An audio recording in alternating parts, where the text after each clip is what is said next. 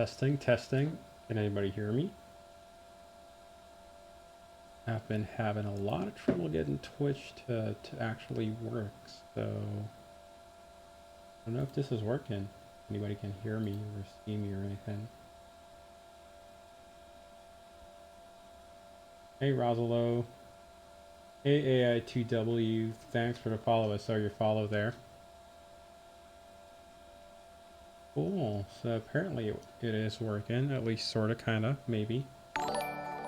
There we go. There was something. It was a follow from whom? From Firewire16. Thanks for a follow. Welcome, welcome, welcome. Let me actually. Perfect. Thank you, IntelliFX and everybody. Hey, how are you doing? I just gotta get my streaming stuff here up and running.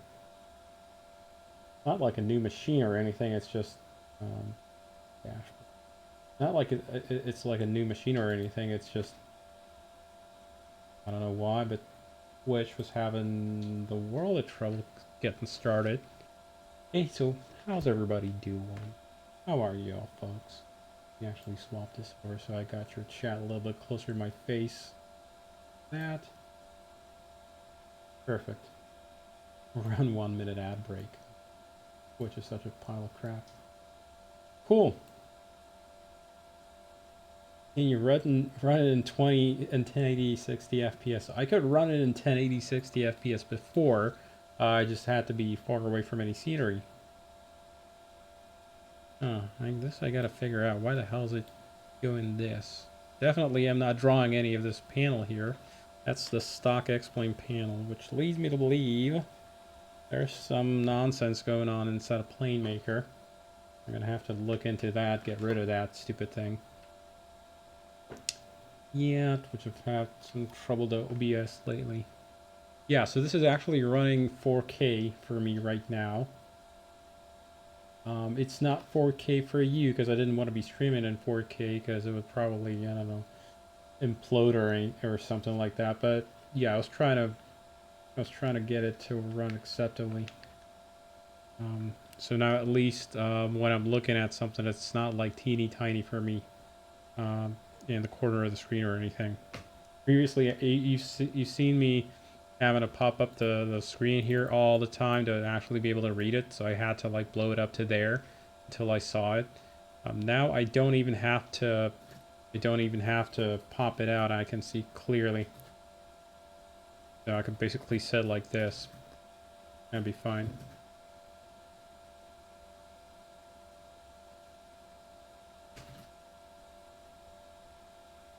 Yeah, basically everything is readable like this for me. Okay, rock and roll. We want to do some oxygen stuff. So, let's go ahead and mess about with it. I've put in a new debug screen here, obviously, as I always do with everything. So when there's a new subsystem being added, usually I'll add a debug screen as well. What's the temperature in the cabin right now? Probably fairly warm. Yeah, 42 degrees. It's cooling off because of a thing, but yeah.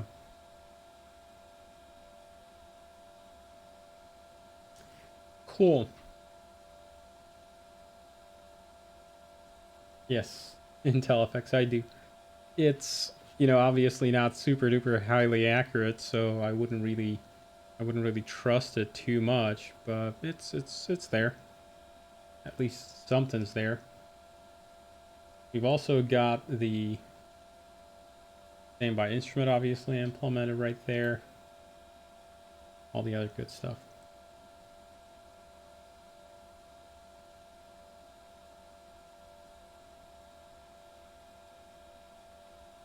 So,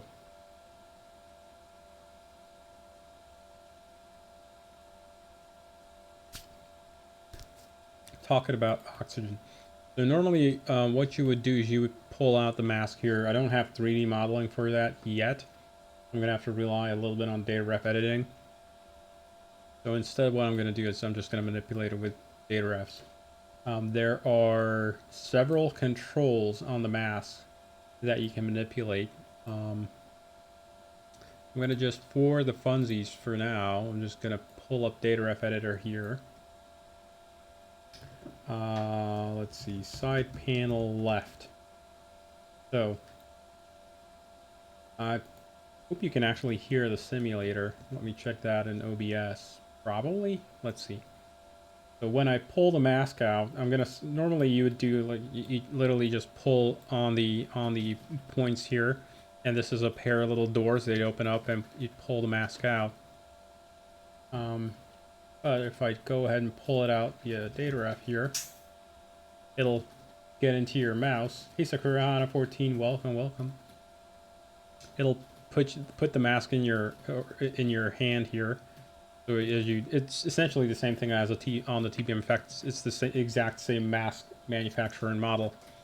So you pull the mask out, stick it over your face, and here we go. And now, of course, we get the ubiquitous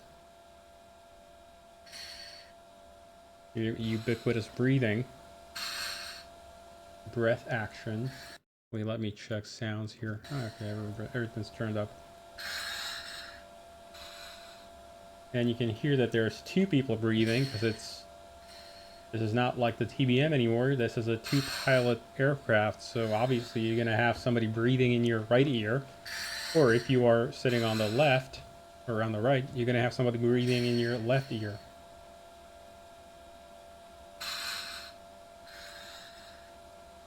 Did you upgrade the GPU? Yes, Astro V2, I finally did.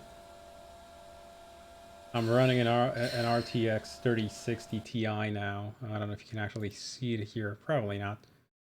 Yeah, whatever. But yes, I am running an RTX 3060 Ti. So, this is the mask. But there's another piece that goes with the mask.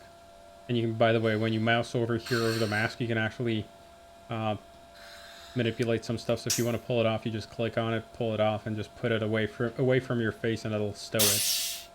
So if I go ahead and stow the mask, both pilots are going to put it away. So I'm going to put it back on.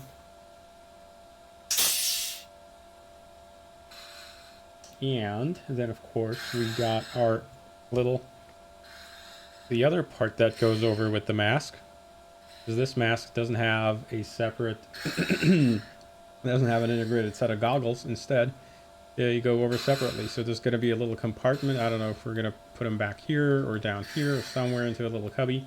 They usually come in a little case, and you pull them out, stick them on your face. Out of curiosity, you're doing some of the custom rendering stuff for the mask, just some clever animations.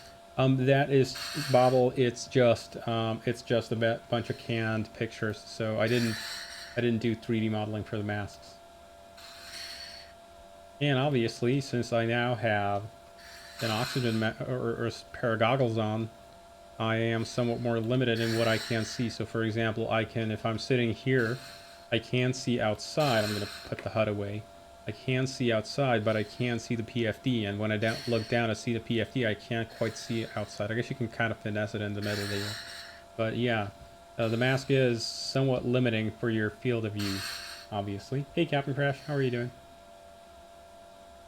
And so this is just sort of the tip of the iceberg. Obviously, you're going to remove it the same as with the mask here. Then, of course, you've got your OT2 test, and that is not just, if you look over here, here's the. Takes me back to NBC training. Could be.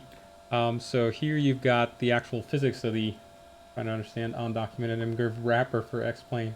Right, the XSB public repub. I've been meaning to talk to you about that. It's fairly straightforward.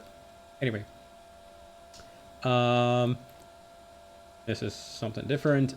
So obviously it's not just, a bunch of control you can push. Rather, we are actually simulating the O2 tank. We've been discussing this in Discord at length a few days ago. We're trying to figure out what sort of tank the thing has, and it turns out we've figured it out. It's about a 27-liter tank, composite overwrap pressure vessel, so COPV tank, which means it's a thin steel tank inside, wrapped over with carbon fiber. And that means it's a lot lighter than if it was just pure steel. If it was pure steel, it will weigh something in the neighborhood of 40 kilograms, maybe 50 kilograms, you know, in the region of 100 pounds. Whereas if it was this COPV here, weighs only, the tank itself weighs only about 8 kilograms or about 15 pounds. But do not drop. Yeah. Yeah. So, hey, Pro Pilot, how are you doing? Welcome, welcome. So then you'll notice in here, we also simulate the physics of the oxygen contained within it. So currently I have a charge of 7.798 pounds of oxygen in there, and you can change these units if you want them in. If you want them in you know, metric units, you can get them like that. Or you can use customary units if you want to see temperatures in Fahrenheit, or you can just select any particular unit you prefer. Aviation units is basically the sort of default what I use for, you know, whatever the default would probably be from the manufacturer for a given system. So currently we are, and so the flow rate here, mass flow, is the amount of oxygen being extracted out of the tank here. This is the temperature of the tank itself, its walls, and then you've got the mass of oxygen inside, the temperature of the oxygen, and the pressure. And you'll notice, obviously, the pressure here, or I'm sorry, the pressure is slowly going up, and that's not because we're adding oxygen in. Rather, the oxygen inside is heating up because the tank is warmer. It's 38 degrees currently. The cockpit is fairly warm currently at 38 degrees because I'm sitting out in the sun, baking in the sun with nothing, with the doors closed, everything closed. So there's nothing cool in the cabin right now. It's fairly warm in here. And so the oxygen is warming up. Obviously, that raises the pressure. If I push the test here, you'll notice that it momentarily generates a small flow. That's actually calculated. I've calculated the flow rate based on the basically the sort of the pressure coming from the tank, which is about 40 psi. From there's a low pressure regulator that goes to the masks. Not, you know, obviously feeding 1500 psi into your face. That would be not very nice. Your face would not take kindly to that kind of pressure. So, so there's a low pressure regulator that feeds about 40 psi. There's about a 2 millimeter, give or take, diameter little vent inside that generates this hiss sound. Hope you can hear it actually. Anyway, and so that's that. And there's another test, which is going to be here. So what this test is, this tests only the line up to the casing here. So this is actually a little deep box, a deep box which houses the mask, and these two portions here and here, these are sort of side doors that side pivot out as you pull the mask out. And so there's an oxygen line going from the tank, which is, by the way, behind the behind the electrical panel here. It's basically sort of nailed to the, well, not quite nailed, but it's affixed to the inside wall of the cabin there, behind a partition wall, because there's like a clothes hanger and you know, cupboard and stuff back there. So there's a partition wall, and inside of, behind that wall is the oxygen tank. It's still part of the cabin, so it's still, you know, not going to be cool and very cold when it's outside, as if we're, you know, out in the outside air. But it is it's over there. So there's a line, oxygen line, obviously going to one mask and then the other mask.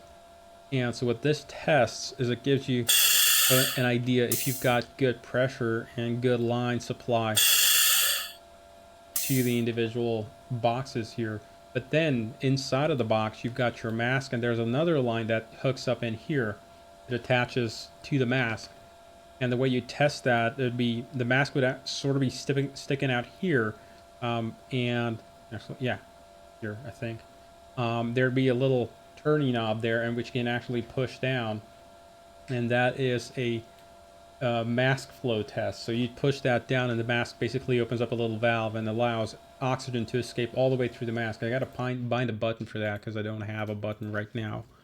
Or I don't have a manipulator for that right now. That's going to be coming soon. So oxygen mask flow test. So this is the one. And if I hold that, you'd have a little bit of oxygen escape through the mask itself, you test that you've got oxygen all the way to the mask. So then there's other controls. So if I put the mask back on, I'm gonna pull it out. Hey, Real to Sim, welcome, welcome. I put the mask back on. On the bottom side over here, this is not just a hose attaching to a mounting point. This is actually a pressure regulating system here on the mask. And what that does is it gives you a set of selections. So first of all, you can select whether you want, this is I think what they call it, it's not a pressure demand type mask. This is it's a mixing demand or something like that. It's a type of mask that is able to, it first of all creates a seal around your face to make sure that you're not breathing in through some other parts. You instead breathing only through the regulator, and the regulator can be set into either mix ambient air, which is the norm position here. So there's a little rocker switch on the bottom of the mask here.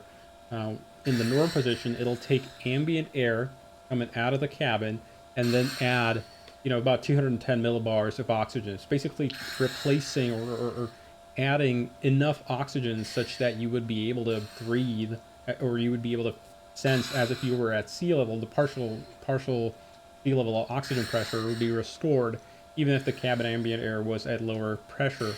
So it would add more and more oxygen as the air got thinner and thinner and thinner. And so at something like 40,000 feet, it would basically just feed you pure oxygen at that point. You would just be breathing nothing but oxygen coming from the tank. Here, when I push this to 100%, that basically switches the regulator over such that it no longer takes in cabin air. Instead, it's going to take 100% air coming from the tank here. You can see that over on the flow meter, or on the flow indication, it's switched from like 0.8 or 0.008 pounds per minute of oxygen breathing between myself and the other pilot. If we switch both of our masks, I'm making it basically such that the other pilot's following your selection. When we switch both over to 100% oxygen, then we're breathing a lot more oxygen, because at this point the mask is supplying all the oxygen that we need, or all the gas that we need. And this is going to change depending on cabin ambient pressure.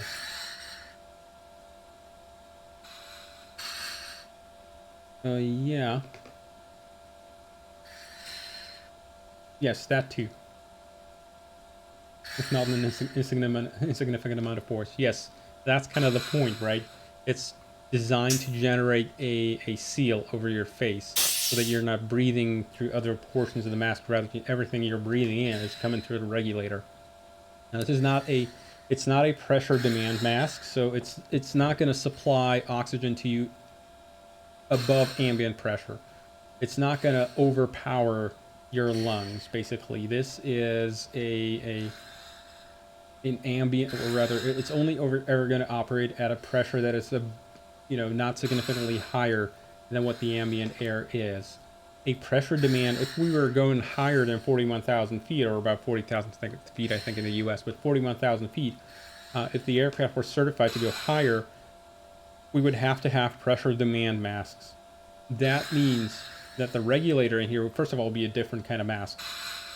But the pressure regulator here would actually allow squeezing higher than ambient pressure in the cabin into your face. That means effectively it would not be you breathing in like normal. Rather, it would be just forcing the air into you, and then you'd have to push to exhale. You'd basically be pushing with your diaphragm against the high pressure that is here. Because obviously at that point, if you've got higher mass pressure or higher pressure inside of your breathing tract than outside of your chest, that means you basically are pushing against something that is trying to expand your lungs. Those would be required, and those are the type of masks that are in high flying aircraft. Maybe the Globals and the Gulfstreams do have those. I'm not entirely sure. I think the military are also using pressure demand type masks, and the reason for is interesting. We had them, and so my understanding is what I read about those pressure demand type masks is that they get tiring quickly after a little bit of time, maybe half an hour, it gets very tiring to breathe because you're basically pushing constantly with your diaphragm against something that you're really not used to pushing against. You're not used to having to basically sort of push against a restriction to breathe out, and that gets apparently quite weird after a little bit. So, to have some high altitude fun, I'm going to go ahead and start up the APU here, and to get basically up into high altitudes. So, get the APU rolling.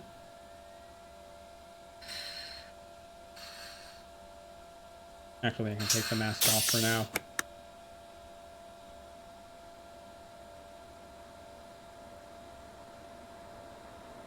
Alrighty. APU's almost there. 95 plus 6 seconds or something like that is when it becomes available. There it is. And since I'm an asshole, I'm just going to go ahead and put on the bleed and start the engines immediately. Normally you should wait for 2 minutes, but I don't care all that much. Cool. Okay. So, what we want to turn on are the hydraulic systems. Ensure these. I'm going to throw on the parking brake. And we got a little parking brake cast down in there. And so now I can go ahead and ask for them to remove that and remove that. Put them in the roll U. And yes, that is pushed out. That's all good. Nice and petite in 4K. Yes, sir. It's a system where the moment you open your mouth, you have air in your lungs. But the point is to get an altitude where you don't need the pressure demand system if possible. Yeah. Cool. So, let's go. Let me check the volumes here. That should be okay, I guess.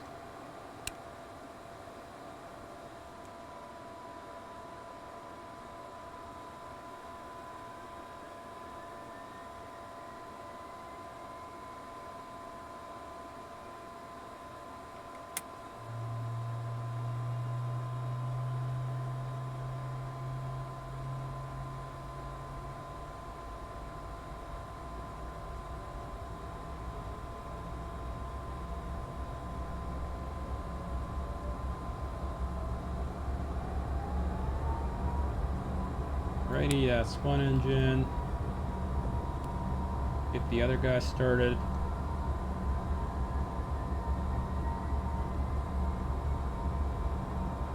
You can actually see here I was doing some testing and holding at P-pause, so that piece of the flight plan is still there. Okay, give it some fuel.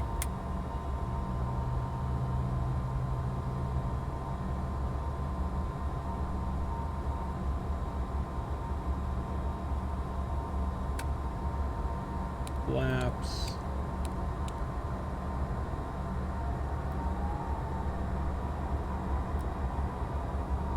Alrighty, 2 good engines. Get that and that.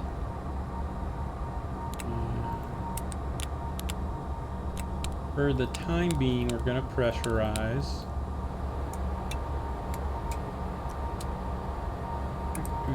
And that and these. Everything else here is looking good.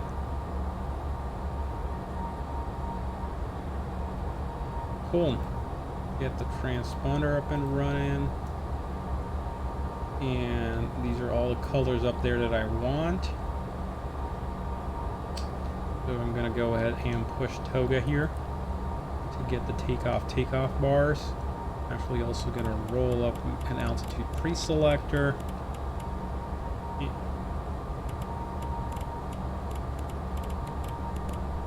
Or should we just go unpressurized right away? Sure, why not? So these guys are going to go away. And I'm going to roll up the speed pre-selector and sync up heading. And let's go. Actually, there's one more thing. I want to go perf And the ambient air temperature is 17 degrees Celsius, so 90.6%. Is what we're looking for on Toga. The self-testing animation here. And rock and roll. I'm gonna make it look about like that. What do I like? I do like this. Cool. Let's go. The parking brake is off, actually. Hearing. Takeoff config okay. And let's go.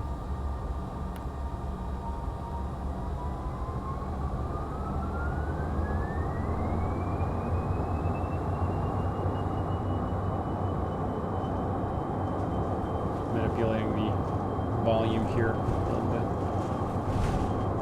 Down volume 80 knots, and thrust is set. As about V1, yeah, sure. Let's go. Positive rate of climb.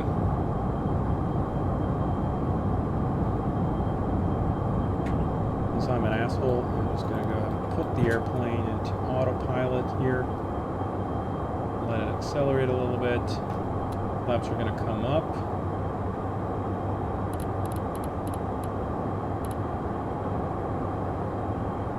Get it into climb power. Go and one climb. This can come off.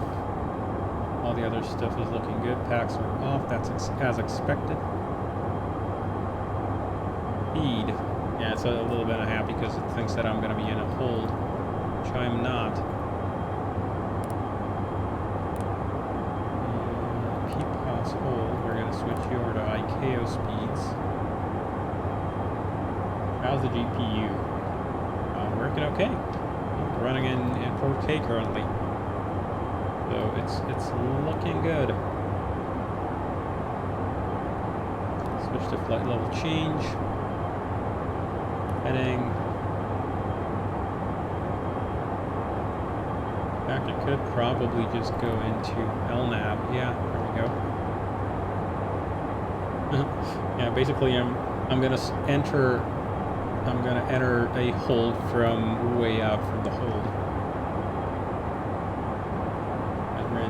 Mid-range GPU can run 4K 60. Also good. Still, this one still looks like 2005 sim. Yeah. Oh well. This panel here is kind of ignore this piece of garbage rendering there. We gotta have a chat with LeanMaker about what it's doing there. Alrighty.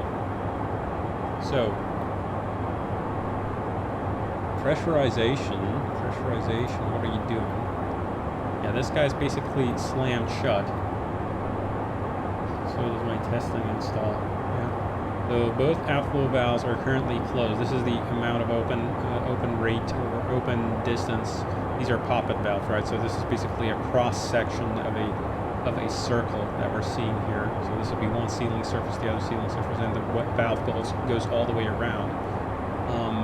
Currently it's open by 0 millimeters, so it's the CPC, the pressurization controller, is saying, holy crap, we're trying to maintain a climb rate. We're trying to maintain a climb rate with no inflow of air. So it's what it's doing right now. It's trying to target 500 FPM, 500 feet per minute on the climb rate, but it's only getting to 600 feet per minute with the pressurization. Obviously, you know, even with the outflow valve fully closed. Makes me want to switch to 4K. Sim is a bit loud. Okay, I can turn it down quite easily. How's this?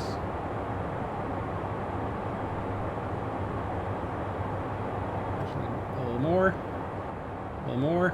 There we go. Need to buy a new monitor. Ah, yeah, that can get expensive quick.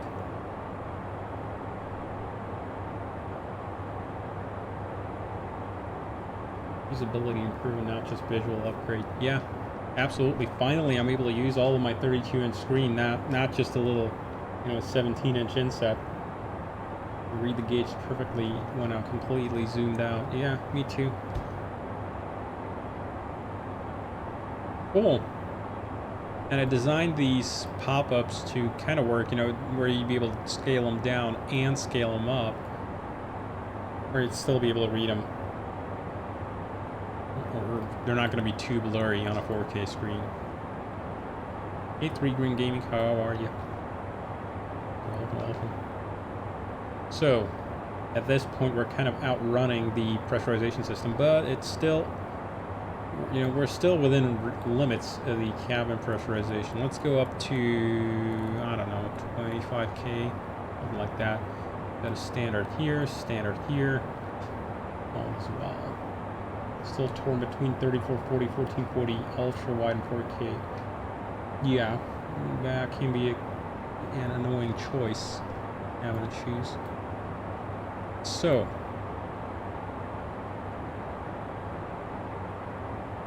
yeah, so cabin is depressurizing slowly since we got no packs. And have a look at the oxygen system. Little oxygen boy.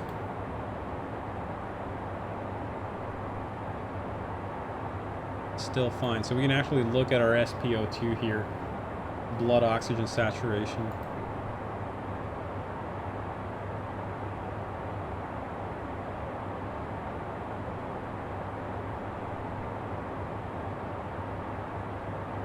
Cool. And this check speed message is going to go away as soon as we cross over the hold fix here. As soon as I cross that P pause there, I'm going to start turning back. That message is going to go away, because while you've got an active hold, while the hold is actually the current leg, it does not recompute the hold speed unless you pass over the hold fix. It only does that then. If the hold is not yet active, it's going to change it right away. How did you calculate or get the figures for SpO2? 3 Green Gaming, I basically just went based off of, you know, your best guess estimates. So, you know, don't take this to the bank. I know that between 95 to 100% SpO2 is normal for people. But below 90%, you're supposed to seek medical attention, urgent medical attention if this was, you know, normal case. But obviously, we're flying high up in the air. So below 90, I'm basically setting it so that when you're in normal cabin altitude, you're never going to drop below 95% SpO2.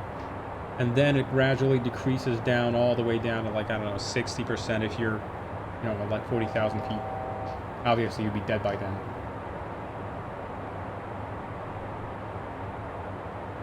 Cool. So here we go. 50,000 or 25,000 feet, just about. Altitude select cap. The engines are going to start pulling back. You can obviously see that my cabin is cooling off. It was 38 degrees down at sea level. Now we're down to 25 degrees. Partially because we're flying high up in a cold environment, and partially because we're actually losing air pressure and expanding air, obviously. Pulls it down. What's the VMO of the Challenger 650? Sakura Hana, it's Mach 0.85 is the VMO. You'll never really be flying that fast. Your typical high-speed cruise is going to be Mach 0.80, Mach 0.82 doable on a stretch, and Mach 0.83 really at above 36,000 feet is about the limit of even if you smash the throttles all the way forward and go as much as the engines have got to give. Yeah, Mach 0.83 is about where it's at, so it's about the limit. So your typical cruise speeds, high-speed cruise is Mach 0.80, long-range cruise is Mach 0.72, normal average cruise would be Mach 0.77 to 78. Most operators run it in the 0.78 to 0.80 range. Cool. So you'll be going a little bit faster than your average Airbus A320, but not very much faster. A little bit faster. And usually flying higher, but not necessarily. Depends on the fuel load. G4 really like Mach 0.0 as well. Any faster, you're just burning Benjamins because it's funny. Yeah. Even Mach 0.80 is already burning Benjamins, but Mach 0.82 is you're just throwing, you know, money out by the bucket loads out of the window just for a little bit of extra speed. Your fuel burn would go up, I don't know, probably 20% for 3% extra speed. not really, not much of a point to it. Okay, cool. So, as you can see, still perfectly oxygenated, perfectly happy, not a problem.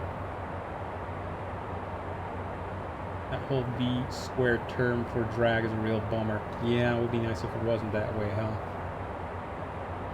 We could go a lot faster. Cool. So, here we are.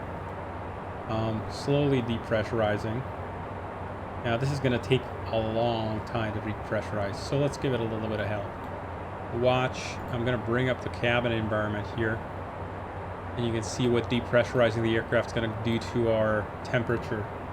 Steamer dump. Yeah. So here's the cabin temperature.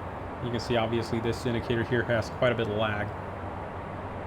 So because we're depressurizing, the air is actually cooling down a lot faster if it were without it. But if as soon as I turn on the ram air valve here, that's gonna go down really quickly because we'll depressurize in a few seconds. We won't actually depressurize completely. I'll show you that. That's gonna be fun. So watch here, delta pressure, DP, the delta P right now is 6 psi, 800 feet a minute climb.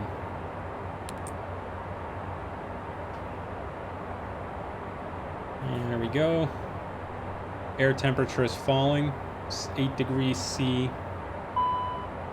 Cabin altitude caution. Cabin altitude warning.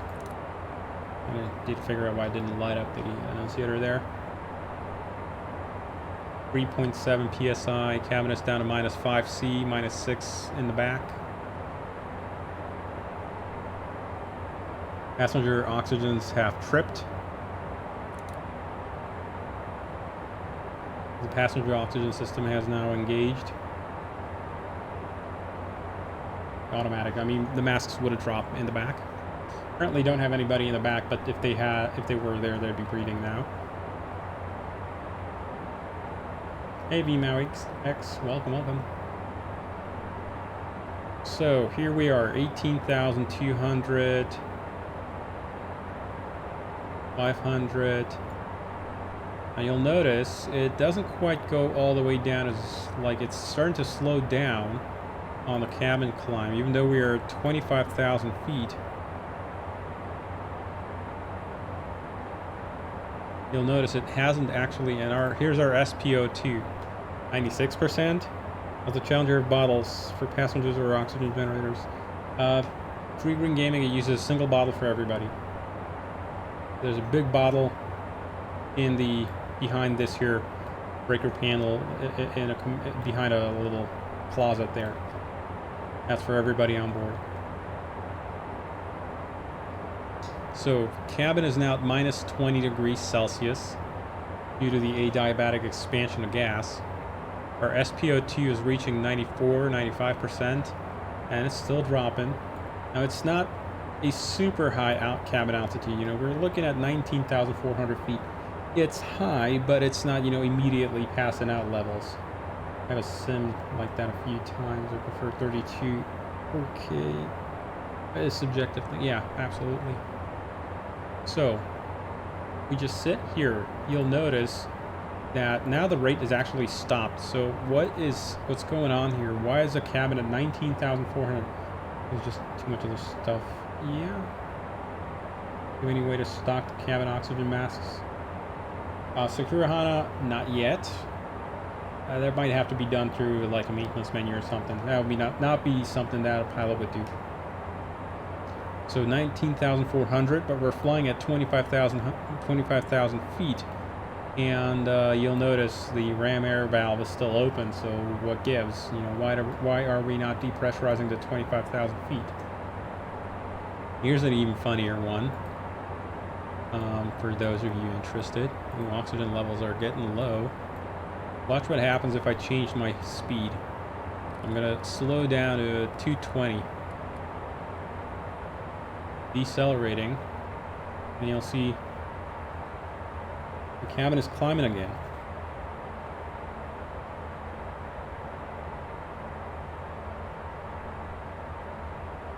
What's the thing? Oh, okay, it's just yelling about fuel. I'm just gonna go ahead and tell him to get lost.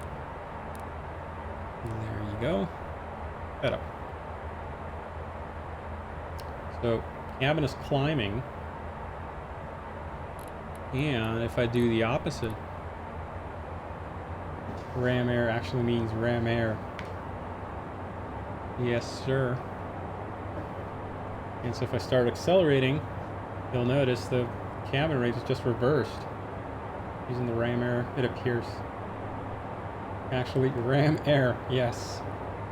So the faster I fly, the more effective, ram pressure is being put into the cabin. So I'm able to maintain a higher differential pressure. That's still nowhere near enough, and you can see the initial onsets of something going on. If I go like this, you might start seeing it. I'm at 91% SpO2.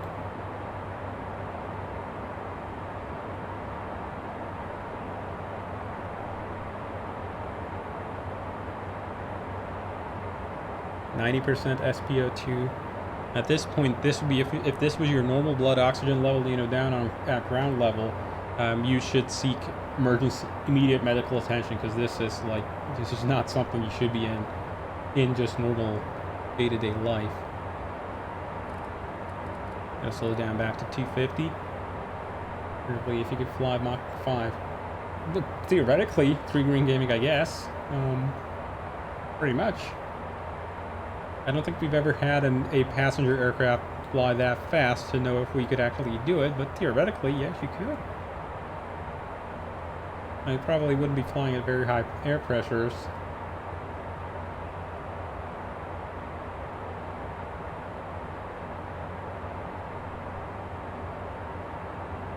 So, as I'm sure you've noticed, currently at 90% SpO2, and it's kind of not really getting very much lower. There's some flicker in the cabin. Yeah, a little bit of flicker of sorts. Not just that. If I turn this off, you'll notice the whole screen is getting kind of,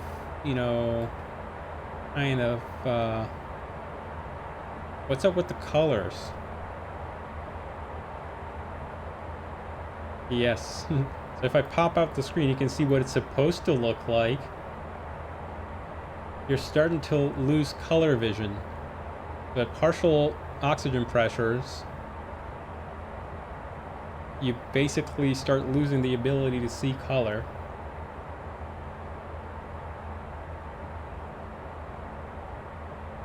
Yes. Intel FX. Good old hypoxia. Yes, so one of the first sort of signs of hypoxia is you'll start losing color vision. You're gonna start feeling tingling in your hands and stuff. You're gonna start getting the tunnel. So you can see that I'm sort of starting to lose my peripheral vision here. Seeing color is very expensive in terms of oxygen. But at this point, I'm almost completely, desaturated. So I'm just gonna let it sit here like this, and you can see my head is I'm not touching anything, I'm not manipulating this, but I'm starting to have trouble keeping my head up.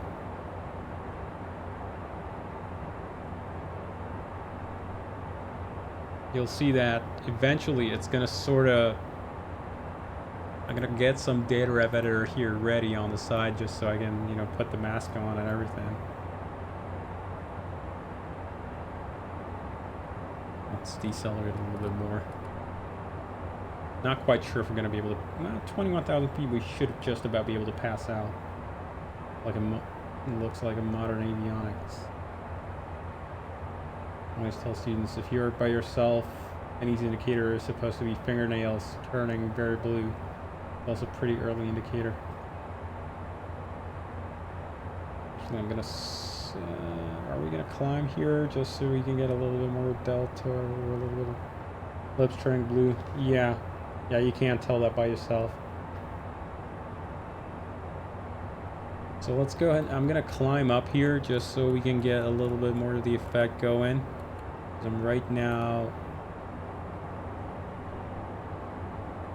At this point, I'm essentially completely black and white. And, yeah, sort of like looking at an old grainy picture or video of some sort. Question needs to be asked: can the pilot actually die? Prevent the player from touching any controls? No, Intel FX86.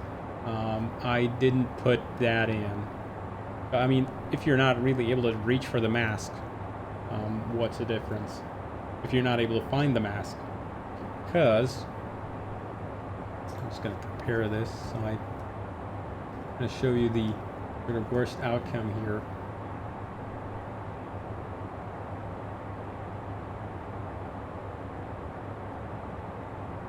At this point, I'm struggling to keep awake or stay awake.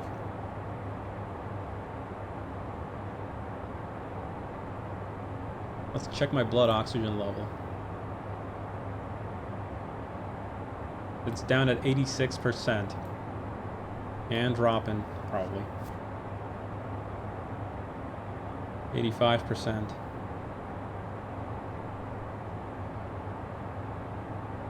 This is, of course, everybody's going to feel a little different to look like when you close your eyes and press on with your fingers. Yeah, sort of.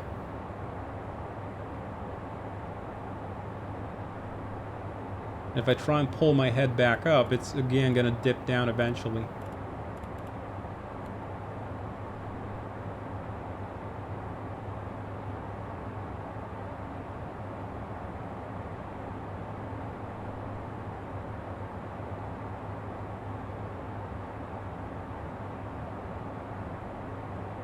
Now, this is obviously, we're trying to just not... There's some aspect of simulation, what it might look like, and then we're just about passing out. But I'm also trying to give you a visual representation of what it would what you'd feel like. You would feel extremely tired. You would have trouble focusing on stuff. You would have trouble looking around. Everything would be sort of blurry and hazy and fuzzy and not quite sure what you're looking at there and everything. Yeah, so if I pull myself back up, I'm again gonna slowly dip down.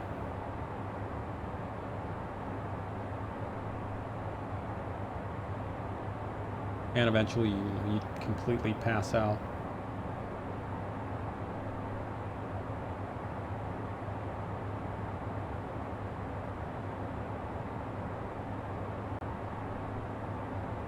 In fact, I'm gonna accelerate it a little bit.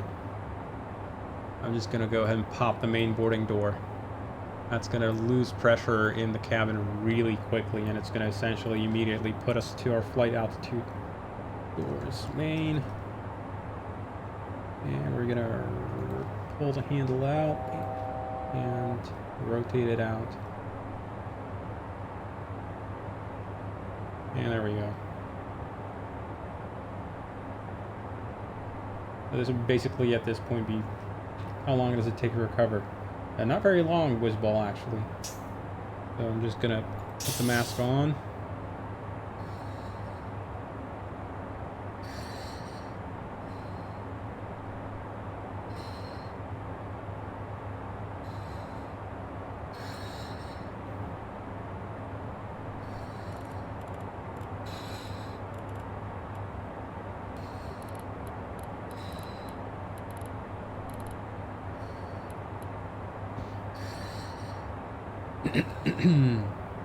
Alrighty, here we are in oxygen, and we're at this point essentially flying the same. In fact, I'm gonna take out the ram air valve here.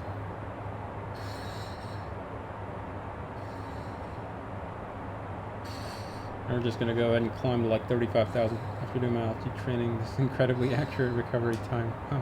Yeah, it's sort of like reboot Puck Vanek, right? It's like reboots your brain. All of a sudden you've got fuel.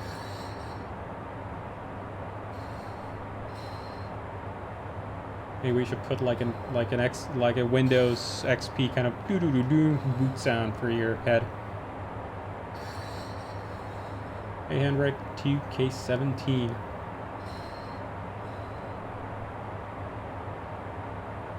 So this was, now obviously I was slowly sort of creeping up in the altitude there. We started at 20,000 feet. Now we're at 32,000 feet. Not every altitude's going to be the same. And lower cabin altitude, something like, 20,000 feet, it's going to actually take quite a while for you to pass out. It doesn't happen quite very quickly. But that's not the case for when you're looking at something more high altitude. So let's come up to, like, I don't know, 40K. Sure. I think I've got no payload, do I? Yeah, that's good. And you can see that now I'm actually breathing. And if I toggle switch here, this is only 10 pounds per minute versus 8 pounds per minute of mixed cabin air with oxygen. This is all just oxygen. So at this point, the mask basically has to supply almost just pure oxygen to me to even be able to, survive at this altitude. Just try and maintain my brain oxygen levels sufficiently high. I'm just going to time accelerate here a little bit so we can get up to that higher altitude a little bit quicker. And obviously your co-pilot is also breathing. I'm just time accelerating here to get up to like 40,000 feet a little bit faster.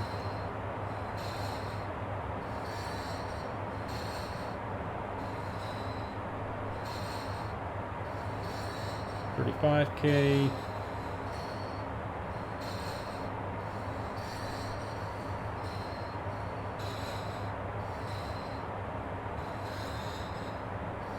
$36K. Come on, maybe if I disable VSync, see what sort of frame rate this puppy can pump out. 70 FPS. It's about the limit of what the GPU here can do at 4K.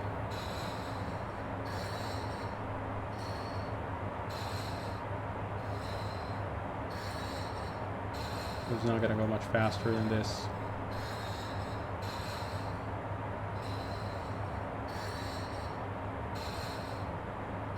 I mean, we're still climbing pretty quick for 38,000 feet. 1,100 feet a minute. Obviously, no payload, not very much fuel. And the fact that we're having to turn around here in the hold isn't really helping.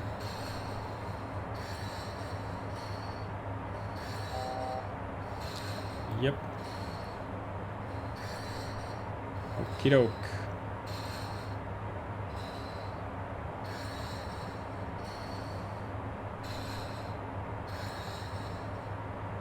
Alrighty. I'm going to re-enable VSync here. So that was about 20,000 feet, right? Give or take cabin altitude. It took quite a while for us to, lose consciousness. Maybe, 10 minutes, 15 minutes, quite a while, actually. We might not even have lost consciousness completely. We might have just been severely, oxygen deprived, but we would not have run a meeting objects with 3060 Ti, yeah. So let's see how long it takes if I am at 40,000 feet cabin altitude here. To start the timer, I'm just going to pull the mask off.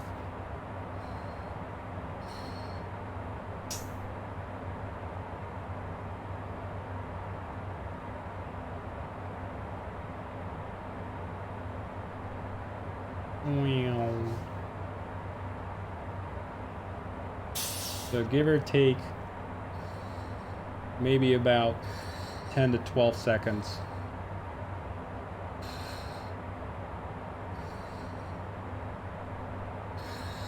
Have I read a frame limiter? It's actually better. Stu Flyer, I'm simply using VSync as the frame limiter, so good enough for me. Or Slew Flyer, I'm sorry. I keep misreading it. So, about, 10 seconds, give or take. 10 seconds, give or take, to pass out at 40,000 feet. So that's about, they say that's about the amount of time of useful consciousness that you have up here. Which is why these damn things are quick dawning type masks. Which is to say you're supposed to be able to put them on very, very rapidly. Go ahead and pull. Half bank select is what you're yelling about. There we go, shut up. Yeah, 4 to 5 seconds of useful consciousness. I read that that's, you know, a little bit higher up, but, you know, maybe.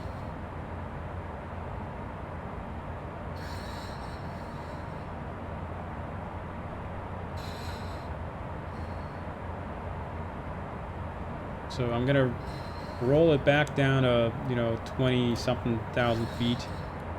Just for funsies, because I want to do something there. And, you know, obviously, since we've got the door pop, what temp below zero can it go in such a flight level? CBD systems minus 70 C outside air temperature is normal at. Well, it's fairly cold, but typically, you know, minus 60, minus 55 to minus 60 would be typical. I can show you what the temperature is currently. Up there at 40,000 feet would be currently minus 54 degrees Celsius. So I make this larger.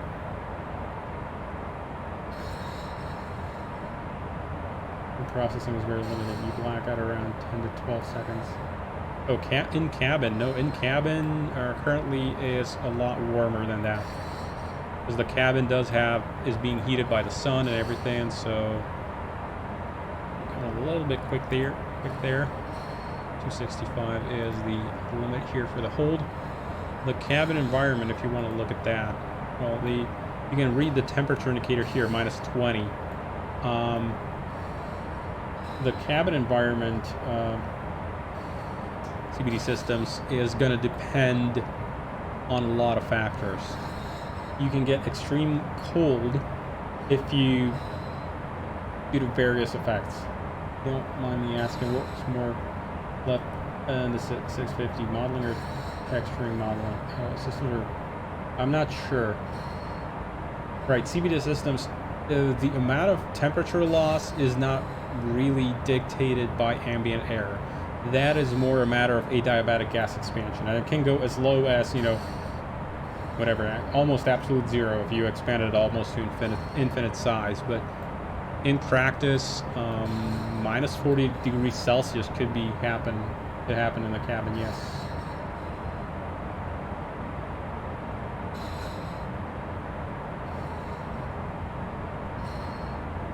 What's that?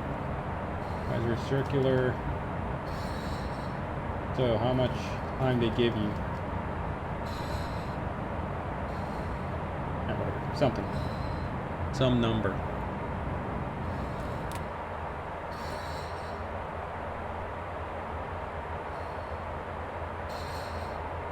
15-20 or page 15 to 20.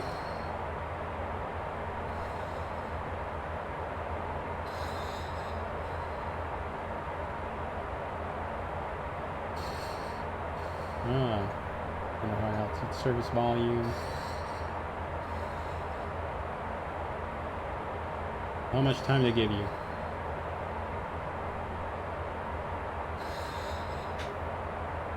Oh, anyway, it's seconds. That's kind of my point here. And I'm just gonna turn on 15 to 20. Ah, right, I see. I just gotta turn on my light here because it's getting a little bit dark.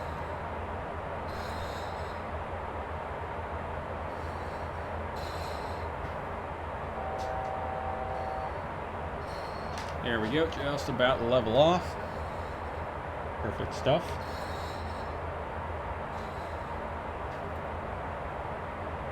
So I've got the spoilers packed in. Okay, our airplane's gonna level off here. We're gonna do another one, another fun one.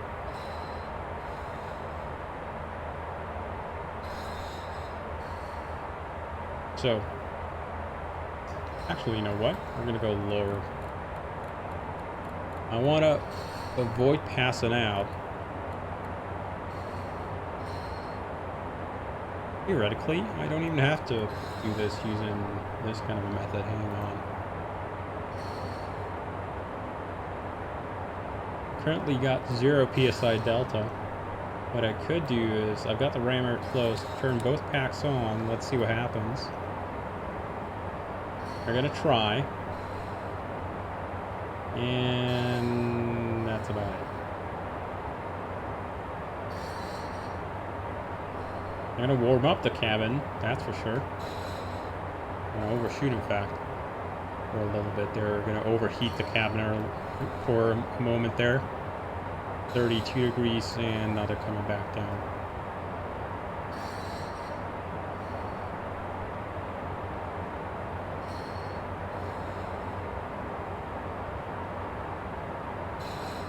Alrighty.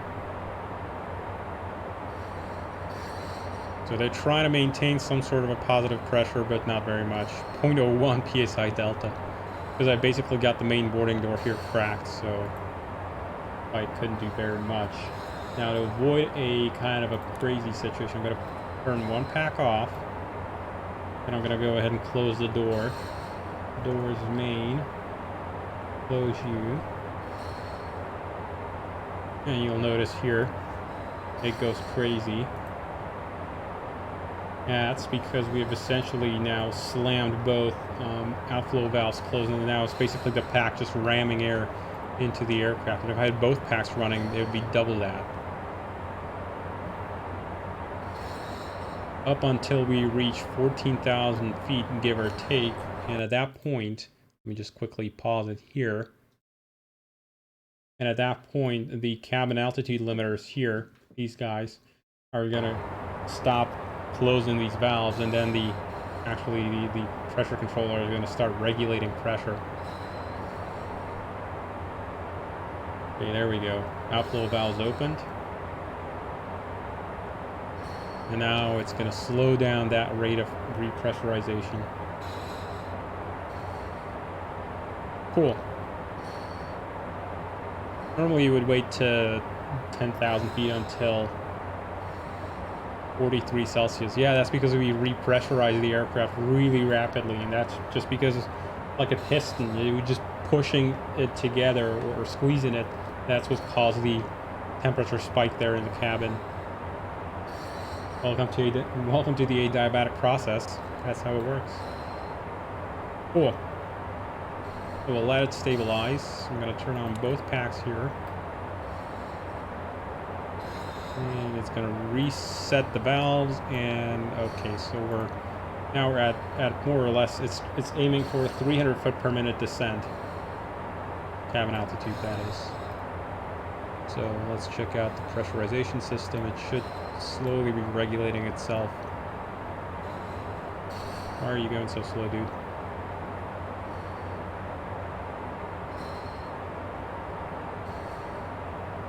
Well, anyway, it's trying to build delta pressure. Good enough for me. So, at this point, you would wait for 10,000 feet here. There we go. 300 feet per minute is about 300-400 feet is usually the target. So normally you would wait for 10,000 feet to take the mask off. For me, I don't care for now, so I'm just gonna take it off right now, and because I want to test something different. What happens if you've got smoke in the cockpit? In fact, there was one more thing that I wanted to check here. Yeah, okay, cool. So I'm gonna just go ahead and set a failure. I'm gonna go for smoke. Failed. I'm just gonna let X-Plane generate a bunch of smoke in the cockpit for us.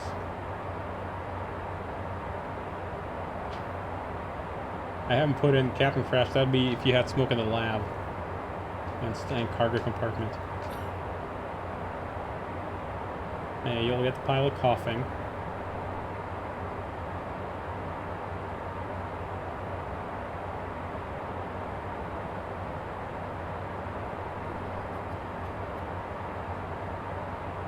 And even though our SpO2 is fine, we're actually being poisoned by that smoke slowly. And I don't know if you can hear it, but how it started to cough, basically.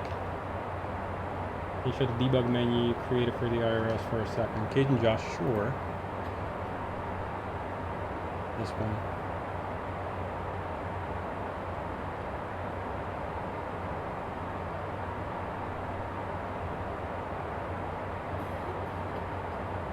I'm going to show that to a friend. Okay, sure.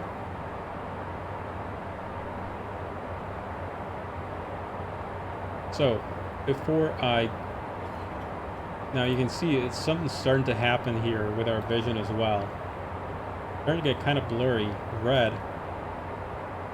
And we're starting to have to blink.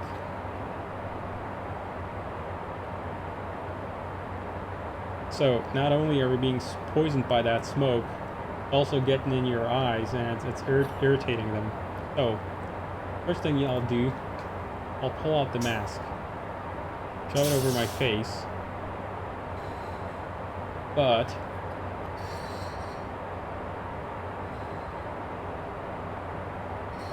you gonna cough?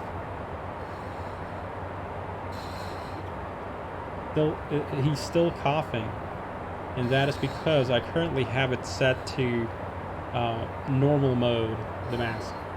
So it's only adding as much oxygen as is needed to reach 210 millibars of partial oxygen pressure. It's taken in the rest of the ambient air out of the cabin. So it's basically, I'm breathing the smoke still inside of the mask.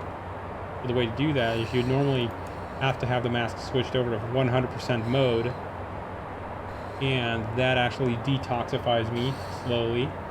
And now I'm breathing just pure oxygen. You can see it's now breathing 23.023 pounds per minute. Now I'm still getting my eyes sored, so I'm having trouble seeing anything. At least I'm not being poisoned. So this is basically what it would look, at least the way I'm presenting it to you, is what having your eyes being irritated by smoke here looks like. So to counter that, obviously, the next step is, well, you should have done it right away, but I'm sort of just, messing about here. You're gonna have trouble seeing anything, reading any of the instruments. Like, what the hell is this show?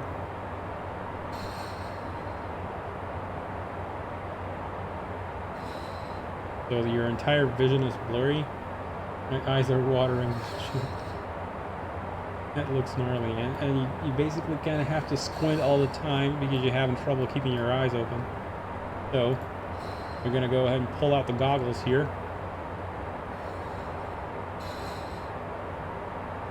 That's gonna slowly clear out. There's actually a little valve on the mask here, which you could use to clear the goggles if you had like smoke caught in them or condensation and stuff like that. How long does the tank last? Old stuff depends on the amount of passengers. Generally for hours. There's a lot of oxygen in here. You can see though the flow rate currently, only 2 pilots inside, obviously. So you can just go ahead and divide, this number by that number, and that's the amount of minutes. So something like, 5 or 6 hours at this point at least. If we have people in the back, it would probably be less. But even with, 10 people on board, I've calculated it, you could probably get away with easily, 2 hours of oxygen use. Where did I pull those goggles from again? The Kurahana, currently I don't have click spots for it, but it would be in a little cubby here. You'd have a little pouch. You'd pull the goggles out of there. So it's going to be like a click spot eventually when it's fully animated and stuff.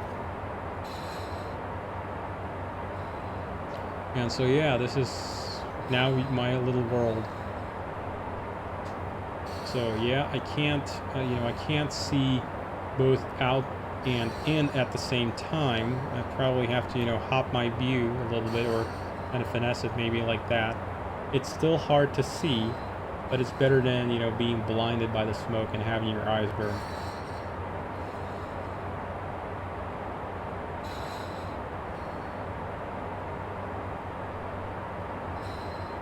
And if I take them off again, and you can take them off the same way as you would mask. So you take off the mask and you can take off just the goggles.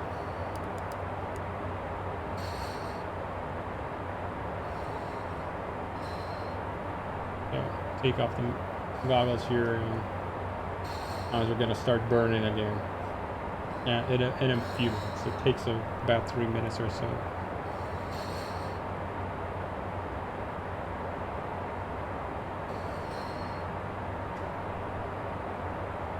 Actually, I gotta change a little bit of the mask model here. We're gonna pull this part out because that one's actually forward of where the goggles would sit. This is supposed to represent the little seal that is on your nose. And this part here is sort of more the snout going forward. So the goggles would sit over the seal, but you know, in front of that little snout there. Now put that back away.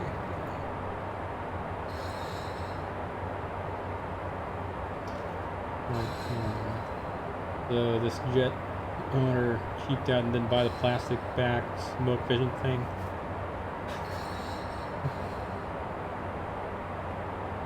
You mean the full hood?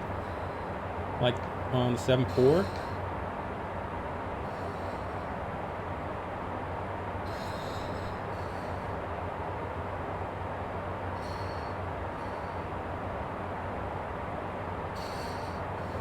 Oh, there we go. Ski mask on. Yes.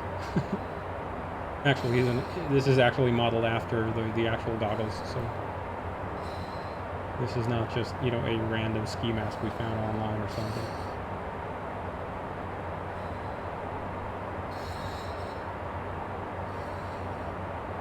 One of my former operators made masks, but we also had the EVA system to put up against the pan.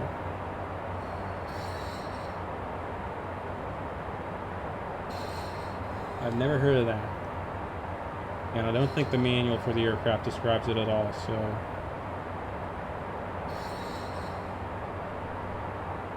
Never heard of that system. Pretty simple system. Big inflated back with clear plastic on both ends. So it's like, you look through that, whatever it is. Do comms go through the mask when it's on?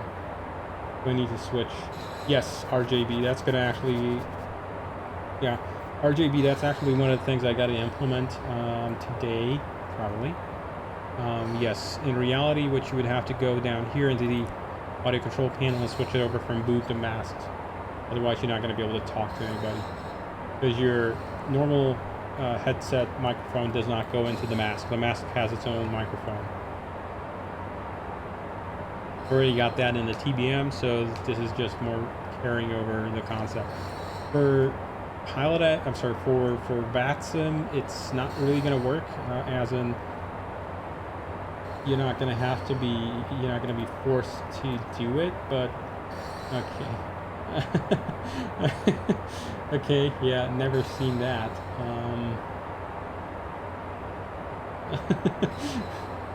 That is well, interesting. Never seen that. I don't think I've ever seen that on Challenger. No. But yeah.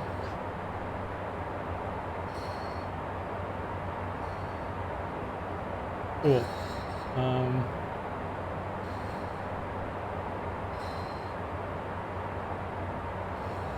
Goggles are good, but not really useful if you can't see in front of you. Yeah, I mean, sure. This is to stop you from losing your vision completely, not to, you know, take care of every possible eventuality.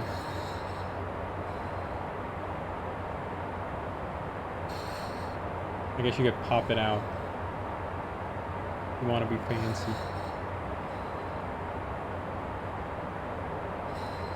That was almost down to 10,000 feet, so I'm going to go ahead and just go ahead and clear this failure. So go there.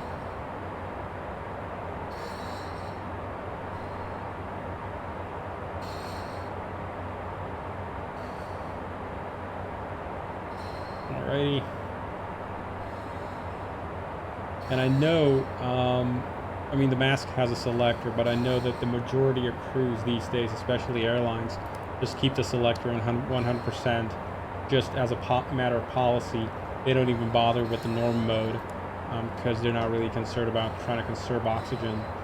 There is some concerns with oxygen toxicity at high altitudes, or I'm sorry, at low altitudes. If you were just breathing 100% oxygen all the time, could be a little bit disconcerting for you. But generally, it's not such a big deal for a little bit, and it's safer. You have it over on 100%. That way, you don't have to change the selection based on whether you're in smoke or cabin pressure loss. So just put the mask on. Don't worry about it. Worry about it later. And at high altitude, it's not like it's going to make that much of a difference because you're already at partial pressure. So even if you just were breathing nothing but oxygen, you're essentially almost at sea level, partial oxygen pressure anyway. That's so expensive. At least when you're at the car dealership and the salesperson's trying to convince you that it costs $200 to fill a tire with nitrogen. Yeah. Cool. Mask off. Okay, goggles off, mask off. And so yeah, now we are slowly coming down. We're repressurizing the cabin, I guess, so DP is going up. Cool. Now to figure out why the hell this thing didn't show up when it went red. I'm gonna slow down to 250, as they say. Okay, so cabin out caution. Yeah, that's good. We just switch over to development mode, I guess. So I think I want. Which one? I want that view. No, not that. Oh yeah, there we go. Cool, so come back into windowed mode. Perfection. Low def is where we're back. Actually, did I? There we go. Perfect. I'm just gonna step away for a little bit here to use the bathroom, and then we'll go ahead and start dev work. How about it? There's some stuff with the alarms here that I wanted to check, and I'll get that going in a few minutes. Stand by, folks. Actually, one more thing. I'll come over here and close the passenger oxygen valve at this point. Now the mask would still be hanging out, but at least the valve would be closed, so we would not be pushing oxygen back there anymore. How much oxygen we use? Not very much. Maybe 0.1 pounds. Maybe, well, a little bit more. We started at like 0.78 or something. Like 0.5, half a pound of oxygen. Still got hours and hours of oxygen left. So, be back in a few minutes, folks.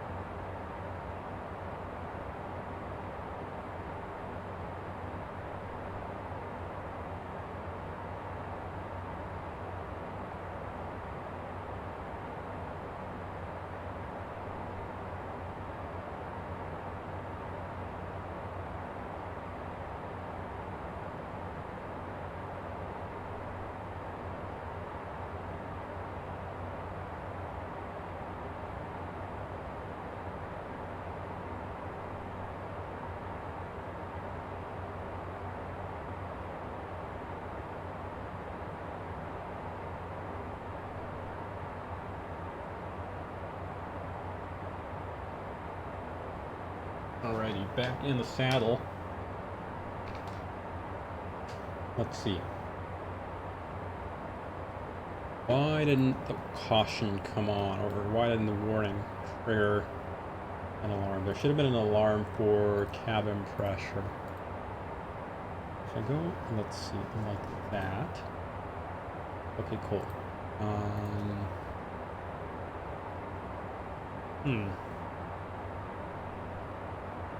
Go to there. I'm gonna go to here. It's under PL21 conf. DCU cast triggers for 30. No, hang on. Where's pneumatic? Which one's pneumatic, guys? Pneumatic. I don't have pneumatic. Okay. Which one talks about cabin altitude? 21 currently, which is air conditioning, of course. But it's not a pneumatic system, it's the air conditioning system, obviously. As if that wasn't apparent. Which it isn't to me. Cool. So, I'm gonna have a little bit of a snack as well. Don't mind me.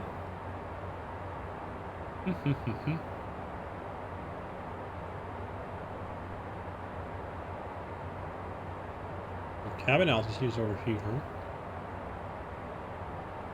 There's a warning. Differential pressure, caution.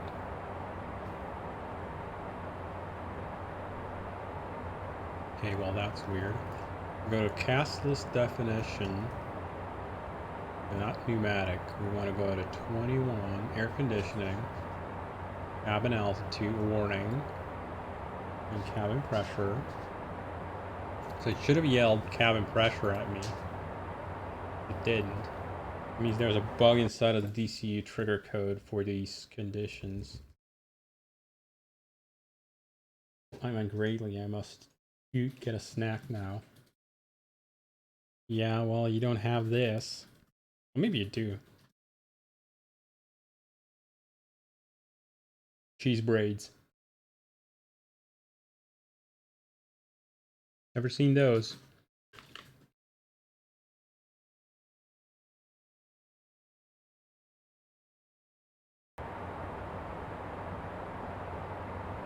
I know. Hold on, let me show you. I didn't want you to see me, munching and stuff.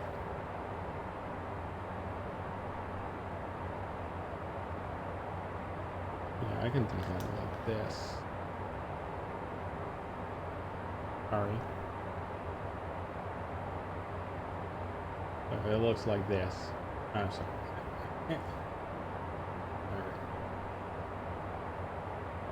This is braided cheese.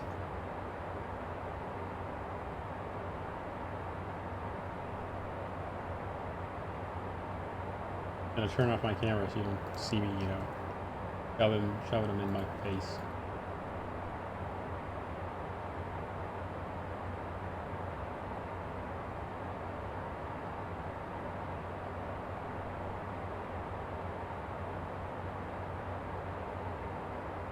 Yeah, maybe they're cheese braid.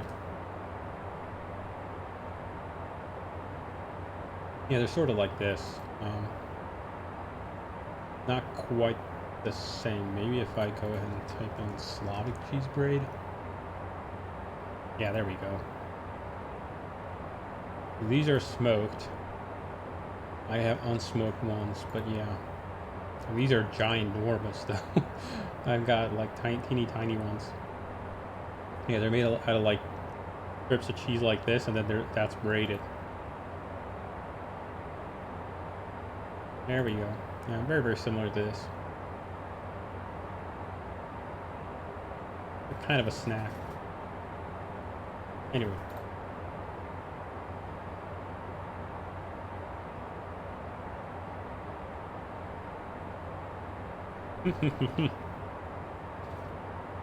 Let's think about this.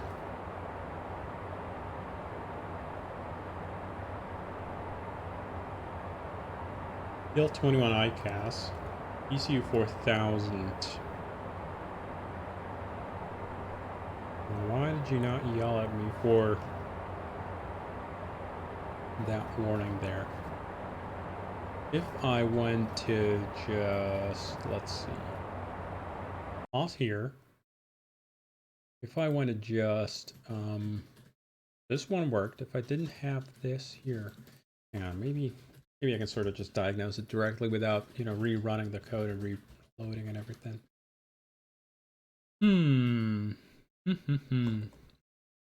How do I even parse these? Damn it. It's like code I don't remember at all.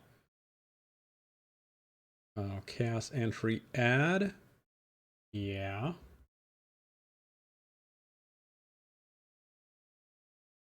So there's the operator crap. Yeah, cast list.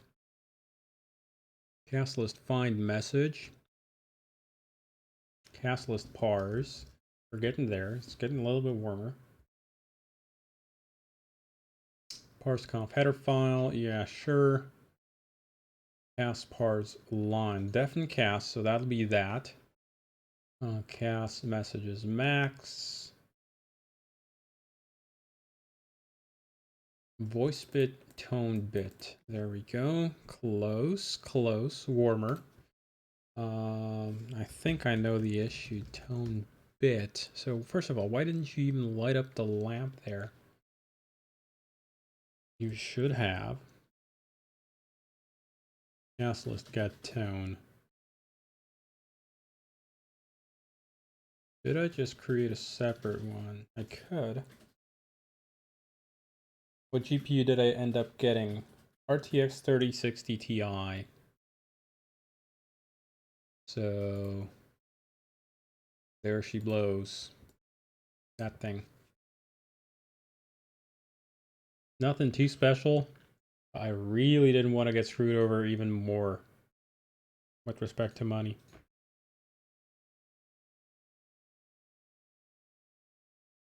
It's already expensive enough as is.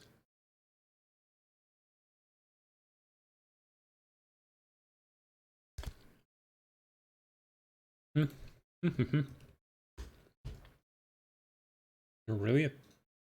Yeah, sure enough. 50% utilization, 52% utilization. Yeah, these are matched. And video engine utilization, that's you guys. That's me encoding for Twitch. Cool. I'm getting 3090 for VR.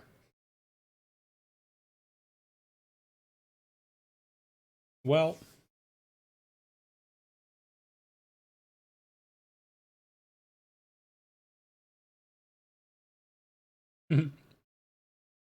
yeah, to lessen the sting, I guess. Okay.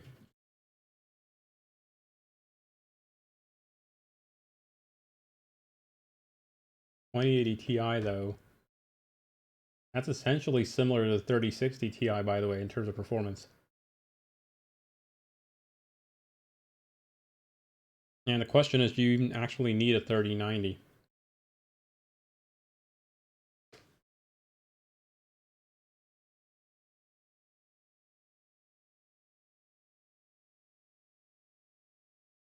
VR likes to eat RAM.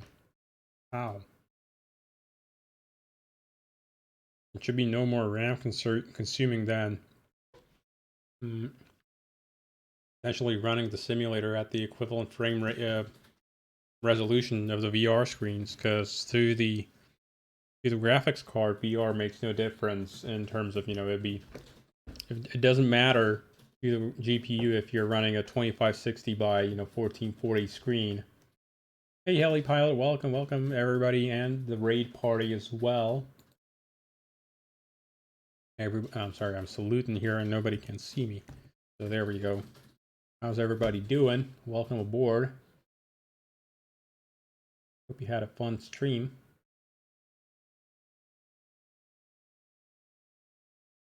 Cool.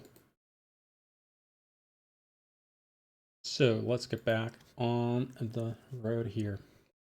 Anyway, I don't think I've that VR should necessarily consume any more resources for you than regular. I like to try and keep as high a frame rate as possible with all the eye candy coming from the next gen of XP. Or that is a valid use case. If you want that, go for it. Now then, and if you got a 2080 Ti to sell, you might be able to fetch, I don't know what they go for these days. I have absolutely no idea what the market is currently. Probably fairly high amount of money, so probably be able to offset like half the price of it. Running at 5800X, 32 gigs, and low latency RAM. Sure, that's a good thing. My RAM is comparatively slow, but I personally don't mind. Because I've got other uses for it. Anyway, this guy should yell cabin pressure and go ding ding ding. So it definitely went with the triple ding there, but it didn't. Voice bit, tone bit. Is your oral voice? I could theoretically just split it up into two cast messages here.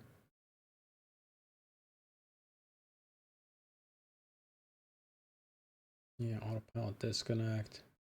Could split up into two voice message or two messages, and that might actually fix the problem. Sort of work around it.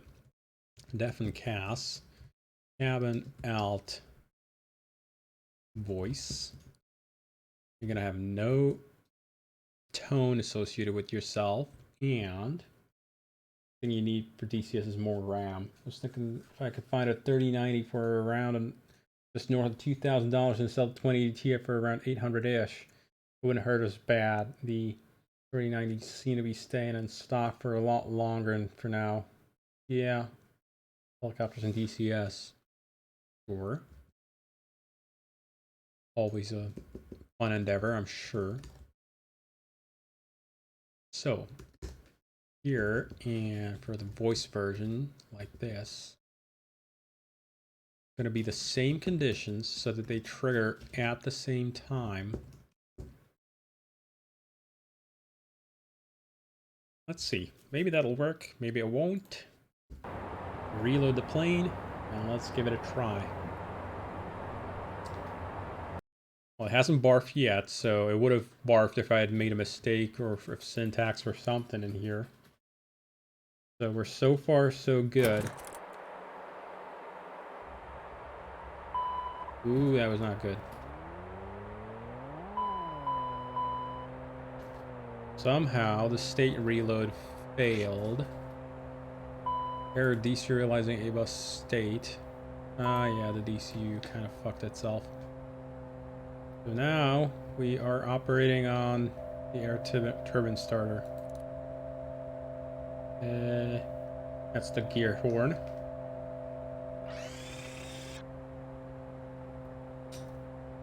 Okay, so you want that and that. Then we'll go ahead and flip you on.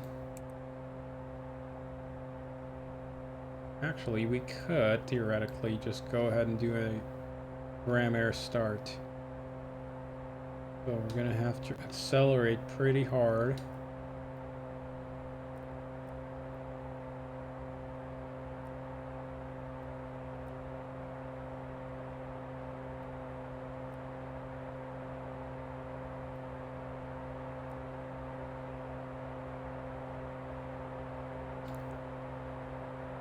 Okay, get up there already.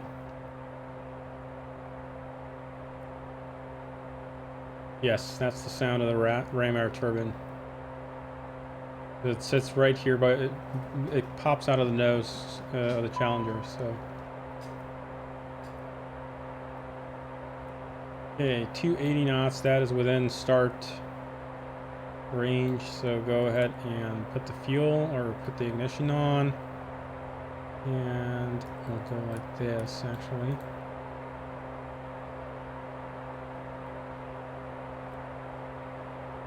And go ahead and try it.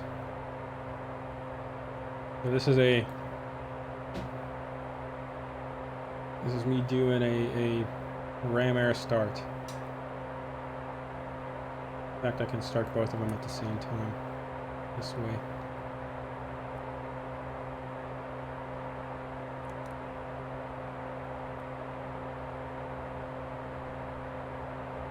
Okay, so left engine's coming up.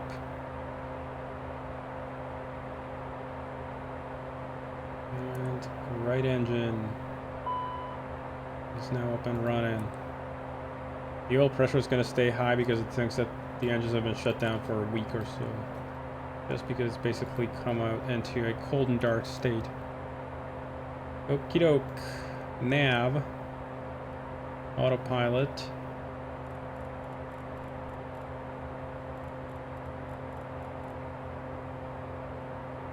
Not sure. Window heat. What? Why are you unhappy about window heat? These are okay, right? I gotta turn on. No. Left window heat. Left fuel low temp. Sure. That one we do want to keep on.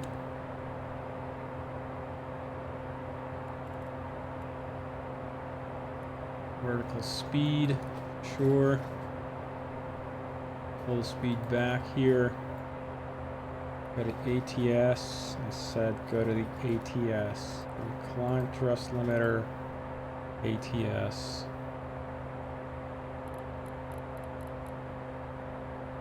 Yeah, poor thing's kind of fucked now. We'll get there.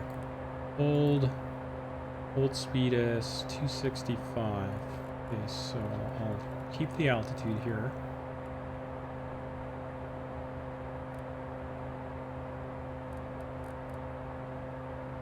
And we'll roll the pre-selector for speed up.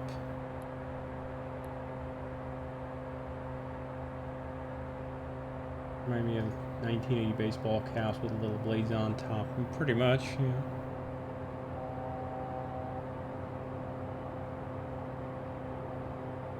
Okay, so we're coming back around. Now, normally you couldn't stow the ram air turbine, obviously, in flight. But I don't want to be landing here, so we'll go power transfer override, because right now the essential AC bus is right. That's now I know why I don't have left window heat. Makes sense now to me. The fuel temperatures are going to stabilize all by themselves, so these guys are going to go up above 0 or about 2 or 3 degrees in a few minutes. Getting there. These messages, the fuel temps are going to go away on their own. In fact, they're just about to, I'm pretty sure. It's like +5 or whatever is the minimum temperature here. There. And that message should go away here momentarily. There we go. Left one's gone. And right one be gone. There we go. Okay, so now the only thing that remains is the left window heat. So even though I have the window heat system selected to on, I don't have it off. If I had it off here, it would say left windshield as well. The way Bombardier names these windows here, so these are the left windshield, right window, left window. So when you're obviously in emergency minimum power, it only turns on the left windshield. Everything else is turned off because it generates a lot of drag on the air-driven generator, the ADG back here. So the way, however, if you want to return back to normal power, right now we are powering the wrong window here. Focus that one. So let's hop into the sim. So right now the air-driven generator, this guy here, is providing power through the ADG bus, which feeds the essential hydraulic pump, then goes to the essential bus feed breaker, emergency AC transfer contactor over to the AC essential bus, and that guy powers essential TRU1, stabilizer channel 2, horizontal stabilizer actuator.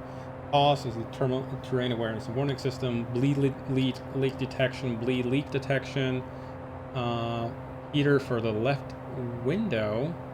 Weird that it's showing the left window then not being powered. I'm gonna check that. That is weird.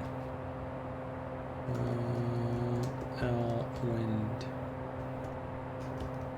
Does that guy... That would indicate that that dude is... No, he's drawing power for sure. DCU CAS triggers 30, left window heat. Because we have DLC1, that, and... No, heating controller not on. Okay, so why are you... Oh no, yeah, it's gone. Or maybe I had to just reset them? Okay. So off. Why didn't you guys tell me? So all it needed was a little bit of a reset. And apparently the heat controller got its act together. Cool. Okay, so we're at this point not a problem. Gonna turn on the transponder here. But we are still feeding the AC Essential bus off of the ADG. And so before I go ahead and kill the ADG, which I'm going to do through a data ref, I got to transfer this contactor back over such that the AC Essential bus is feeding off of AC Bus 1. And that is what you see in this here diagram. So we want to get this guy, AC Essential bus, this guy here, to feed through here and onto AC Essential Bus 1. You can actually transfer it over to AC Bus 2 as well. That's fine. But you cannot, but we got to do a little thing here. And to do that, we got to go on here and push this little button, Power Transfer Override. Also resets the breaker down here. Emergency DC Transfer is also going to reset that. But I want to primarily get the AC bus back, so if I push that, you might have heard a slight change in pitch on the ADG here. The ADG now is essentially almost completely unloaded because all the power draws have almost gone. Now at this point it's only drawing power for the frequency and voltage indicators for the ADG bus. So ADG is still there, it's still deployed, and I think I have data refs here to pull it back in for debug purposes. Not in the release build, but it should be in my test build here. ADG.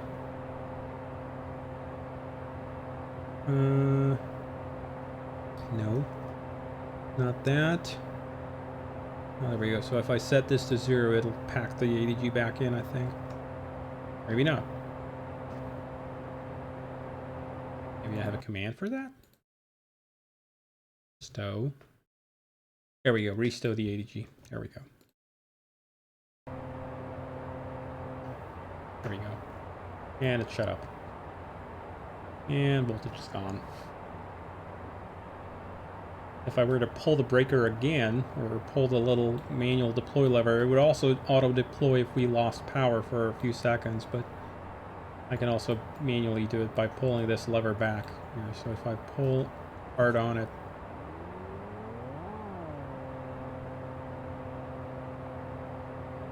you'll see the transfer contactor has switched back over, and the ADG is now again loaded with electrical load on it.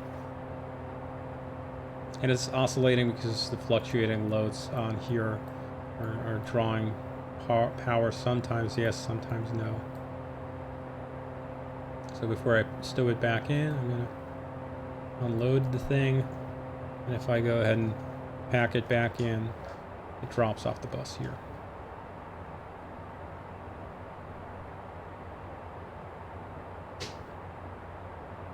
So there we go. No, obviously you need to actually, get out of the aircraft and lever the thing back into the fuselage. So this is a debug feature only.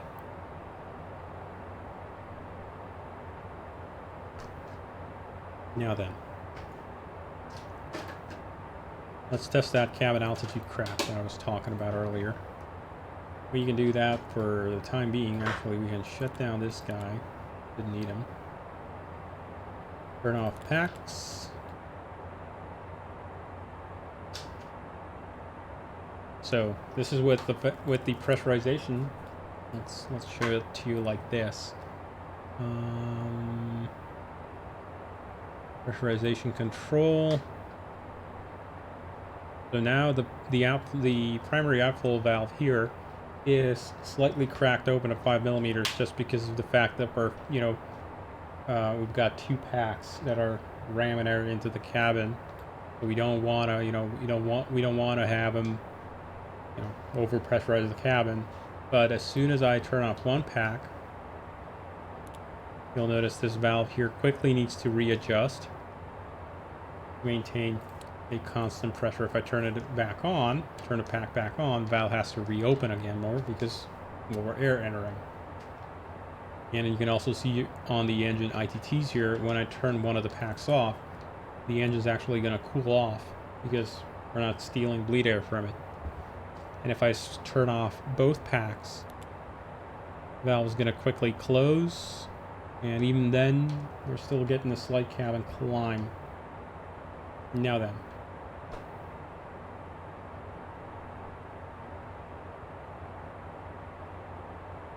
So this is like that, and now if I open up the ram air valve, we're gonna get a whole lot of extra something happening.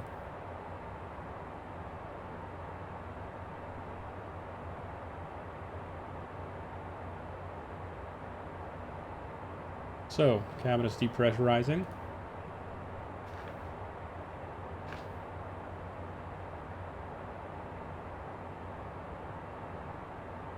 $8,000 feet. That's noted.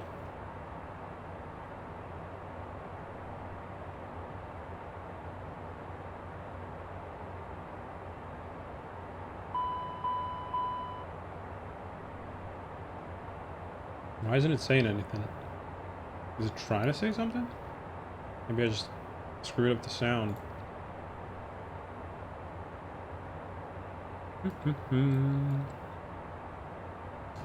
ECU? No, it's REU, isn't it? Cabin pressure.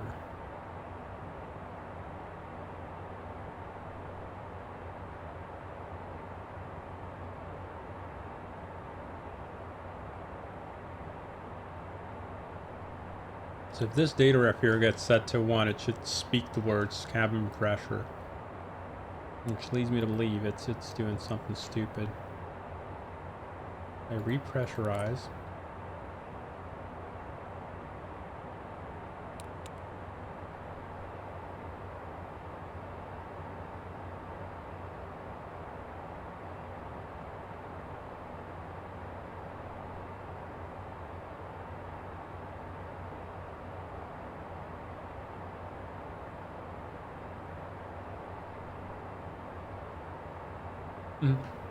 The cabin pressure controller is having some trouble stabilizing the flow. We'll help it by taking one of the packs offline. And now both packs. There you go.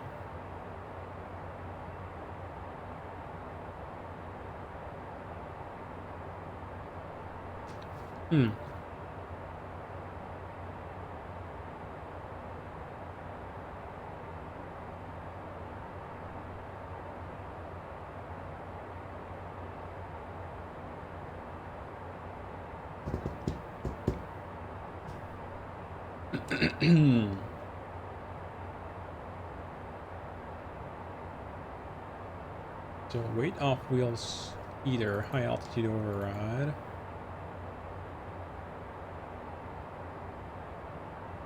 Though oh, I have 2 of these. Okay, yeah, that won't work. That's probably why it didn't work correctly. Yeah, no, that ain't right. That is definitely not correct. Get rid of this. Probably gonna lose power again whenever you load this, but who cares? And so this should only be, yeah, one or the other. These need to be smushed together. So for the low altitude case, it is high altitude case. We are landing at a high altitude.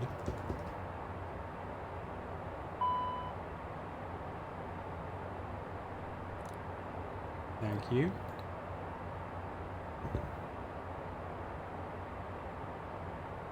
Yeah, so these need to go like this. And there should be an or here. It's a postfix notation kind of thing. So here we go. So not and cabin outs greater than 10 or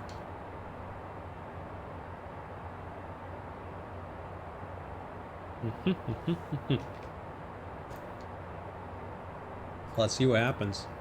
Worst case, it's gonna crash.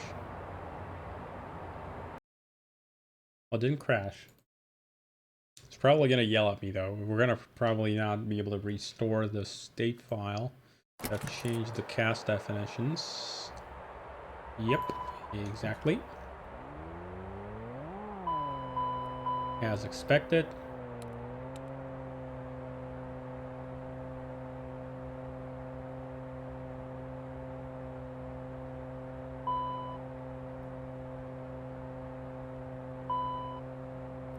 Alright, why am I pushing trim here when I don't have the trim online? Nope. Get that APU spooling.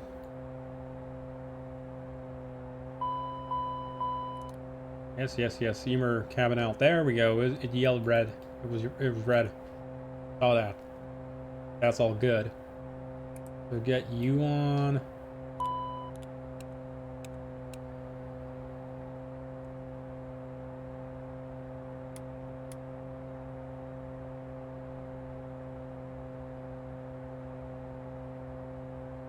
What the hell? I didn't want to save that view. Crap. I wanted to save this view. There's that number.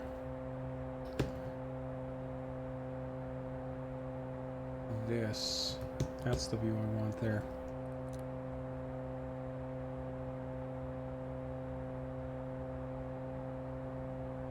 I'm gonna shut it up in just a sec here. Stand by.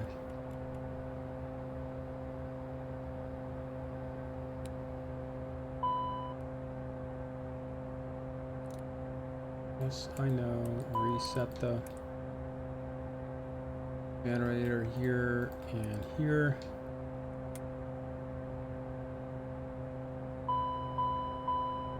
Cabin pressure. Aha! Cabin pressure. Cabin pressure. That's what we wanted. Yeah, it momentarily turned on the packs between the engine starts, and it momentarily generated a negative climb. There. Just fired up the packs. So yaw dampers, stab channel 1 and up. Good stuff. Resync you. Get the autopilot back on. Give it a perf target. ATS. Lime. And let's go to, will it capture LNAP? No, it won't. In that case, go to heading. And not descend, I want to climb.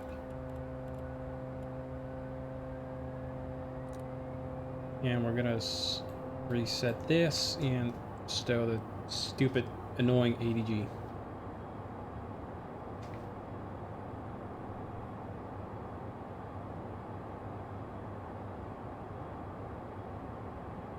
Okay, cabin altitude, window heat.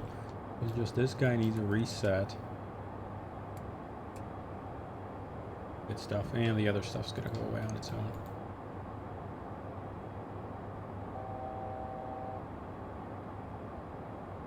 Good. And packs off.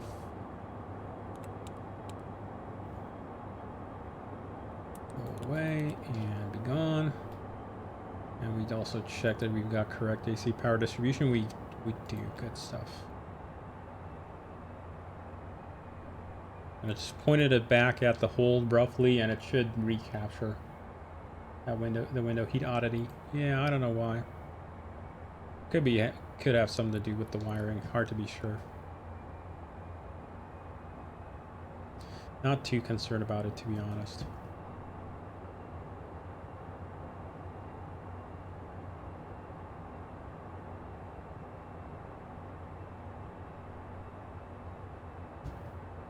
Perfect. Good stuff. Yeah, that was exactly what I was hoping for. So cabin altitude caution there. And as soon as we cross 10K, it should go into the warning state. In fact, I'm going to change it over to delay 0, so there's no time delay between it triggering.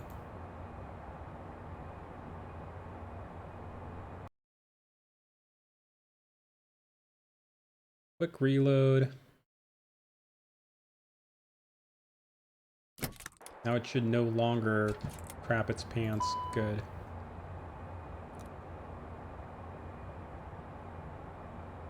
It will need IRU reset though, so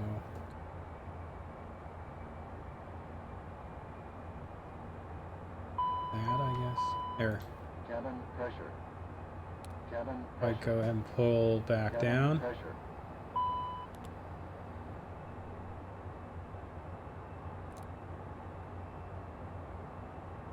Is joining it on the outbound here.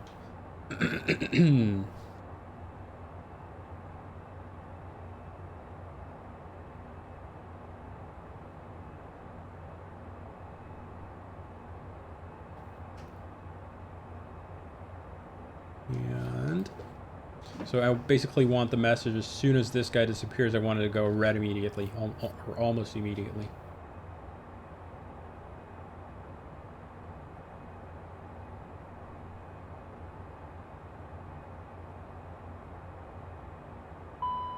There.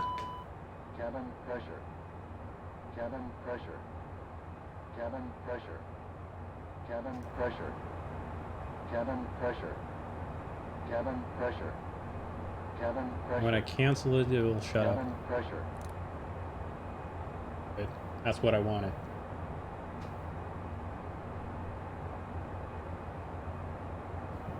Cool. That takes care of that part. What else did I miss? Not entirely sure.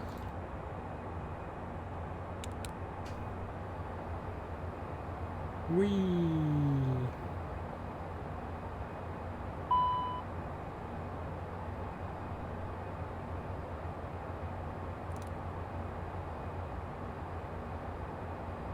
Yeah, this time the pressure regulation worked as it should have. So when I turn both of the packs off here,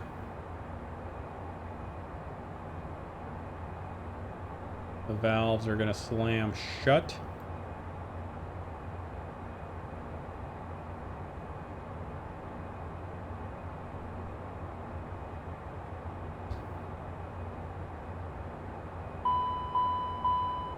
Cabin pressure. Cabin pressure. Good stuff. And when I turn them back on, they have to restart regulating, so they'll have to reopen. Figure out again how much they have to be open for a given target gas flow rate. And there we are. This measurement actually is slightly delayed, so cabin pressurization control probably reset it a little bit faster than what I saw here. We can see it over on a little debug display here for the cabin environment. This rate here, that's instantaneous, whereas this rate here, that is filtered because it would otherwise be too jumpy for you to actually make any sense of. And if I turn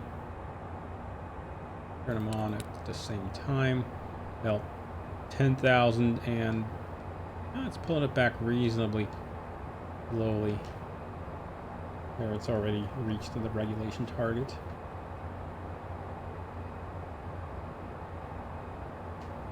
Cool. We can even watch what the cabin pressurization controller is doing here. Has a pit controller in it, because of course, what else? And here is P means proportional rate. So this is, it's basically changing based on the target rate of what it wants for the cabin pressurization rate to be at. So red here being below 0 means it's trying to close up the outflow valve. Obviously, valve's already fully closed, so nothing more is going to happen. And if I turn them back on, you'll see this thing is going to shoot up because it's going to try, oh, holy shit, I got to reopen the valves again. There. And I'm going to try and settle back down to a reasonable value. There we go. I mean, 0 just means don't move the valve. Where it is already good enough. And now, there we go. And the blue here is the derivative rate, so that is the rate of the rate of change. So that is basically a kind of dampening term to prevent flutter or overshooting and stuff like that. And what the pressurization controller actually regulates, it doesn't move the valves directly, rather it moves a little pneumatic control valve here, and that is the thing that then regulates the amount of vacuum that gets applied to the actuator chambers here. And it basically just controls how quickly the vacuum here is being, or rather how quickly the chambers here are being evacuated out into the vacuum line and then being dumped overboard.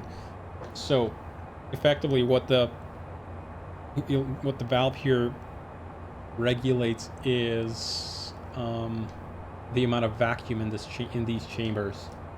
And by closing this off completely, this sets these chambers up for high pressure, and that causes the springs here to basically compress the actuators, the actual outflow valves to closed.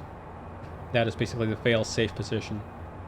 Whereas if I turn this on, turn on both packs, the CPC, the cabin pressurization controller, is going to rapidly open up the electro-pneumatic valve and try and find a sweet spot for these valves to sit in. So it's basically, it's controlling a valve which is controlling another valve. Yeah, it's kind of a roundabout way, but that's the way it is. You can see this guy opens up, closes, opens up a little bit, closes up a little bit, and he's just about happy there.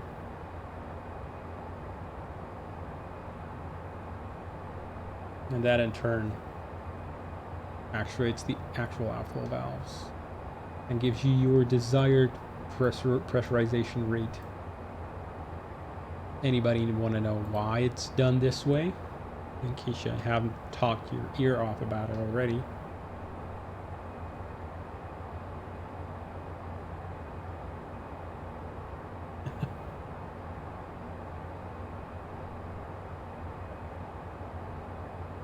Anybody want to know how vacuum controlled outflow valves operate?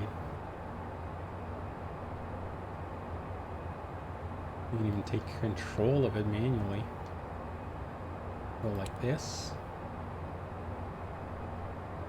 And then I can do this. Come on. Explain what your reverse click spots.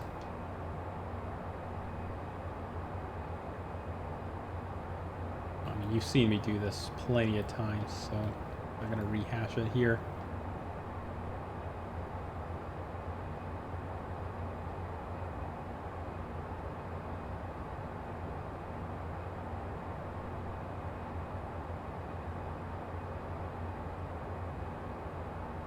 That's the worst switch in the Airbus to play with. But you have, no, on the Airbus, what you have is you've got you got to control the outflow valve, because it's an electric outflow valve. You keep holding it, you will lose control of the flow rate. This is different. Tail West. The Challenger has a manual altitude selector, and this works completely without the electricity. It doesn't require any electrical power. And rather than you selecting the outflow valve, this actually selects the target altitude which you want to hold in the cabin. So it's much more, I guess, user-friendly in some ways. One of the reasons why we can get away with just having a single cabin pressurization controller, because the aircraft is fully certified to fly up to flight level 410 with the CPC in op, and you can just use manual aircraft altitude pressure control. And then you'd have to be looking at basically this here block and using that to regulate. You'd be essentially a kind of manual pressure controller at that point. But instead of controlling the valve position, right, with clicks, 3 clicks will give you a VS of 150 feet per minute. Cool. On here, what you do is you instead select the target that you want. Hey, how are you? Hi. So when I want to maintain, for instance, so one of the problems on an Airbus is if you're directly controlling the outflow valve, that means your rate of outflow is going to significantly depend on a number of factors. For instance, if the outside air pressure changes, that's going to change the differential across the outflow valve, and therefore that's going to change your rate of outflow, and you're going to have to mess around with your outflow valve selector. Not like that on the Challenger. Notice, for instance, if I go ahead and change power settings, which will change pack flow, I don't have to do anything. So currently I'm going to roll the speed up a little bit.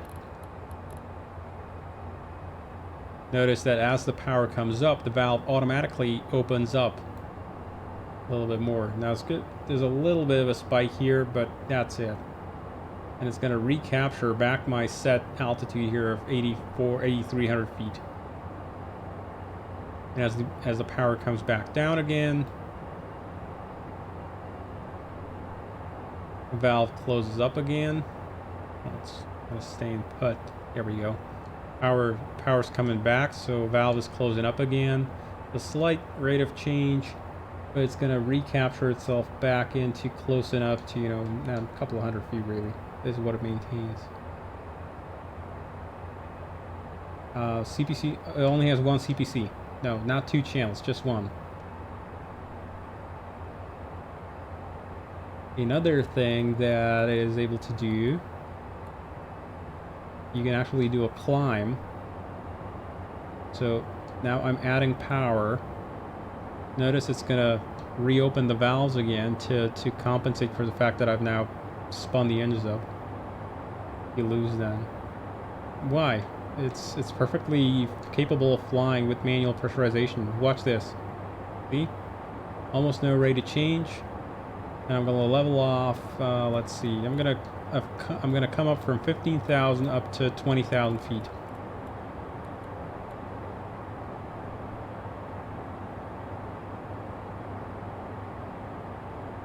Notice the valve is closing up, closing up, closing up. Because as the air is getting thinner outside, there's a bigger pressure differential across the valve. So it's automatically compensating for the fact that I have now a larger differential. Watch this. Yeah, so it's gone up about 200 feet maybe in the cabin altitude department. It's probably going to come back down soon as it basically levels off, because the system is a little bit laggy. It doesn't respond quite as quickly as a human would, or as the CPC would.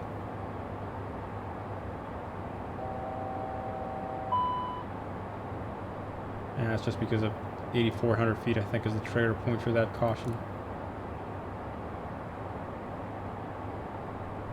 Okay, and there we go, level off. Engine power's coming back down.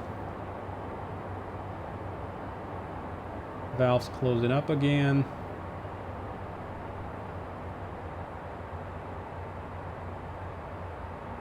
Closing up, closing up. Come on.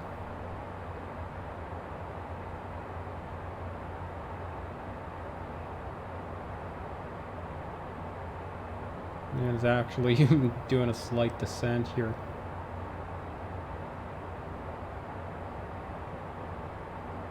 So it's changed the differential pressure. It has compensated for the fact that I've climbed 5,000 feet. Previously, let's say we were 3.9. Gonna descend here.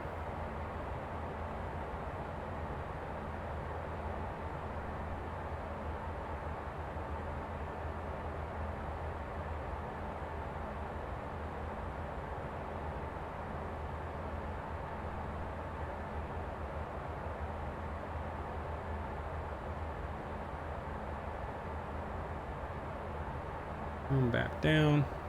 Pull the speed brakes out just so we can get down a little bit faster.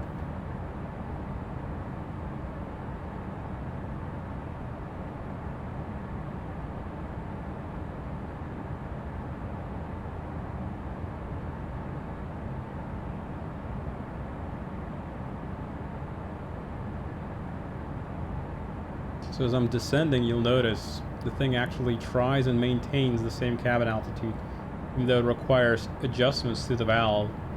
And actually our delta pressure is dropping. So it is capable of operating in complete manual mode, essentially no pilot intervention. Now, yes, it doesn't keep altitude very, very accurately. You know, we went from 8,300 feet to 9,000 feet. Just because of the climb here, thing ain't super accurate. It's just a balance of pressures between lines. That's how it works. It's fairly dumb. But there we go. 3 psi. We were at 3.9, so it basically is able to compensate quite a bit of pressure range.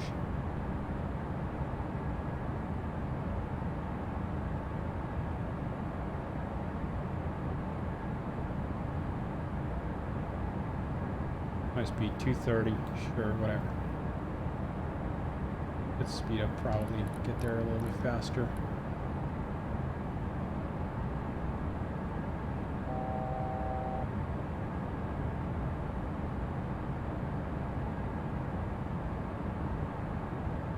Ah, there's no sensor, tail west. That's the funny part. What if it's sensed? There, as I said, this thing does not rely on electricity.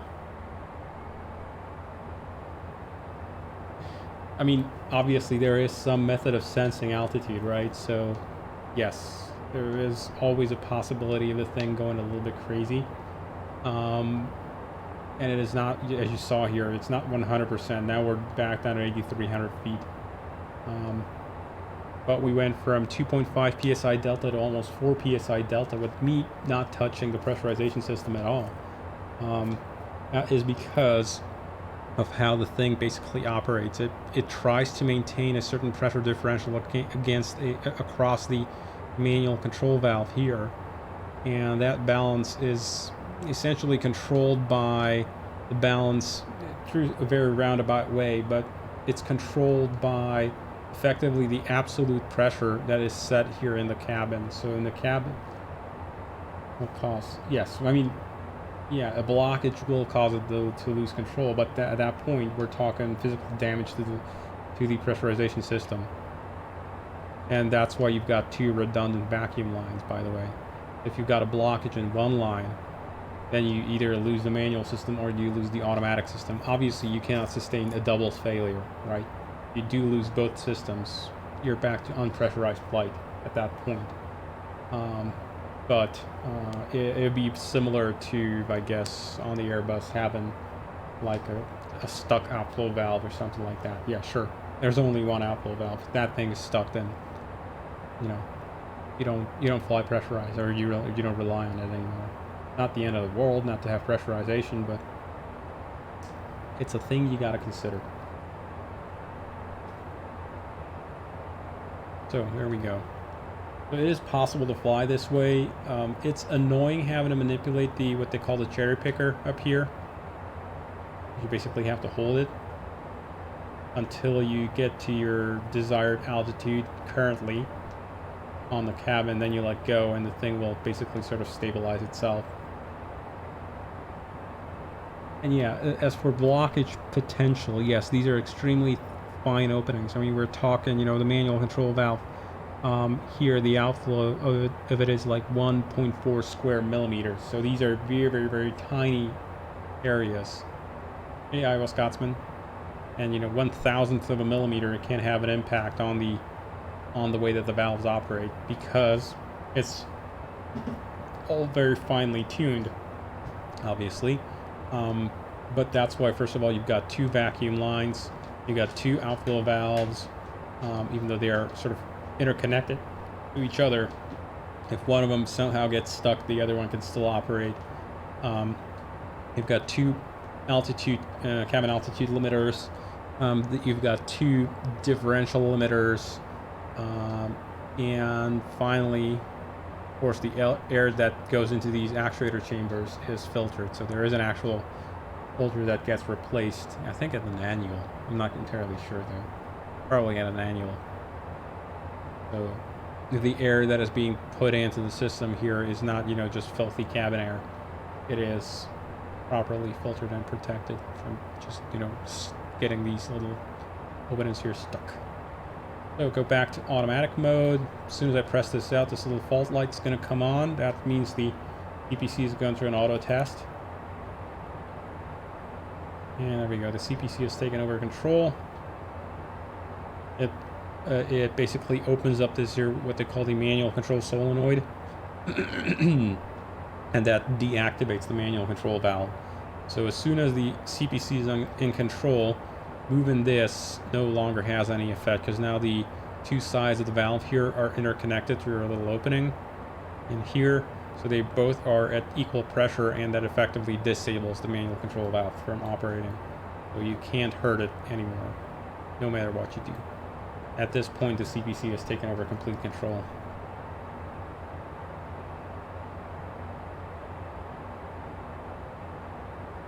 But you can kill it if you want. Just push the button there. And it goes back into auto mode. Cool. So, what else? What else? We got some cabin lighting working. We're working on it. And let's see. Mr. Oxygen. What did I forget to do with you? Yeah, SPO2 is 96%. For fairly high cabin altitude, you're 8,000 feet, so it's not dangerously high. This is still within safe limits. It's definitely less than what you would see at sea level. So, between 95 and 100% is considered normal SPO2, even down at sea level, and this is obviously we're up at 8,000 feet. Heck, why did you put yourself into high altitude mode? You're probably thinking that I'm taking off or something.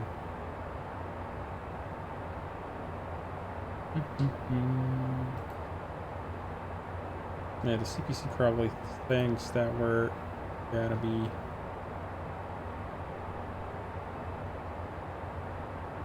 these schematics work as you play with the switches. Reminds me of currency at flight safety. Could be. Maybe Valley.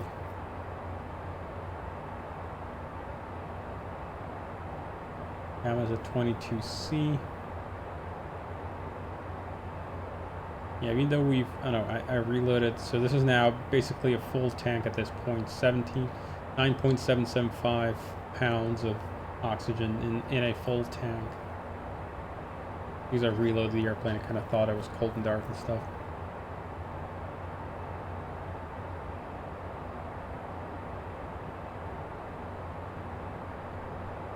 Let's go ahead and land, I guess. Let me think.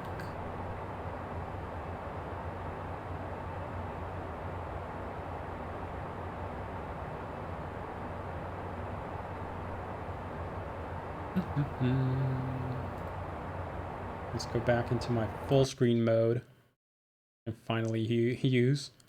So go to this and like so. Probably. And there we go.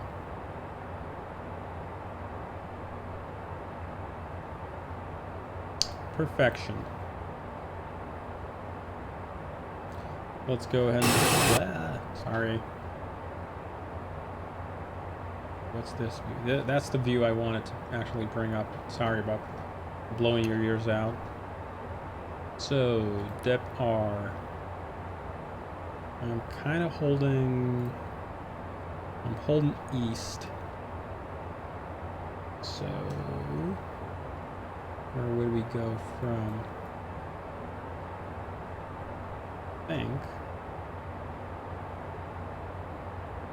I think there is a suitable arrival, so we can go ahead and push in charts here. I'm gonna take you with me here. So upper menu, go to... what if I selected another approach?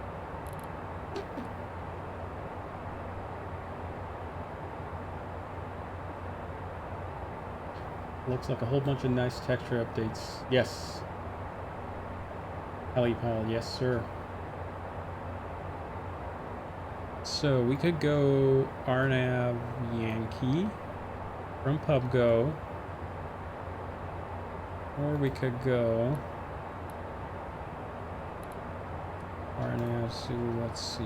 Yes, RNAV Zulu works as well. What's the difference between them anyway?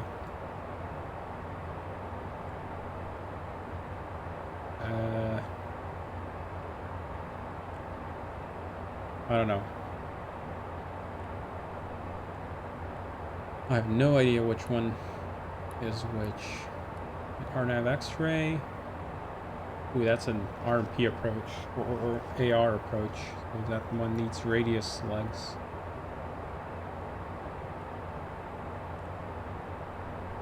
Could we do this one? This one looks like fun.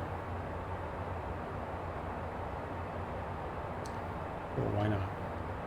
We got the capability, let's go ahead and do it. So, this is the X-ray 10.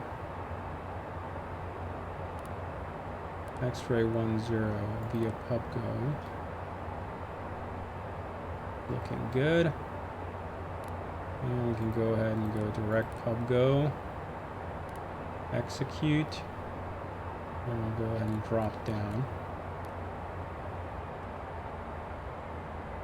In fact, let me quickly check here. Upper menu. Should have selected this as the auto chart or whatever.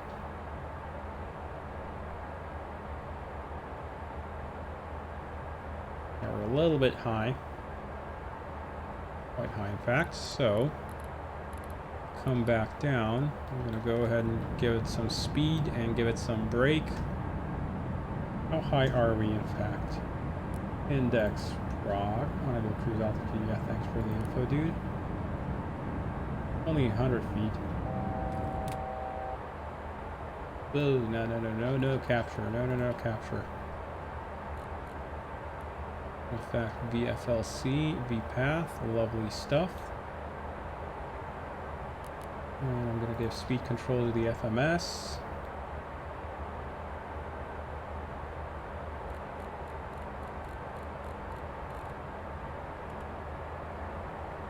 Our minimum descent here is 1300. I'm just going to roll the pre-selector here to 13. Wee, pixels. Individual pixels. Cool. 1300. Speed is coming back nicely. And let's have a look. Here's our airplane coming into view. In fact, what I'm going to do is I'm going to switch the approach chart over to split mode. So this way I can roll between the various portions of the chart quickly. So that'd be the minimum or missed approach. I don't care about that. And I'm going to care for minimums. 417. You can actually set it on either side, makes no difference to the avionics. They cross talk to each other all the barometric settings changes, or not the barometric, the minimums changes. So I go in here and go into the right hand side refs and go and select refs.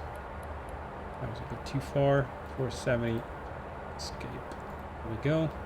And it'll appear on both sides.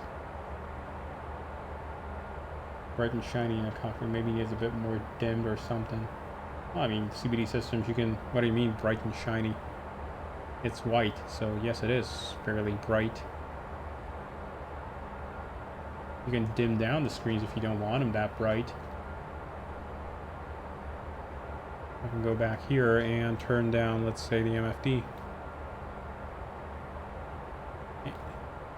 Let me bring it out here. Actually, no, wrong screen. Here's the MFD.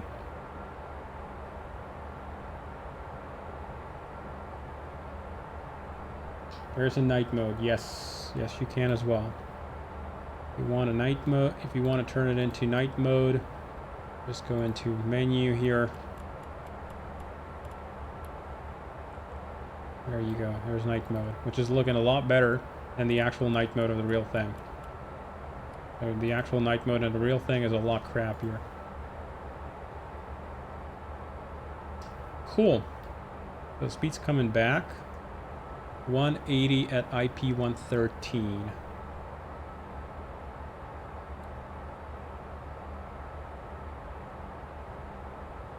So down here at IP 113, we want to be speed 180.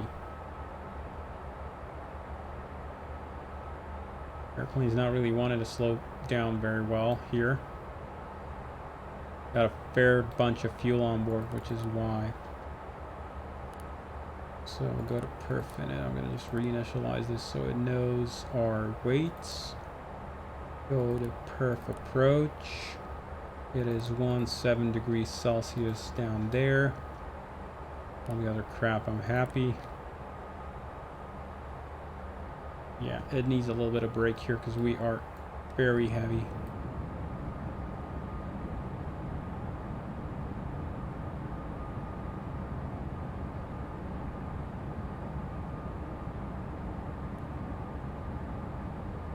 As soon as we're below 230, we can actually just throw out some flaps and be done with it. I'm still going to use a little bit of brake here.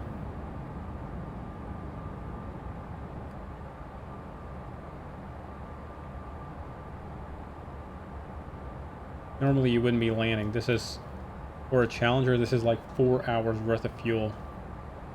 The passengers don't really weigh all that much. Typical, passenger load would be like 2 to 4 people on board as passengers.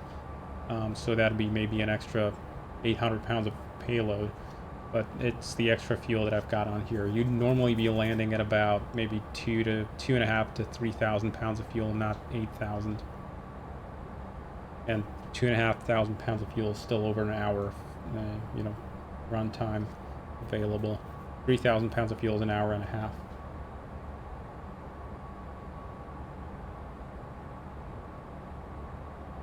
And yeah, the airplane, or the FMS, basically just slowly pulls the speed back. It doesn't work like an Airbus where it levels off and decelerates in that kind of a stepped manner. The FMS just does step, descends, and the VNAV profile is essentially a fixed angle that it flies.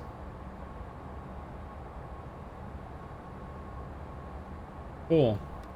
Go ahead and there, pull some flappage. Gonna make the nose come down hard to counteract the extra lift. Yeah, it's pretty normal for a Challenger to be approaching, by the way, nose down, so slightly nose below the horizon. That's how we do it.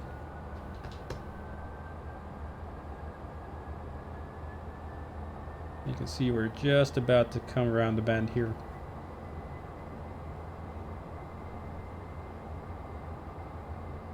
And you would do your start the APU for approach and go ahead and turn all the landing lights on. I got checklists in there I could do, but who cares? So, sort of midway through the turn here, I'm going to slow it down to 160.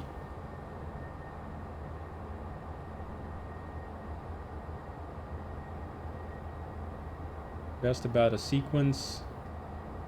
0.7 miles. It's already blinking here, so it tells me it's about to change the waypoint here. Go up to the next guy. And there we go. Turn has started.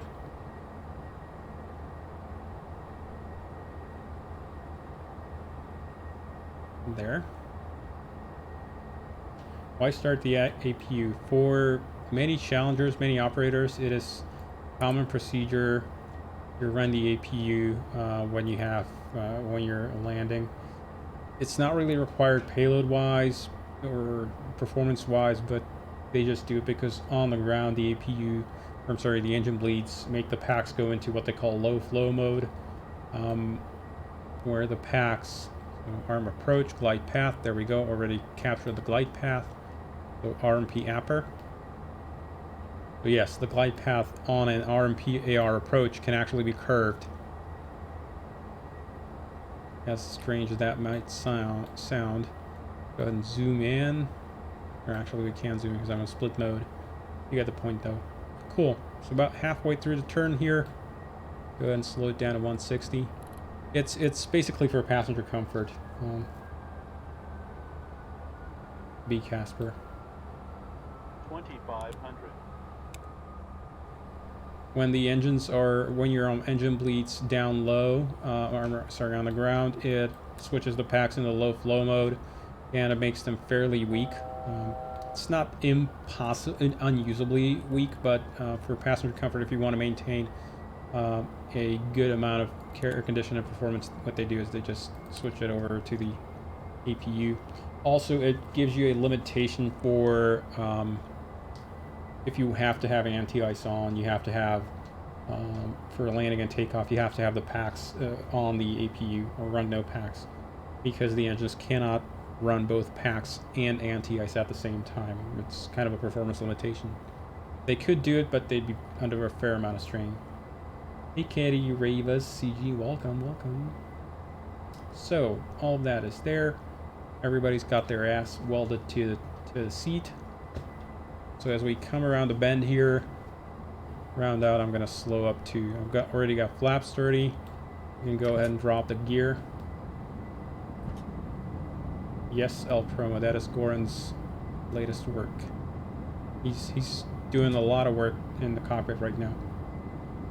No, B Casper, you'd be running the anti-ice from the engines and the packs on the APU. Now let's go ahead and slow down to final approach speed. Our VREF is 128, so I'm gonna run about 135. For final, get the flaps out to 45. 1000. Checked. All of these are looking good. We got flaps, we got the arm, the thrust reverser, nose wheel steering is on. You can test the anti-skid. Anti-skid is tested. Okay. B Casper, you can't even run. It's not even like on an Airbus. The Challenger physically has no connection between the APU and the anti-ice system, because it has two completely isolated bleed stage systems. So there's a 10th stage bleed system and a 14th stage, not just left and right. It has 10th left and right and 14th stage left and right, which are completely separate from each other. They cannot interact. Cool. 500. Okey-doke. And as you can see here, minimums, there we go. We got no slightly low. And flight director off. I'm gonna leave the auto throttle on, and it's gonna pull back to idle on its own there. Just aiming now the flight path vector over the runway, over the touchdown point there. 100. Blinking, so it's gonna start pulling power back. 30, 20, 10. Oop, that was a bit too much of a break. A bit sporty on my part. Talking too much.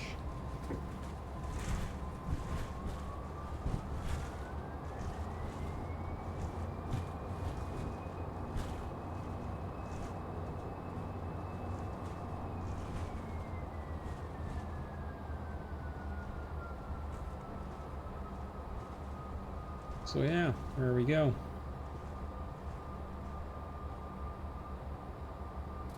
So to reverse.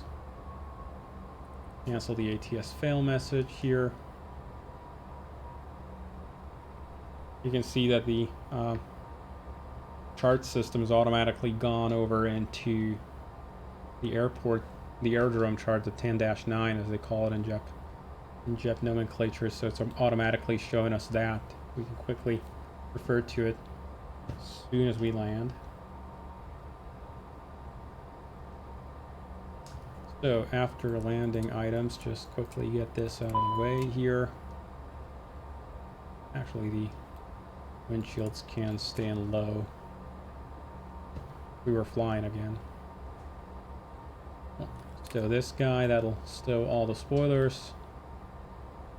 At this point, first officer will pull the speed brakes.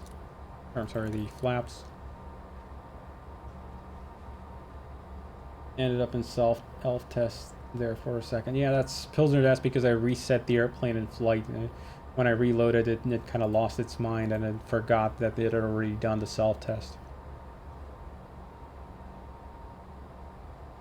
So this and that. And yes, if you want, you can actually single engine taxi a Challenger. That's fine. Pull that, and there we go. Now we go single engine taxi.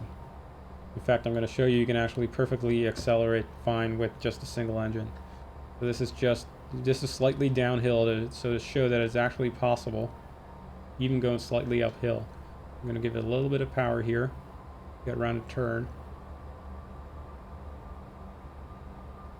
And I'm going to make the sort of worst possible turn for a single engine taxi. We'll go like this, full power to idle, and we'll stop here. And that off there. Actually, we'll leave you on, sure. So now I'm slightly nose up. In fact, the Challenger sits about 1 degree nose down when it's naturally on the ground. Once the engine cool down period for shutdown of the engine, BCAS per 3 minutes is the typical one. Not really all that often used.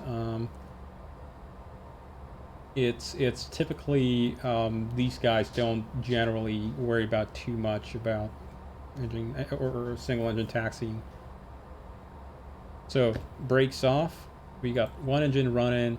I'm up a hill, and let's see. Let's make a right turn here. So I'm just gonna give it a little bit of power, just to get moving. Gonna need a little bit more power.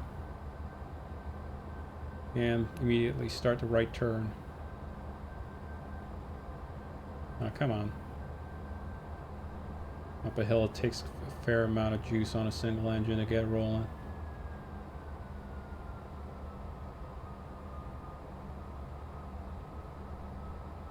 Oh, come on. I'm used to the engines, to having both engines running, and in that case, the aircraft kind of wants to just get going really quick. There we go. Single engine taxi is definitely an acquired skill. Now that I'm going to be coming back downhill, it's going to start rolling away on me like crazy.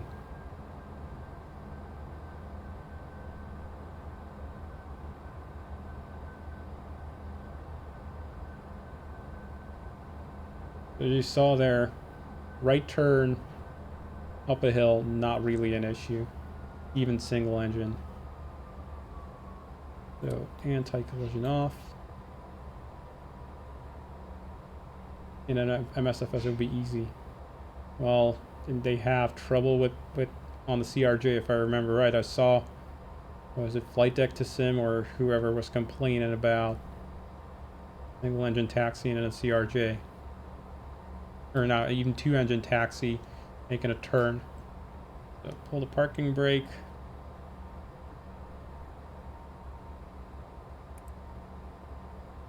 Okay. Generators off. These guys are coming off. And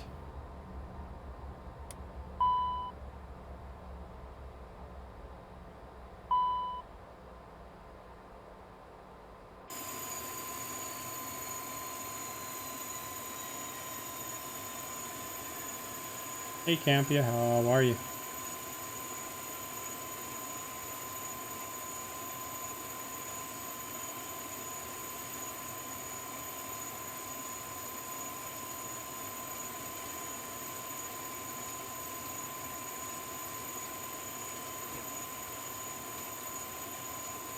Private license, only 4 months on. What's a P and test for my A?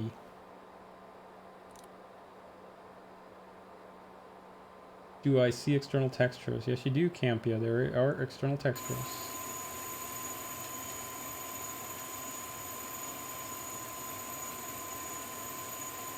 Ah, A and P. Ah, gotcha. Nice. A lot of detail in your opinion. What's the neatest feature of the Challenger so far? Ooh, B Casper, I'm not sure. There are so many things I like about it.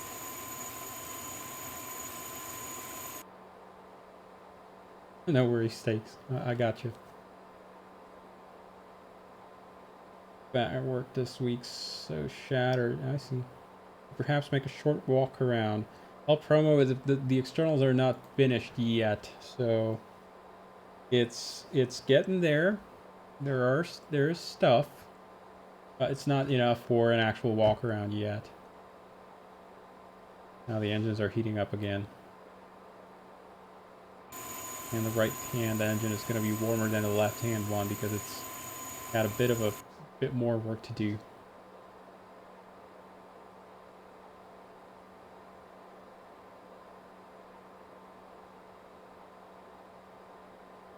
So how about we do a quick flight, something under an hour, maybe something in the PE area.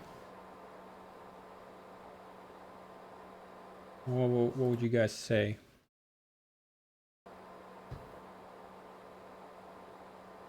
How about we do something for on Pilot Edge? I think I got Pilot Edge installed, don't I? Yes, I do. Good stuff. LPPR, LPCS. Sure. Let me check it out.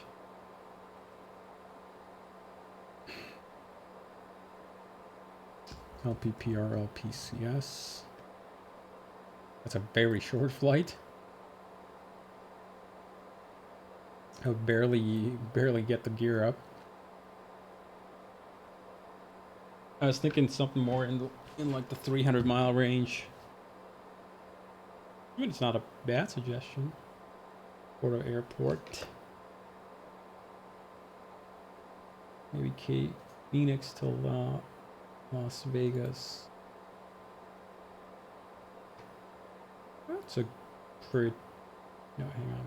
LAX. I want to go to Vegas.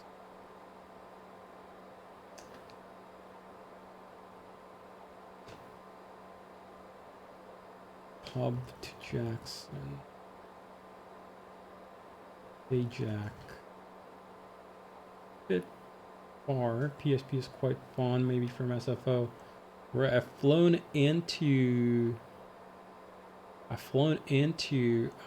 San Jose recently.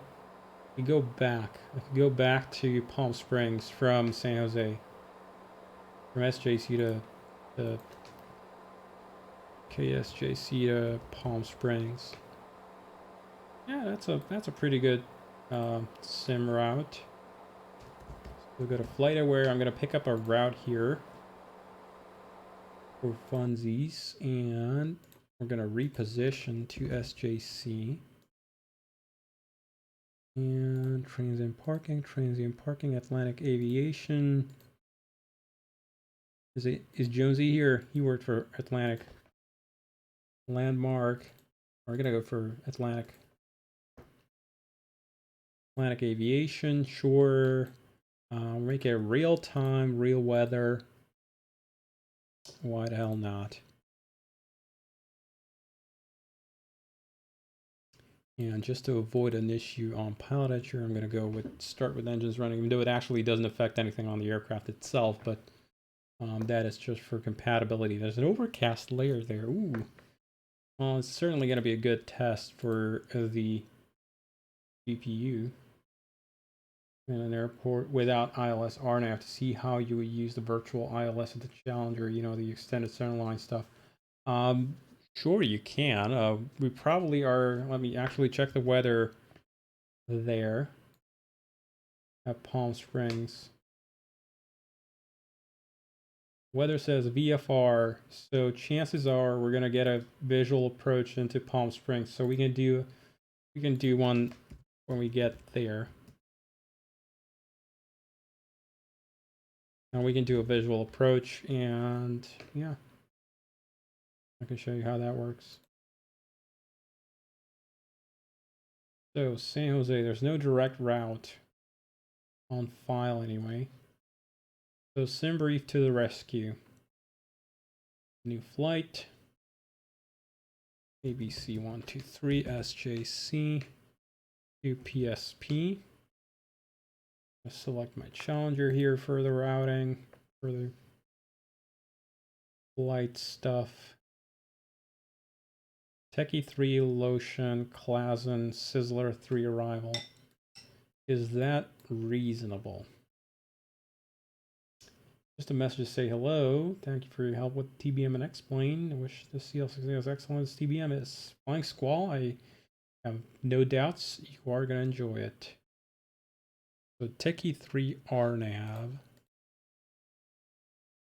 Oh, apparently I crapped something up because it's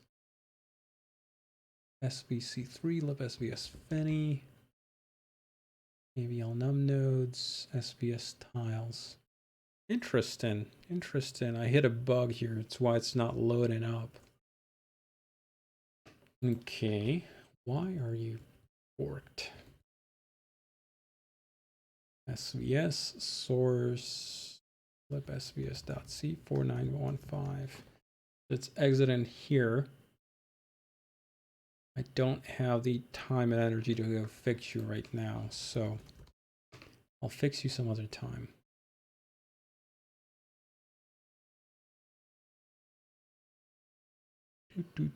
Start with the engines running. Yeah, still Atlantic. Rock and roll, let's go.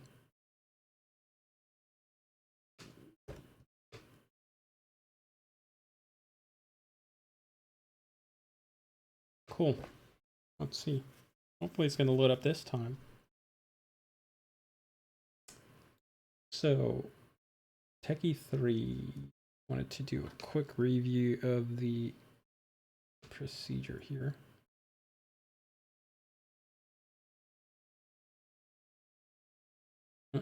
San Jose. Techie 3 RNAV. Crap. Oh, change location. San Jose. Go already.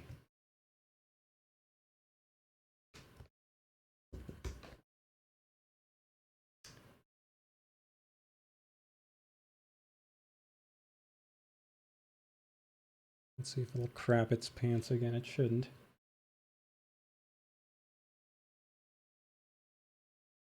Cool. So, radar required for non-GPS. DME, DMER, your GPS required. Runway 12, Lotion transition not available. Runway 12, left, right, Lotion transition not available. We do want to go to Lotion. So for that, come on, Explain. Stop being an idiot. Not Explain's fault, actually. It's my fault, but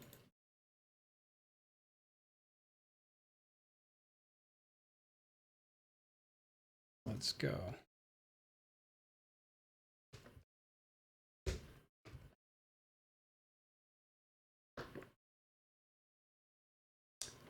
So,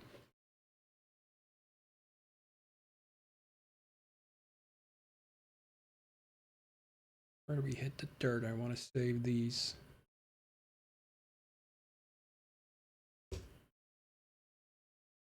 Biz. Let's see that one there.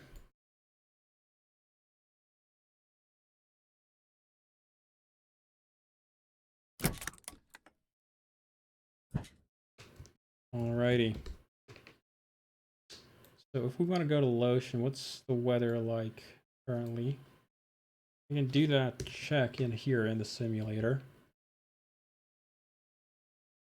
Ah, yeah, it's not doing 60 FPS anymore. Put this stuff around at 4K, I'm getting 43 FPS. And GPU load is 58%. So as usual, it's X-Plane crap in its pants here. Definitely not our plane. Because we are not doing anything. Let's see, if I kill desync, will it change? No. Weird. Anyway, could be that's just bottlenecked in something different. Because it should theoretically be able to go faster, but whatever.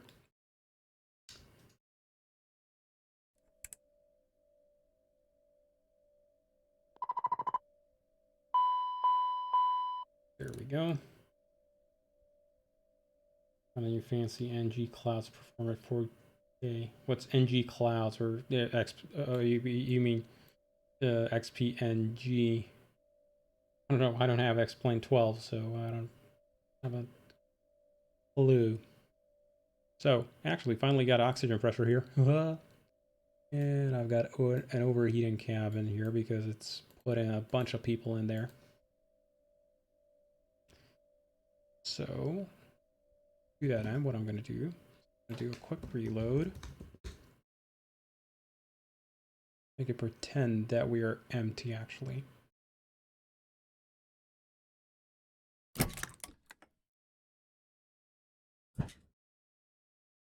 Okay. How about now, explain? How about now, airplane, actually?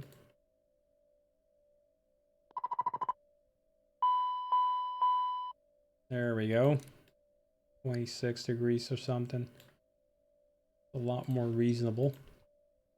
The actual cabin temperature now. 38 degrees inside. Ugh. You don't mind me ask, what's your job, aerospace engineer? Avgate himself? It isn't. No. Oh. Get a ZAP rolling. Oh, we do your Jet pipe overheat.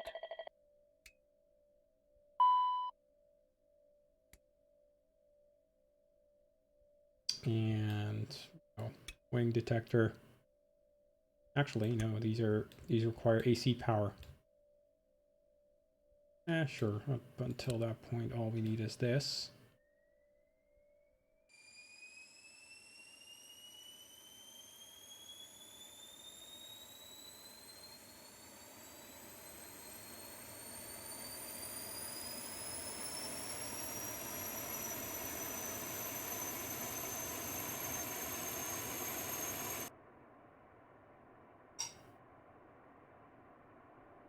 Alrighty.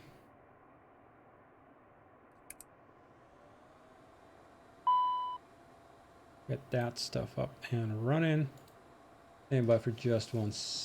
Actually, it should be correctly set up. Stand by for just 1 second.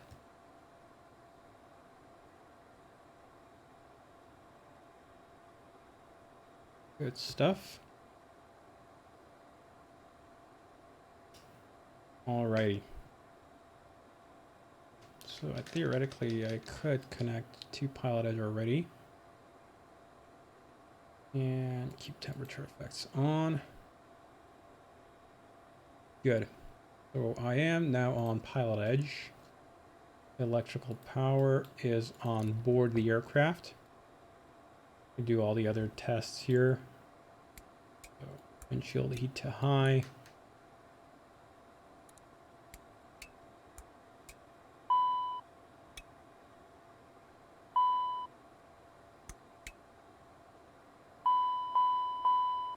Wing overheat.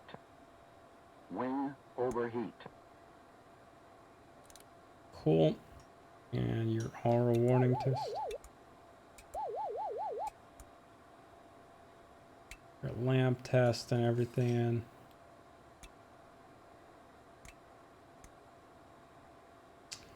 Rock and roll.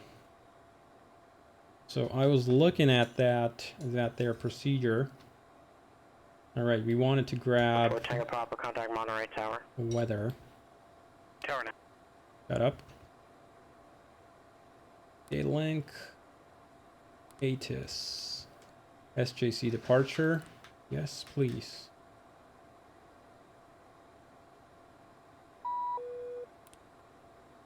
Go, San Jose International Pilot Edge 8 is information of Romeo. Corrected. 9 miles, broken 34. Winds out of the west, more or less. Probably departing to the west here, maybe it'll say. Arriving, departing, runway 30 left, right. Yep. VFR departures, contact, blah, blah, blah, blah, blah, blah, blah, blah, blah. All the other crap we already know. So info Romeo, altimeter 2985. That end, I have to go in here and switch this guy over from HPA into inch mode. So come down here, config, and switch it over like so.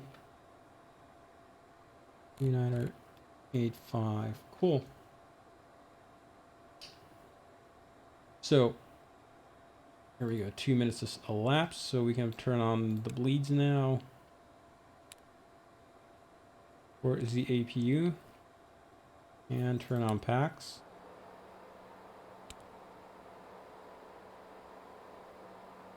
We also turn on the nav light. Oh, you could do the checklists, I guess. Anybody want to do checklists? Yeah, let's do some checklists. Flight compartment checklist. AC and DC electrics. Alright, checked. Nav lights. Logo light. Don't need a logo, just nav. Cockpit lights. Set. Lamp test. Performed. Duct monitor. That's not implemented yet. I gotta get to that. FMS database status. Checked. FMS flight plan uplink. ATs. Right, we gotta get that one bashed out. So, to that end, I gotta push this. And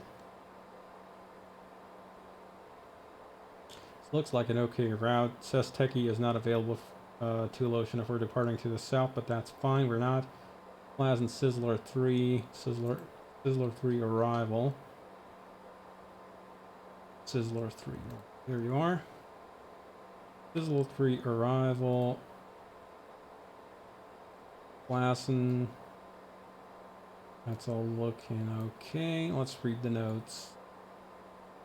Landing all airports. That's just the route description. Any remarks? Notes. Here we go. DME, RNAV1 required. DME, RU, or GPS required. Turbojet or turboprop aircraft only. We meet all of those. So, all is well. So we should be able to file that. So just go down in here. I don't need any of this crap. I'm gonna, units don't really concern me. I'm not gonna use any of this for field planning. All I need this thing to do is just generate a flight plan. Generating briefing package. And then I'm gonna come down here. Refile on Pilot Edge. I'm definitely not this. I'm November 650 Charlie Lima. I'm a CL650. I am slant L. No need for this. And rock and roll. Flight plan is on file. The INSs have already aligned. Get rid of the terrain here. Good stuff. So to get the flight plan uplink running, I'm gonna come actually in here. Go to index, route menu, flight plan recall. And from SJC to KPSP. Send. Wow, that was fast. Only have 3 items in it, isn't there? Yeah, right, because it's just lotion. We're at Klazen, and then I gotta enter my own departure. What? Ah, wrong flight plan. Lotion to Klazen. There we go. I'm gonna go activate this. Depart arrive. Techie 3 to Lotion. Probably RNF or runway 30 left for departure. Clean it up a little bit here. Good stuff. Happy with this. And I'm going to also select the arrival here. It's Sizzler 3 via Klazen. Gotta check the legs. There's a disco. Don't worry about that. Not too worried about it. Good stuff. Perfect. Perfing it.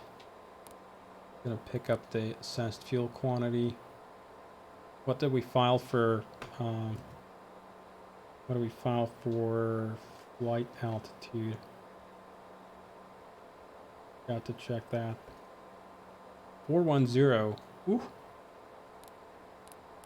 We're going up high today, boys. Level 410. That filled in. We're gonna get an actual performance initialization, as indicated by the fact that we have lower case altitudes here. That means the FMS has actually constructed a vertical path. Good stuff. And I'm also gonna go and check the temperature. 21. San Jose, 2985. Good stuff. So 21 is set.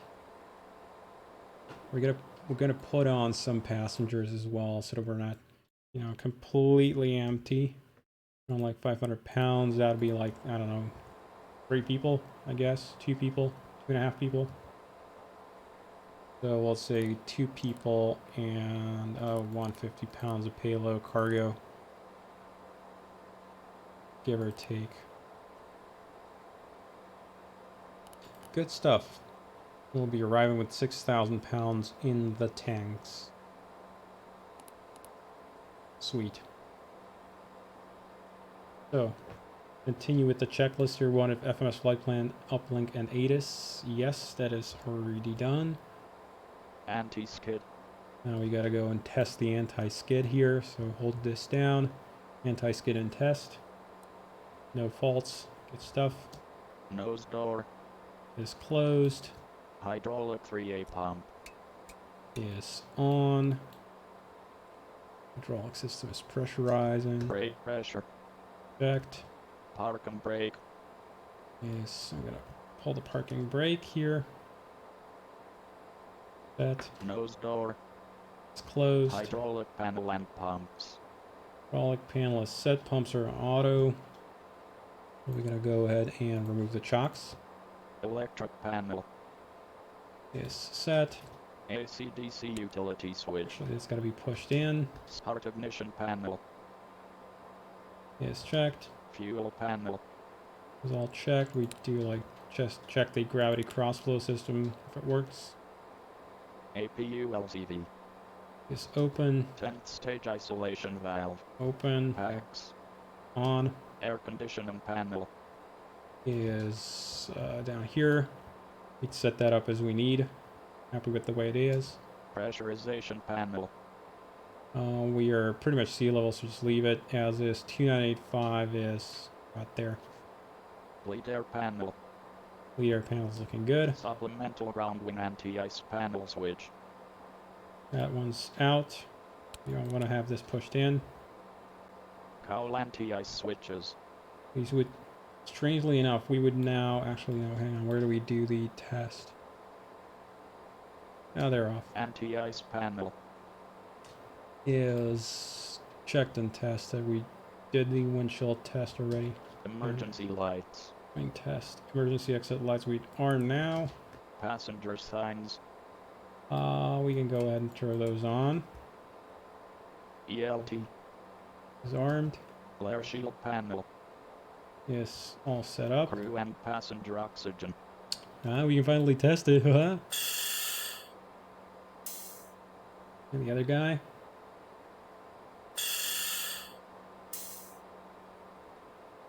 DCU warning panel.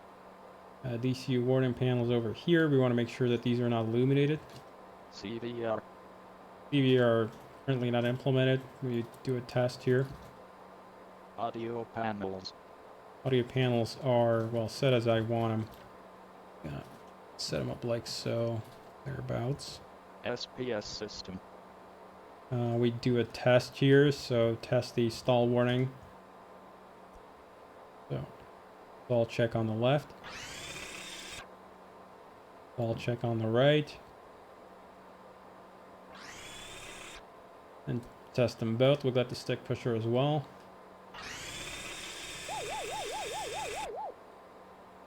Integrated standby instrument. And we got to set you up to 2985.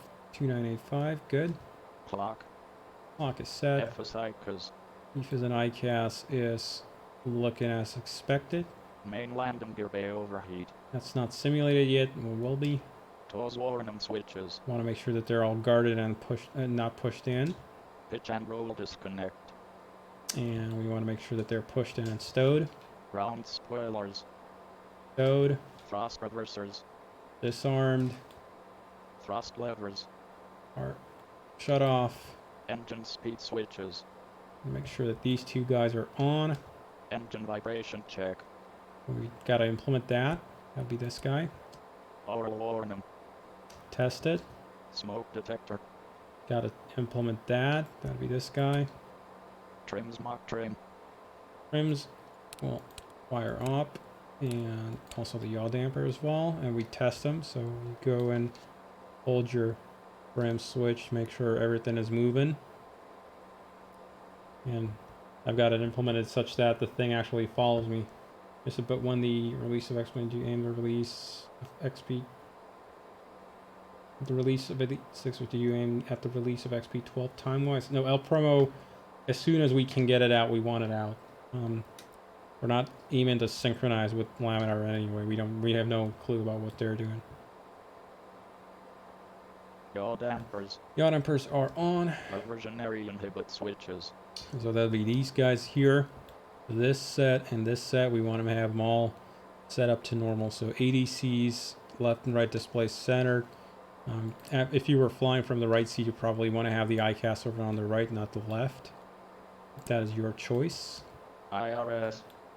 IRSs are aligned. We see that up in here. So these are all showing a position. So it's all good. CPDLC. Don't have that implemented yet. TCAS. ECAS we could test. So we'll go to tune. Go to the ATC page here and do a quick TCAS test. Get a little set of simulated targets there. TCAS system test OK. ATs and clearance. Would call for ATIS and clearance here. I'm just going to do a quick 5-minute break and just go to the bathroom, and then we'll go ahead and talk to Pilot Edge, pick up ATIS, pick up clearance, and yeah, see you in 5 minutes, folks.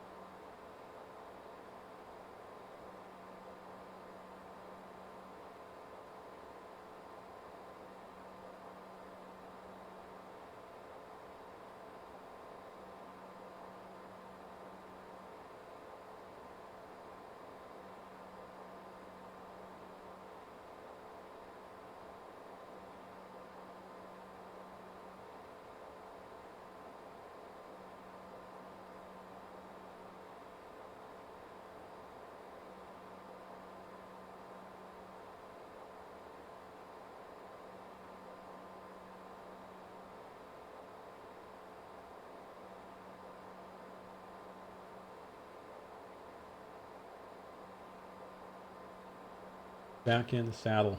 There we go. So let's go ahead and talk to the guys at PE. Get some clearance cleared up. Clearance, all clearance. Tower Walker 3, we're approaching 26, ready.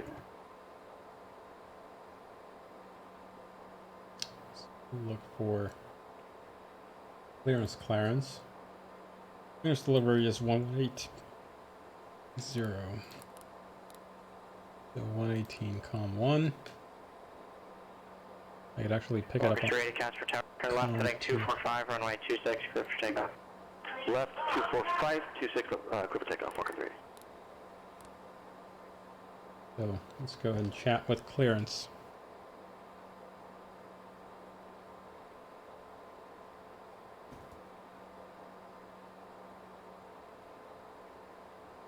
Cool.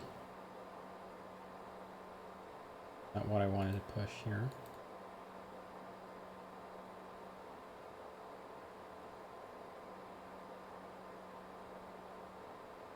I'm there.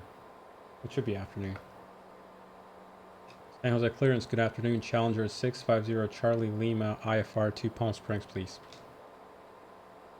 Hopefully my button worked.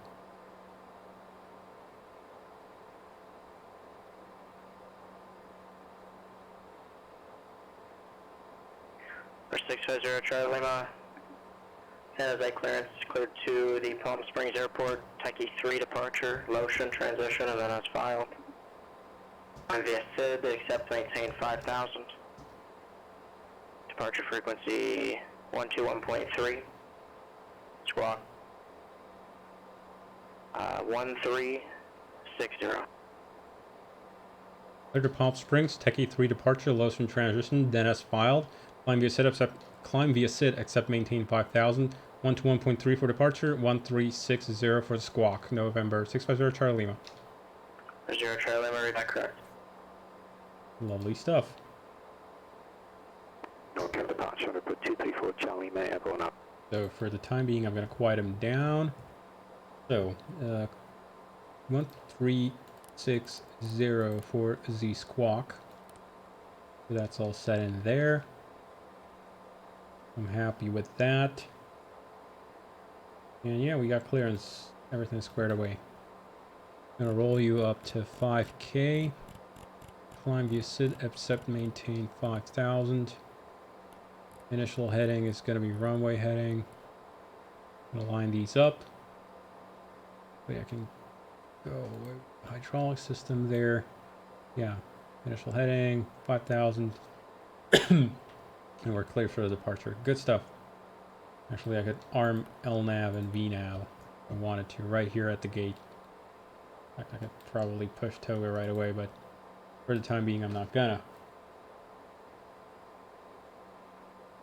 One more thing, I'm gonna do a quick perf in it for takeoff.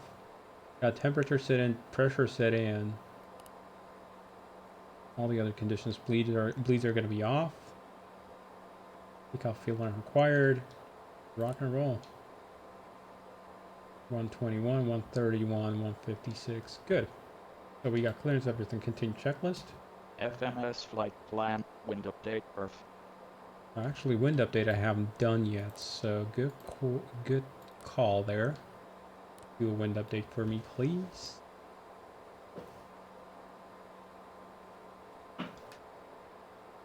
I could just continue with the checklist here. Takeoff data. Okay, downlink winds updated.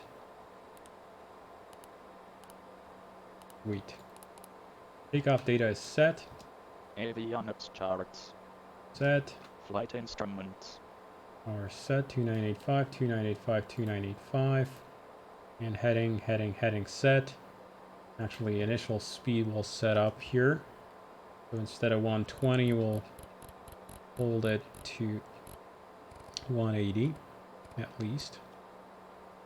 Departure briefing. Departure brief. So, departure brief is going to be fairly straightforward. That is the taxi chart. That is not the knob I want to turn. This is the knob I want to turn. So the Departure fairly straightforward. Straight ahead. 570 is the minimum climb before maneuvering. That's 400 feet above field. And 900 feet at Stickler. Max 230. That checks out. So 570 Stickler. Max 230, 900 feet or above. Then right direct. It's Spittens. Yeah, Spittens. Hold at 5,000. Then Techie 13 or above. So there's Techie 13 or above. Actually, I could just do it like this, don't I? 13 or above. Jeffrey. And finally, if I go and bring you over a little bit. And finally, Lotion. And Klazen, and then it's the arrival. That's the whole route. Good stuff. So departure route complete. Emergency procedures. Get rid of that. Reviewed. Pins, covers, chocks.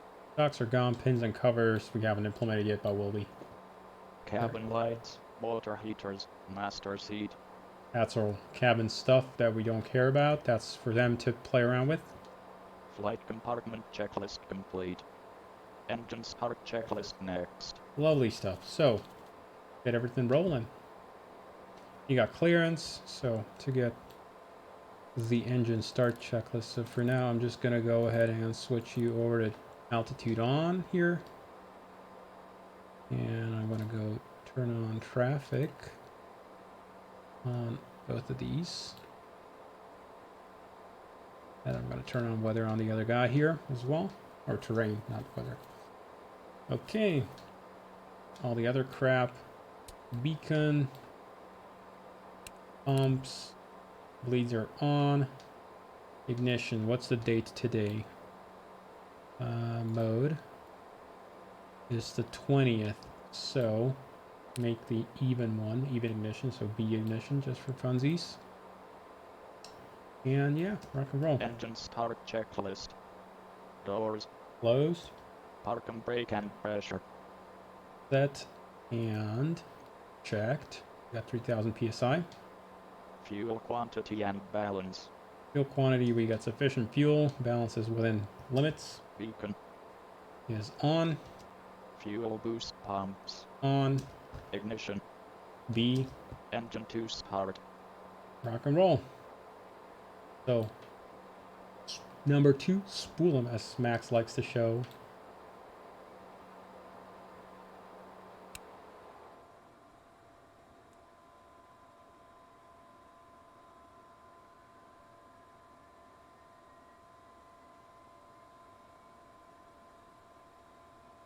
And by the way, you can either grab the red lever here, or you can just grab the handle of the throttle. It works too. I just put it forward like that. That'll also catch just fine.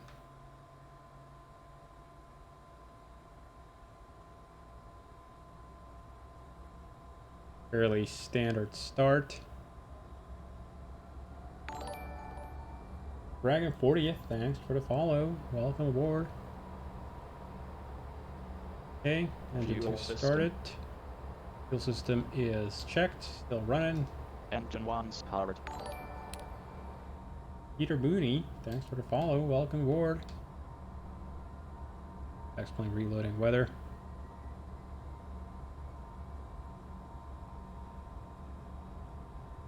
Nice plane, what is it? The Challenger. Watch the raid. Ah, well. Welcome anyway. Raid or no raid. Good stuff. And engine 1 is started. Lovely stuff. So after starts, generators, leads, windshield. I'm gonna set you to high. All the other stuff is looking good. Engine start checklist. After start checklist. Generator 1 and 2. Get fixins. Welcome aboard. Welcome. Emitters 1, 2 are on. Ignition is disarmed. Packs. Are on. 14th stage. Open. Cowl anti-ice. Is we would do the Cal anti-ice test here. But I'll skip that for now. Flight controls. Yes. Got fixes. That is the Challenger. Not done yet, but it's getting there. So flight controls test, full left, full right, up and down, and the left and the right. Obviously, you can watch the yoke move as well if you want. Ground spoilers. Are arm and auto, actually. Flight spoilers. Load Cowl anti-ice. is off. Supplemental ground wing anti-ice. Not going to test that, so don't worry about it. Fuel balance. Is checked. Trims. Are set. 6.2. Nose steer. Nose steer is on. APR. APR is armed, so that's over here, and we can do an APR test. APR test 1 okay. APR 2. APR test 2 okay. ADG unit. ADG unit test will be down here. Gotta get this thing to stop lighting up all the lights there. Supplemental ground wing anti-ice. I'm not gonna test that. That would be tested Cowl now. anti-ice.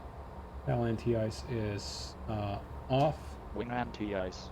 Not required. 14th stage isolation valve. Closed. Wing anti-ice. Would be not required at this ATS. point. ATS is normally you check for whether you got M1 TO. But for that, I have to engage the toga mode here. I'm not gonna worry about it. Oh, we can do it. It makes no difference really. N1 TO.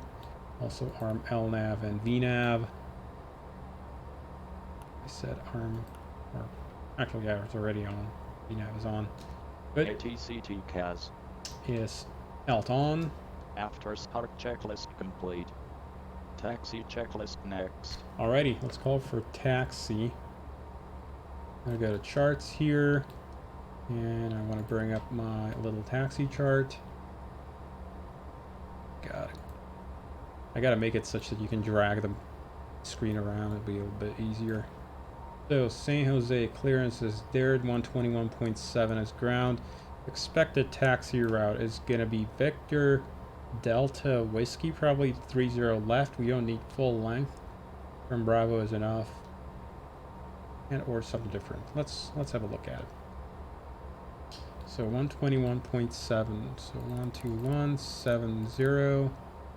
Put it into COM 1. Enable COM 1. Let's talk to him. You have this set up for Navgraph. Yes, I do. Dragon 40th. I do have Navgraph integration implemented now.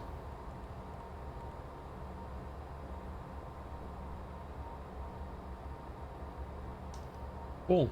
Left and right is clear. And we are at Atlantic. Cool. San Jose ground, November 650 Charlie Lima at Atlantic taxi. And we have information Romeo.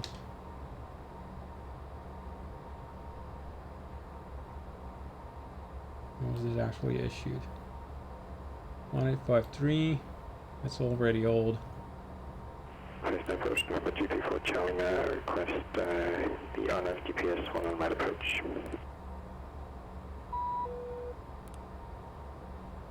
The right side, you said? 983.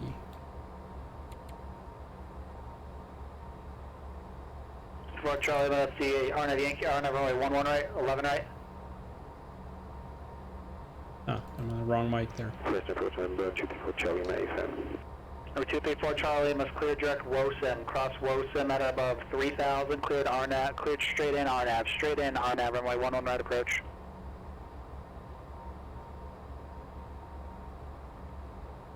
Yes, Dragon 40th. That's just for convenience. In reality, you would use these joystick controllers here. We call them joysticks, these things.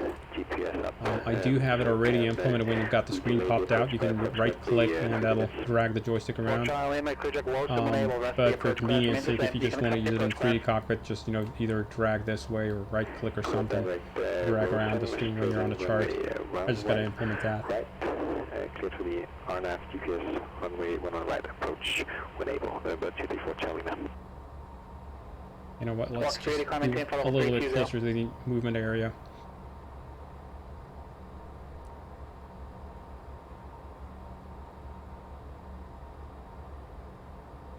San Jose ground, November 650 Charlie Lima with information Sierra at Atlantic, request taxi.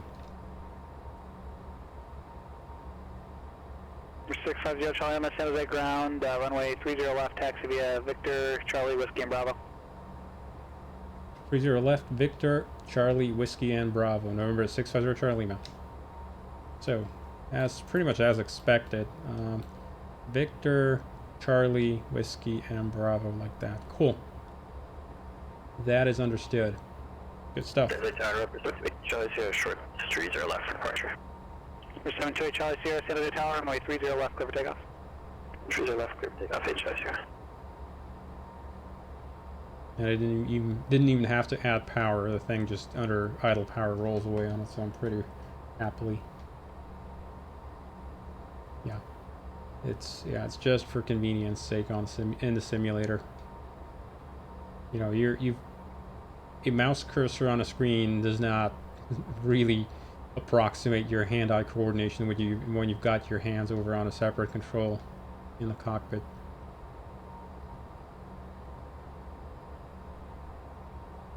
Fusion does. It depends on the version, Pilsnerish, I think. I don't think the Fusion for the airliners does have that. It might do for some parts, but I'm not entirely sure. Boeing ground, November 172, Mike Sierra is just off of 14 right at Bravo 3. Request taxi to the Southwest GA parking. 72 Mike Sierra, next time please give me a call on the tower frequency. You can't change from tower to ground on your own. Taxi to parking via Bravo and remain this frequency. Taxi to Somebody parking getting via chewed Bravo, out. remain this frequency 172, Mike Sierra.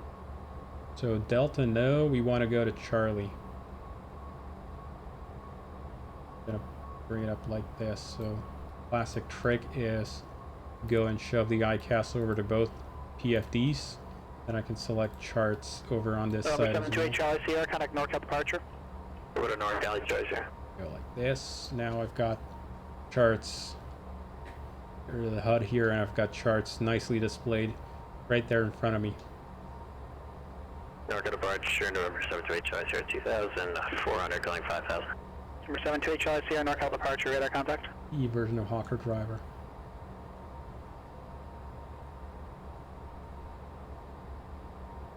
Finish ground, Sun Country 840, spot 4, short of Delta, request taxi with Dada. Cool. Sun Country 840, Phoenix ground, runway 7 left, taxi via Delta Excellent. 11 Whiskey Echo. over there. You can Delta see. Echo, 14 left, Sun Country 84. So check Country, right. runway assignments, runway 7 Nothing left. there. Not That's kill all right, anybody. Sun Country 84. Hopefully.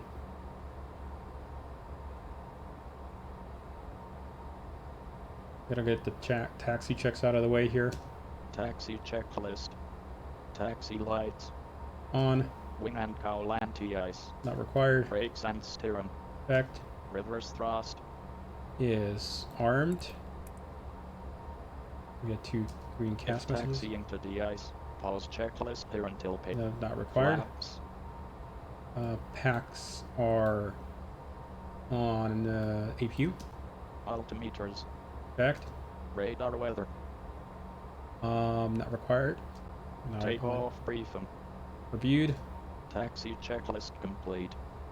Before takeoff checklist next. Takeoff checklist. Built-in checklist copilot. JSnap, yes. It will. Cool. So, since we're in the US, we can actually change over to Stephen Hawking on board. Yeah.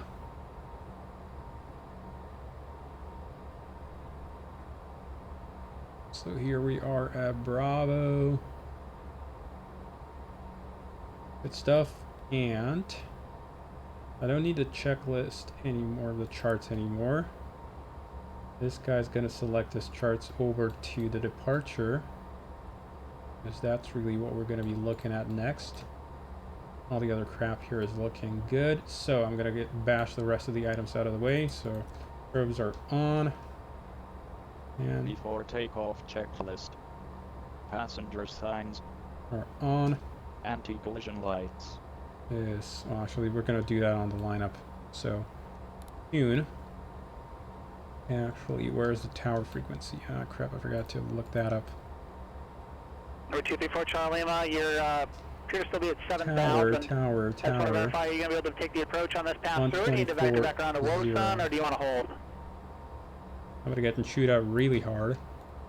124.0, 124. It's okay with you. I'll do, Yeah, departure frequency they said was gonna be, got it in notes here, 234 Charlie Lima, roger, cleared. RNAV and 120.13, so I'm gonna approach. pre-select that, so 12130, go into the preset here, and then we'll Number swap 725 that Charlie over. Sierra, climb maintain flight level 190. 90, Charlie Sierra. San Jose Tower, November 650 Charlie Lima, short of 30 left on Bravo, ready for departure. Number 650 Charlie Lima, San Jose Tower, runway 30 left at Bravo, clear for takeoff. 30 left at Bravo, clear for takeoff, November 650 Charlie Lima. So, did I put the brakes on? Yes, I did. Cool. So, line up items and everything. Probes. Probes are on. Windshield heat. High. Wing and cowl anti-ice. Not required. Continuous ignition. Wait, that's got to come on. On. ATCT CAS. That's going to go to TARA. Check the runway here. So the Lift it 3000 twice, foot and that I it's gonna assigned you give before, us I just TARA. changed your approach to not be a straight-in approach anymore, which makes you do the hold over Wilson. Off. CAS takeoff config OK. Takeoff config is not okay because I haven't set the flaps.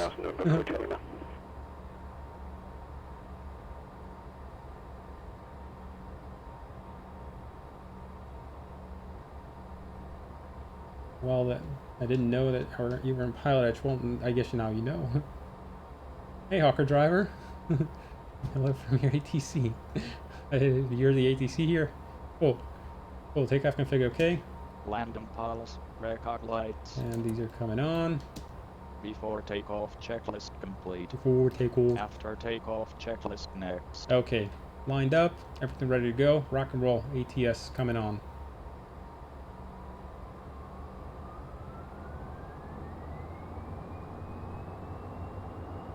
Alrighty, looking for 91.2 for the power. There we go, there's 91 and one hold. There's already V1. Rotate. Thing goes fast. Got positive climb.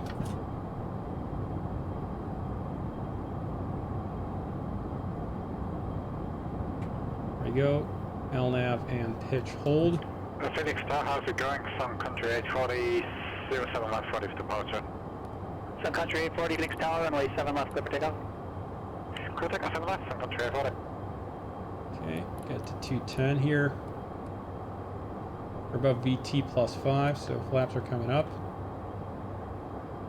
Station 650 Charlie Lima, contact NorCal departure, we'll see ya.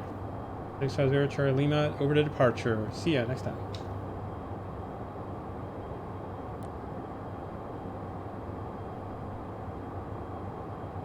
NorCal departure, November 650 Charlie Lima, 2,600, climbing 5,000. Challenger 650 Charlie Lima, NorCal departure, radar contact. Good stuff. We can accelerate here to 230 is the speed limit. The flaps up, so we'll transition the packs over to engines. 5,000, okay, 1,000 feet to go. I'm gonna switch over to climb thrust limit here.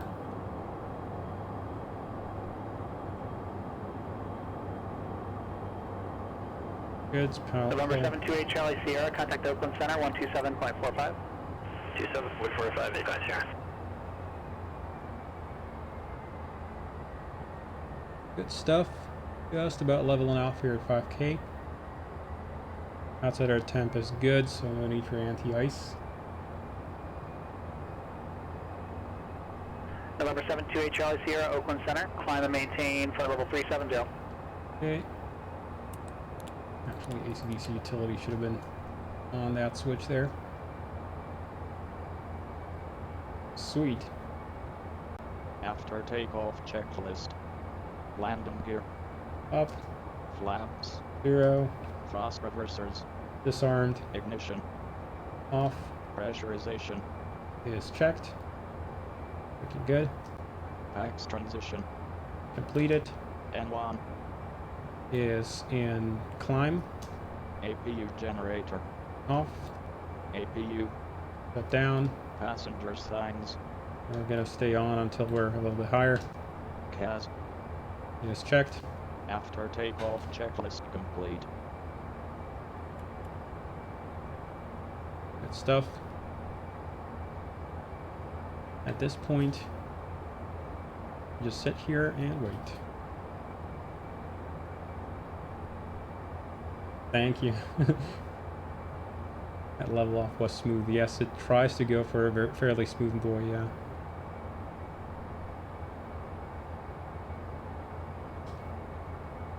Get out from under those SFO arrivals.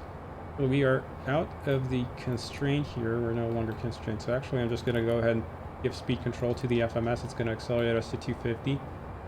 And it goes. Country 840, contact Phoenix departure. So it's going to give us magenta target here.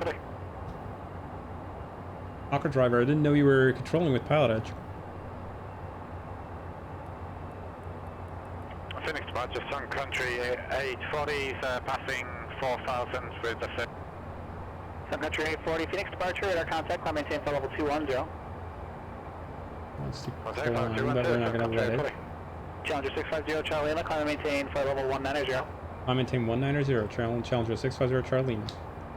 So, right on time. 190. Just as we clear the constraint here, we can actually just go ahead and override that thing. Ah, no. Douglas 37 Charlie, Cell Center, Wants could to be stay Olympia under Airport the is filed, climb maintain constraint here, so 5,000, I'm going to departure disable frequency VNAV, it's going to be 12.4, under speed squawk control. 4501, hold for release. About 5,014, squawk 4501, holding for release. Douglas Alright. 37 Charlie, read back correct. Give me a call when you are number 1 and ready for departure. I'm sorry, Hawker driver. I said I didn't know you were controlling with pilot edge. November 234 Charlie Lima, contact Fresno Tower 118.2. The landing lights are on, taxi recog lights are on. Pull the passenger signs to off. They're actually auto. And no smoking. I'll leave them on. It's a short flight. No need for him to smoke. November 234 Charlie Lima, Fresno Tower, runway 1 on right, clear to land. We got a TCAS contact here.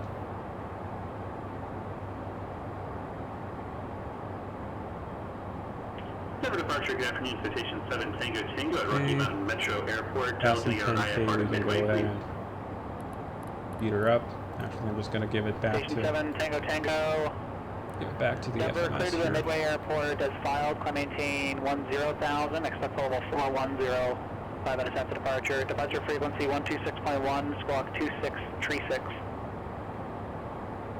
Clear to Midway Airport as filed. Climb maintain 10. Expect 41 and 5. Departures 126.1. Squawk 2636. 7 Tango Tango. Station 7 Tango Tango. Read back correct. So yeah. At this point, it's just monitoring. And Station 7 Tango Tango. Hold for release. Give me a call when you are number 1 and ready for departure. We'll do the same. 7 Tango Tango.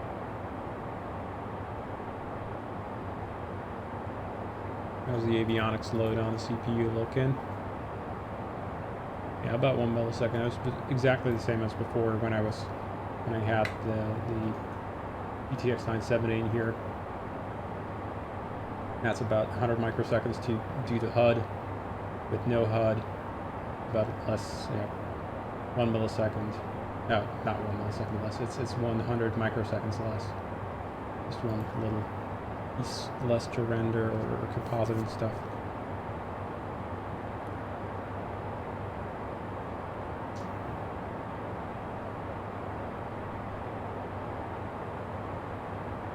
Should probably bind this up like so. At that for that. Okay, I'm kind of out of.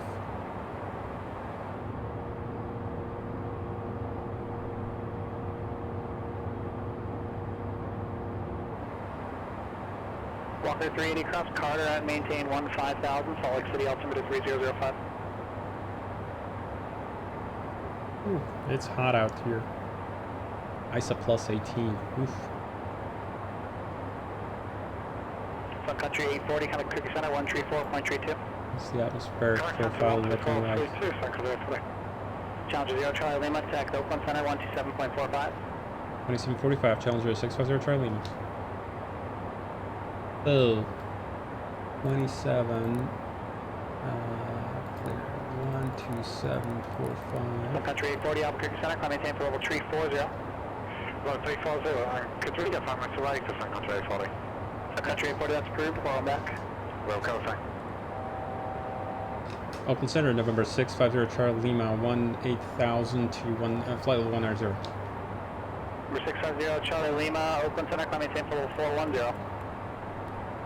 I maintain flight level 410, Challenger 650 Charlie Lima. I should have said Challenger in this at the beginning as well there.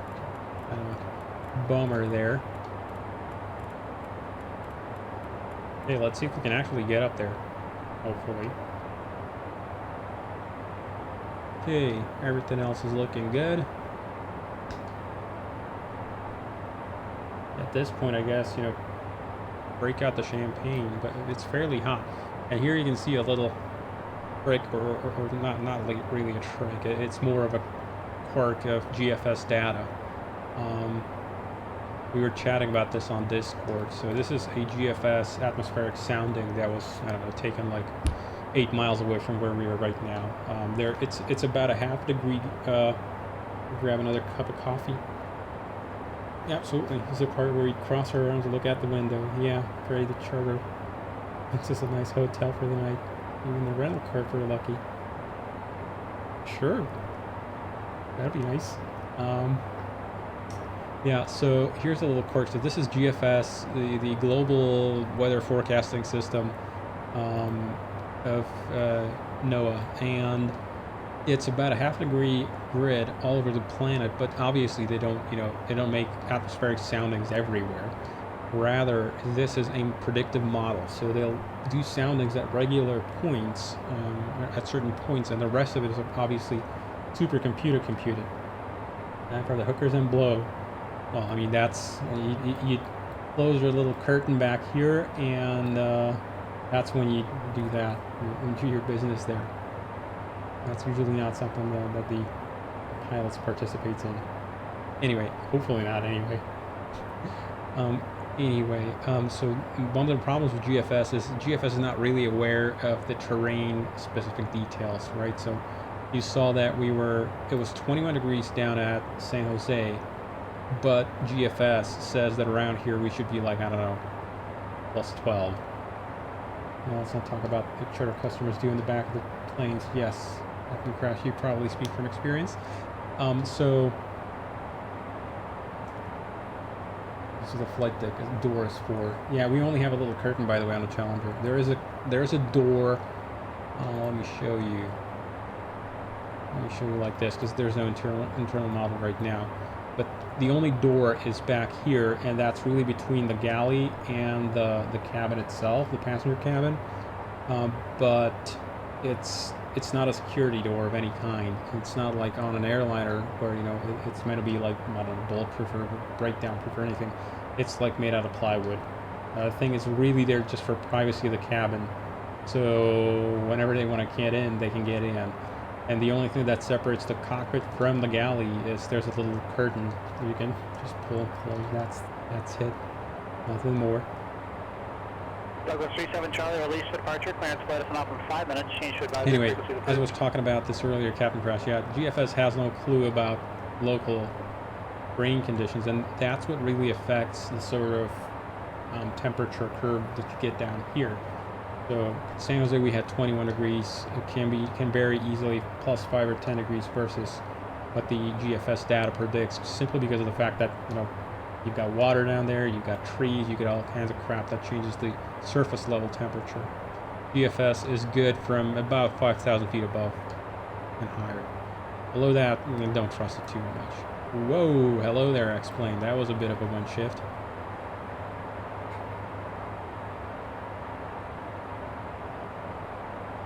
Oh, some lovely winds.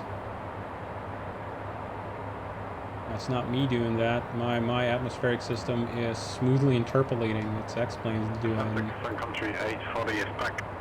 Roger.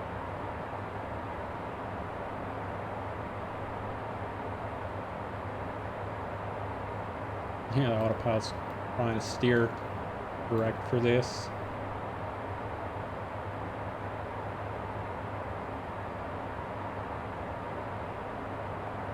Doors have to be open for takeoff and landings. Yes, because that's your emergency exit, Hopper driver. The excellent weather transitions, yeah. Big air quotes. Hey, Jeffrey. We're almost out of the departure here. In fact, we're in the there's a reason why the airplane symbol that we had on no longer shows up, even though we're just, you know, coming into Jeffrey. And that's because this portion here is set as what in Navigraph's terms means is called an inset. And the insets are not to scale, so there's no georeferencing data basically for this portion, because that one's, you know, all kinds of whack. We get georeferencing an airplane symbol all the way up to, you know, till we're out of basically the closest terminal area, and then it kind of goes away. It really depends on what how the chart is structured. Because XP Nova thought that the temp was at sea level was 22 with GFS, and the closest meter was 12. Yeah, that's weird. If the METARs are reporting different, then weird that GFS XP Nova would be doing something weird there. Normally the thing is pretty good at following METAR. It should interpolate basically between GFS and METAR data when you go down there. Did I miss any items on here? No, I didn't.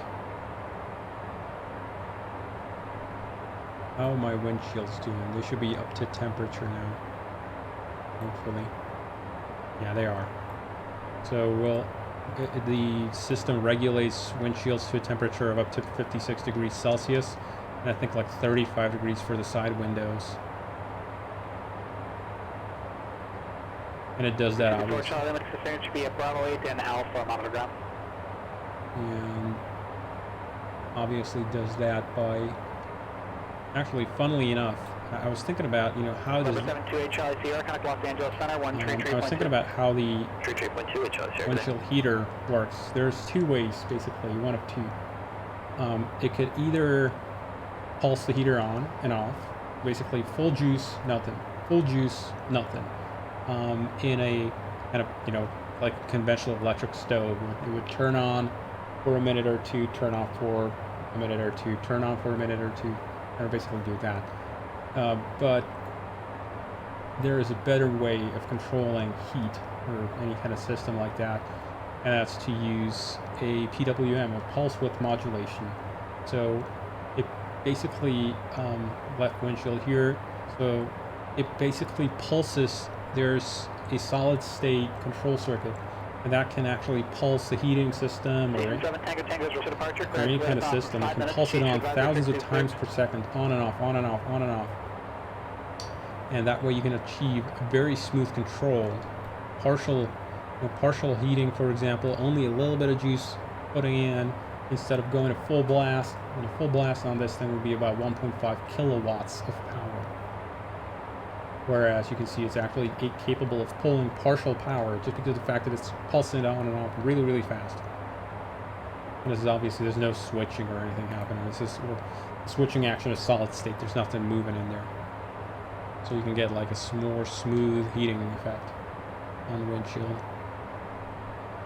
PWM controllers really are nothing special. You know, you've got them in your motherboard to like control your fans on your in your computer. PWM control is pretty bog standard. The only places where you wouldn't want PWM control is if something was so stupidly simple that you wanted absolutely no electronics in the thing. Ways to ask for licensing for this in their classrooms. I don't know. For CAE. We'll see. If they ask for it, we'll work something out. I'd be happy to help them, but yeah. I'm gonna doubt. I'm pretty sure there's going to be a fair amount of not admitted here syndrome. NIH.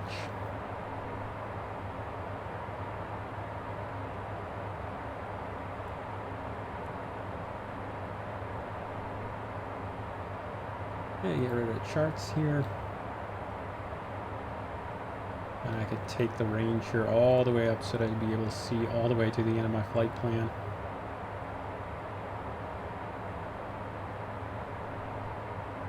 That's holding up pretty good. 50, 60 FPS here. Yeah, 60 FPS at 4K. I'm pretty happy with that. Those are courses are just interactive PowerPoints that the instructor can teach alongside with. Yeah, I mean, I've seen and heard plenty of stories about limitations of courses at flight safety. This is not to knock. Tango Denver departure radar Obviously, contact, because maintain developing this kind of level stuff takes 230. years. So it's understandable if they're trying to work out something reasonably quickly that they wouldn't be bothering with that. Here we are in RVSM space. No more than 1,500 feet per minute of climb, which even the climb power we're not actually able to do. So all is well. The aircraft really can't do more than 1,500 feet a minute in RVSM space under almost any weight. So 370. I probably should have lowered the predicted climb altitude here for what the Sembrief planner gave me. Sun Country 840, contact Los Angeles Center 124.62. Being a little bit optimistic, we're going to only have maybe 40 miles in cruise.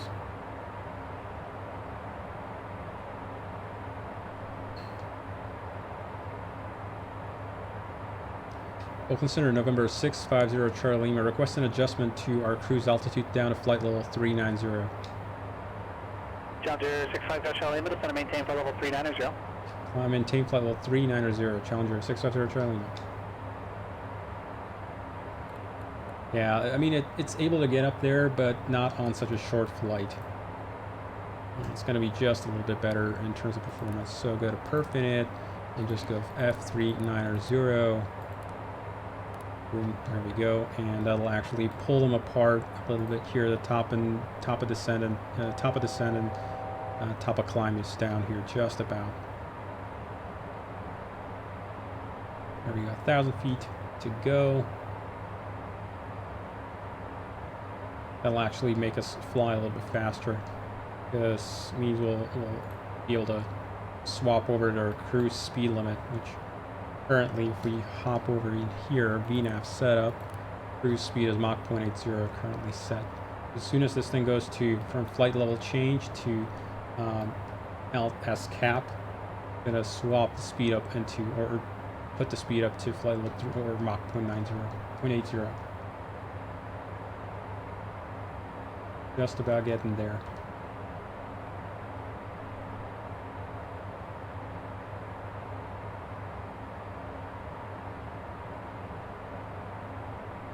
VLS cap, Mach 0.80. Hawker driver, yes, I know.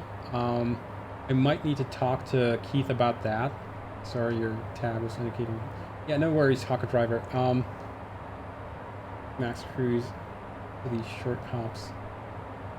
Yes, it is a Pilsner. It's because of the atmospheric simulation here. I might have to talk to Keith about it, or I could disable the thing on the aircraft. So you're not wrong, Hawker driver. Why is the roll? It's because I'm getting bumped about by turbulence. You can see it over here. The autopilot is compensating for the fact that we're being bumped about. Well, now it's starting to turn, so that is kind of a moot point. Hawker driver, so I can explain exactly what's happening. I am simulating temperature effects on the altimeters, on barometric altimeters. So, according to my barometric altimeter, I'm flying 390, and yes, exactly, Hawker driver. It's exactly because of that. Contact Denver Center 127.02. And so the X-plane currently doesn't do it. Number 37 Charlie, contact CL 126.6. currently doesn't do it on its own, but I do it in the Challenger as a custom thing. Citation 7 Tango Tango, flight level 230, I might work out something with Keith 150 heading. so that, I don't know, we're... Station 7 Tango Tango, Denver Center, climb maintain for level 410, and you're still on a heading? Yeah, we are still on a heading right now, 7 Tango Tango. Station 7 Tango Tango, roger, check Wyndham. The problem essentially is 7 Tango Tango. that the P... 650 Lima, contact Los Angeles Center, 133.2, we'll see you. 133.2 Challenger, 650 Charlie Lima, take care. Thanks, you too. Seattle, Douglas 37, Charlie, 5 out. 133.2. Oh, remember. Not correctly.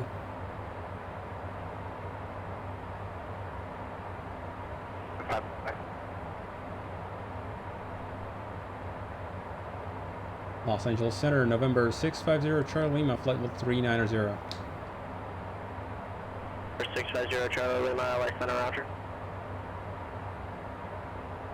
Thank you for providing ATC offer, driver. Appreciate the service. I wasn't aware that Heath had okayed streaming PE ControlNet again. Lovely stuff. Or did you get on the network just as you were finishing up a stream or something? Anyway, oh, you were streaming VATS? Okay. Okay. Anyway, yeah, so it's because of the temperature effects, and... right, I got you. You switch from VATS to PE. Man, when you can't get enough controlling on one, you just hop over to the other. Anyway, yeah, the discrepancy basically is created because of the fact that the P client reads my geometric altitude, my true altitude, and it thinks that that's my barometric altitude. Problem, my wife isn't sure what to do. Yeah. Let me guess, you're a real life controller. That would be like the, that would be like the full, straight flush. This one pays the bills. Yeah, so used to fly Hawker Part 135. Ah, I see. Cool. Neat. Work P full time. What stream part time. Lovely stuff. Okay, so we are entering into the arrival here. That means that the aircraft is basically going to try and do full bank turns if it can. And currently it's limited to half bank, 12.5 degrees, but that's just because of an artifact there. Normally it would do a much shallower turn to do like a 20-degree course change. But because this is now part of this hull, it's not limiting itself to very shallow turns. It basically tries and do them as close as it can. Cool. Let's have a look at some briefing stuff. So, I'm gonna go up here, upper menu, switch over to the Sizzler arrival. We are currently... on the uniform, contact Camarillo Tower 128.2. Murdy. Let's have a look. Legs. So, Murdy and Glerno, flight level 240 or above. Then, Sizzler between 200 and 230, that checks. 751 on the uniform, Camarillo Tower, runway 26. Then Maximo, or high top, Husky at 16,000. So that one's a fixed target. I'm definitely going to pass through there. Biddy at 16,000, Moron at 14,000, and then Fern at 11,000. Yes, and at Fern, we're going to either go circle, or basically going to get vector to a north landing or a south landing. E-climb should be triggered to read Barrow L. Yes, Pilsner, but it would have to read that off of not the stock data refs and X-Plane, but it would have to read our own. 6182 Golf. It's, Cleared, for a single aircraft, I understand that's a bit of an ask. On departure, fly runway heading, intercept Los Angeles. It preferably should be done correctly by the simulator itself. Victor 64. But you saw the fight we had to have with the cost to even get like adjustable Maintain magnetic 3000, expect 4000 magnetic in courses 10 and, minutes. and even then that Approach frequency 134.9, got dashed squawk against the rocks, so 2435. not very helpful. Cool. So, other than that, I'm pretty happy here. I'm gonna go ahead and fetch. ATIS actually is not going to be available at. I'm pretty sure. ESP doesn't have data ATIS, does it? Arrival ATIS, send. And the ATIS is not available at Palm Springs, so we're going to have to listen to it. What does the chart say? I'm just going to pop you out and do it like that. Great, 2 Golf, you're back correct. Doo-doo. Arrival ATIS, where are you? 650 Charlie Lima, descend via Sizzler 3 arrival, Palm Springs altimeter 2977. Descend via Sizzler 3, 2977 on the meter, November 650 Charlie Lima. Okay, so I don't forget, I'm going to preset it here, 2977. We're clear to descend. We've got 25 miles to the top of descent here. So, as a quick check, we've got, let's see, airport elevation, see graphic, says 476. I'm just going to set that up in our pressurization controller here. Got there. 2977 is about there. Close enough. And other than that, just to authorize the descent, all we got to do now, we're in a VNAV, so VLS. What I got to do here is just roll the altitude down. And I'm going to just roll it down to, where does the arrival end? It ends at 14,000. It's the actually 9,000 is the bottom of it. Country 840 to Summit Disney 4 arrival. So let's, yes, Desi at 9,000. So we've been cleared. We've been authorized to descend with the arrival. We can go all the way down to the last constraint.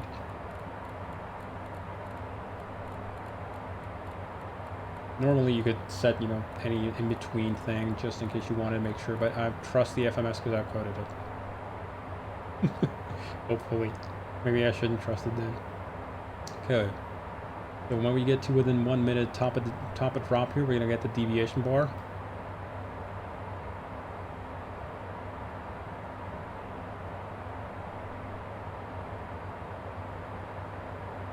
Getting close.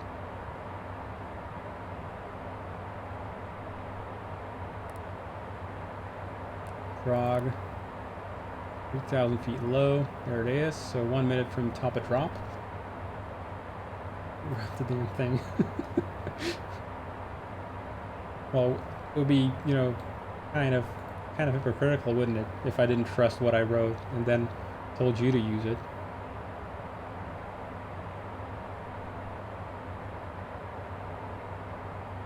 Cool. And for funsies, we can do a descent checklist. 622 off 20 round runway 29 right, taxi via Alpha Juliet. Descent checklist. Shoulder harness. Yeah, sure. Adjust it. Passenger signs. Our auto Pressurization. checked. Fuel quantity and balance. It's checked. We got good fuel, good balance. FMS. Landing data charts. FMS landing data. Actually, we're gonna go in here. We're predicting 34.5. Yeah, there's the top of descent. Caution, DOD, and there we go. VPATH. Did I enter? Hang on. VNAV Perth. I want you to descend at Mach 0.80. There. Control Mike, limit on. Good stuff. So, landing data. It predicts 34.5 on awaits here. So, 30. You can make that request on the next frequency. 4.5 we'll put in as weights. Well, for now, I'm going to just put in 20 degrees, but we'll listen to the ATIS here. So, listen to ATIS, listen to ATIS. What was the ATIS frequency? Again, it was 124 something, 124.65. Yeah, uniform 026, got a chance. 124.65. Well, the uniform taxi departing via Delta Foxtrot, Dan, remain this frequency. Can't hear yet.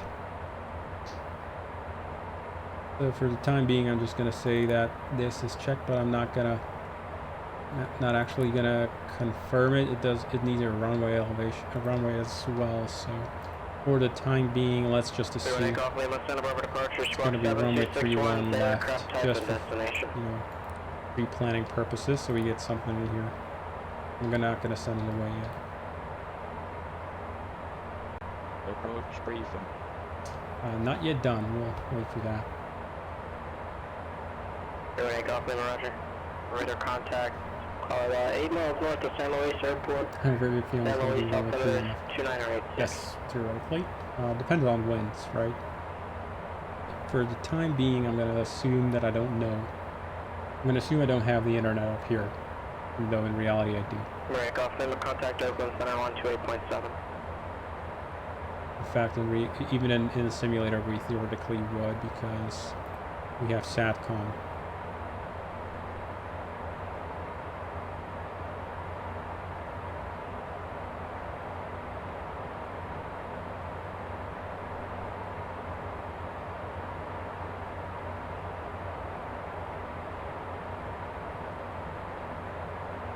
I'd send it back if it didn't come. Yes, it does have Inmarsat data. You can see the Inmarsat antenna, which is located in the tail of the aircraft. If I put my head up in here, it's right in here, the top of this vertical stabilizer, and it's tracking the satellite. It's a geostationary satellite right now, so I mean, Inmarsat is geostationary, so its I4F3 is over the US.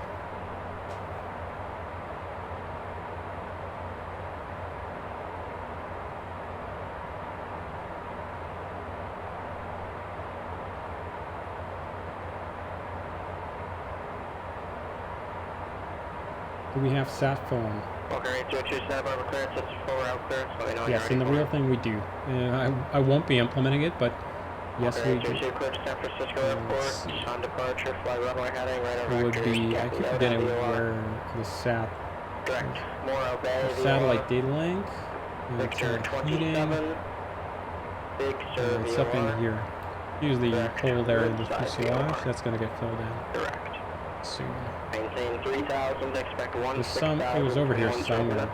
But it was up in Roger, here, isn't it? frequency 120.55, squawk 5141. We're looking for iridium. I don't know, it's somewhere here, or in the other panel. But yes, we do have iridium SATCOM.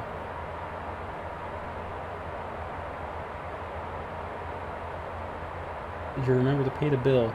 That happened enough. Just forget it even exists. Wind 120.5, visibility 10, sky condition clear, temperature 35, 2.12, altimeter 2977, arriving and departing runway 31 left, 31 right, visual approaches in use. VFR departure contact clearance delivery, advise on course heading, altitude, contact flight is requested. Please back all runway assignments and hold short instructions. Advise an initial contact, you have information, Sierra. Palm Springs International Airport, 8, information, Sierra. 19053 wind 120 at 5. Visibility 10, sky condition, clear, temperature 35, 3.12, 72 Charlie Sierra, LA Center, Palm Springs, altimeter 2977. It said temperature 35. Did I hear that right? So, temp 35. Or was it 25? I'm not entirely sure.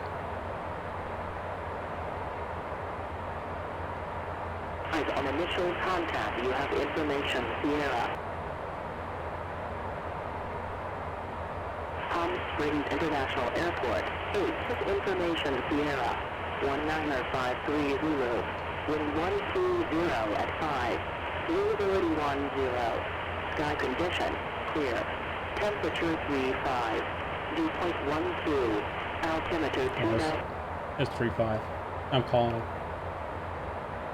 Didn't want to pay for it. Here you go and look. Low res is just for dev purposes. Obstinance, this is just for dev purposes. Owner company didn't want to pay for it. Makes for an interesting conversation when you call a company from Phoenix. You're supposed to be in Quito. I had to divert you to volcanic ash signal. Mike Lima, contact Joshua, approach 126.1. I'm sure there was plenty of surprise there. It was shocking. So, send the arrival data. Okay, cool. We're going to be doing a visual approach. So I'm going to then code that in once we're cleared for it. And yeah. That's going to give us an advisory glide slip and everything. So, rock and roll. VNAV transition flight level. I got to implement that. It's not there yet. Descent checklist complete.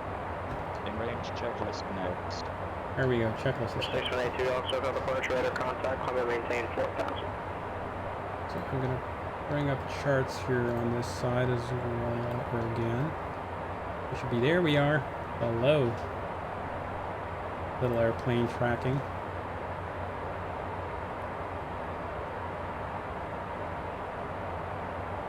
This is hot start, only the highest quality bespoke artisanal 3D models.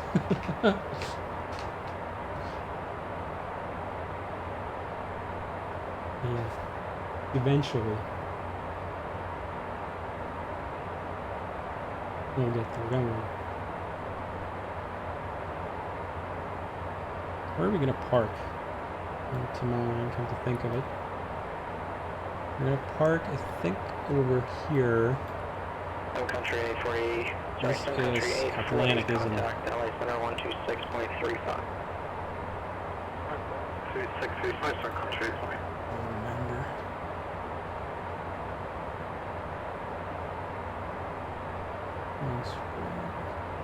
Riverside, East Palm Springs. I think they list the companies. We're gonna go to simply West GA parking and that'll be it. Santa Fe Center, some country 840, followable 225 descending via the Behind you 54. guys. Some country 840. LA Center. Runway and altimeter Lovely 2985. So, 2985, some country 840. 44 Mike Lima, Joshua approach. Victor Will altimeter 29990. Echo is current. by the tower, I can't remember. It's either Atlantic or Signature. Yeah, pretty sure it's one of those. Cool. You can see there's our 9,000 foot intercept banana, and it's supposed to be over Desi, more or less. Which it more or less is legs, and our final point here is Desi vectors. So I gotta make this say 9,000, not over 310.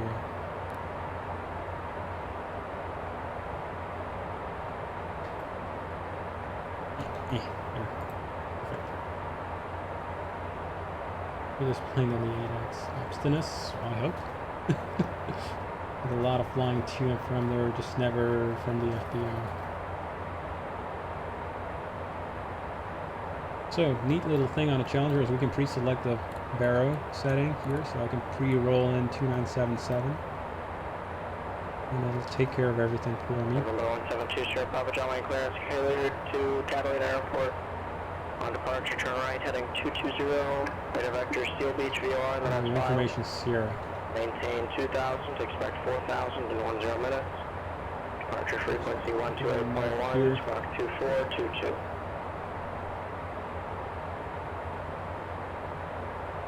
Pixels, pixels galore.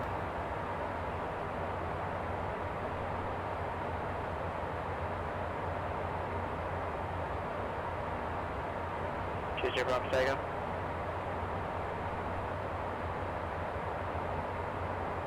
Choose your Bravo departure frequency 128.1, squawk 2422. Okay, coming down through 18K, I'm gonna fire up the seatbelts to on. We're not gonna stop at 18K, so I'm just gonna go ahead and swap the altimeter preset now. You see that put us a little bit off the vertical path. That's fine, it'll correct itself. Number 650 Charlie, my contact LA Center 126.35. 2635 November 650 Charlie. 12635.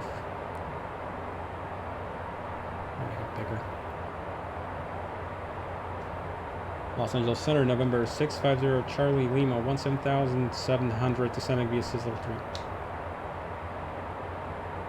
650 Charlie Lima, LA Center, Palm Springs, altimeter 2977. 3977, 0 Charlie Lima. Cool. Sun Country 840, contact SoCal approach 135.4. Contact 135.4, Sun Country 840. Yeah, this is how you know what your landing fuel is going to be. You just look over here, and it's going to tell you 34.5. You can just punch that in here. Otherwise, it's going to take your current fuel load. Relax to Sydney hop. Probably a layover in Hawaii for fuel. Yes, you're going to have to stop once. Offset us. This thing can do 4,000 miles on a single hop, although that's being fairly optimistic.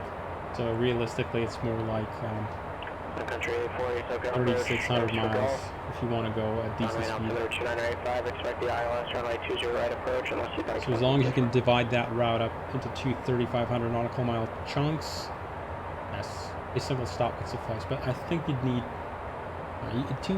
a single stop theoretically should be doable. You might need two if, for whatever reasons you want to stop.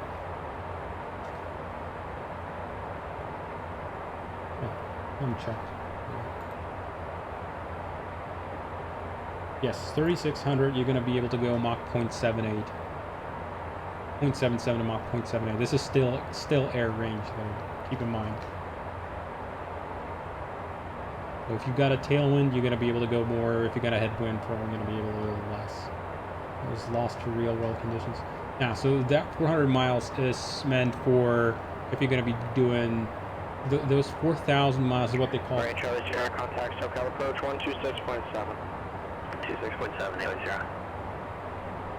So they call that the advertised range, because that is the only way you can reach that is if you go real slow. I mean, talking Mach 0.72. That is basically long range best economy cruise. 728 Charlie Sierra, SoCal approach, expect degree approach. No, long range cruise will be Mach 0.72. Springs, descend and maintain 4,000.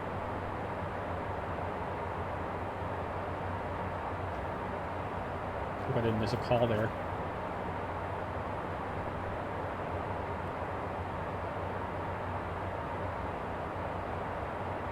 Low there in CL650.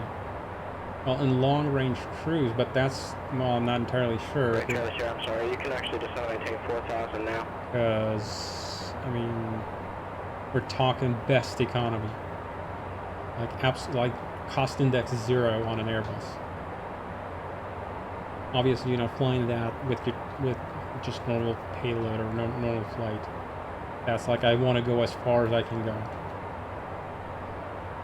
Any aircraft's going to be slow at that kind of a speed.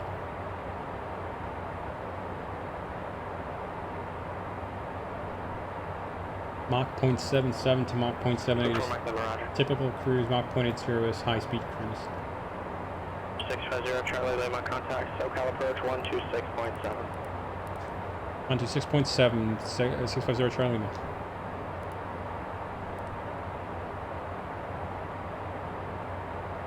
SoCal approach, November 650 Charlie Lima, 16,000, descending via Sizzler 3 with information 0.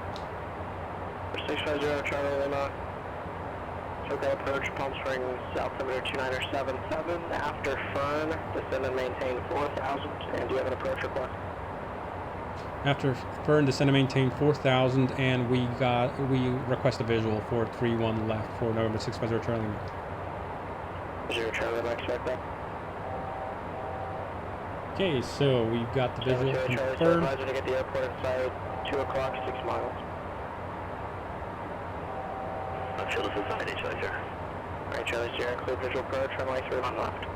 Good visual 31 left, Charlie Sierra. Just going to load that in.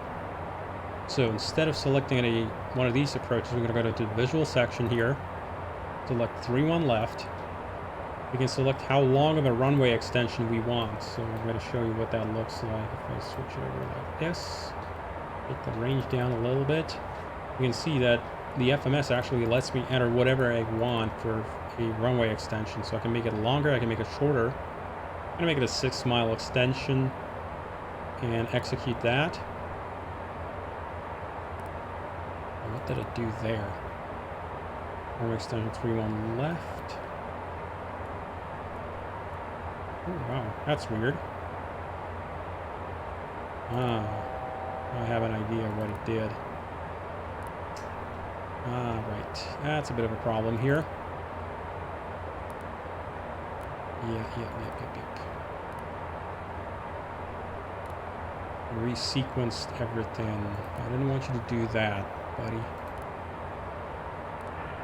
Bringing to ground, Just go there. Uniform Delta, holding short, Charlie path condition, that's fine. requesting taxi and close traffic with Charlie. 714 Uniform Delta, Palm Springs, correction, San Bernardino ground. Runway Stuff. 6. Yep, yes. Alpha. Correction, via Charlie Alpha. Runway 6 via Charlie Alpha. That's a bug I gotta do. 714 Uniform Delta. Right, Charlie Sierra, contact Palm Springs Tower, 119.7. That's Country 840, contact, correction, SoCal approach, 128.1. 121, Country 840.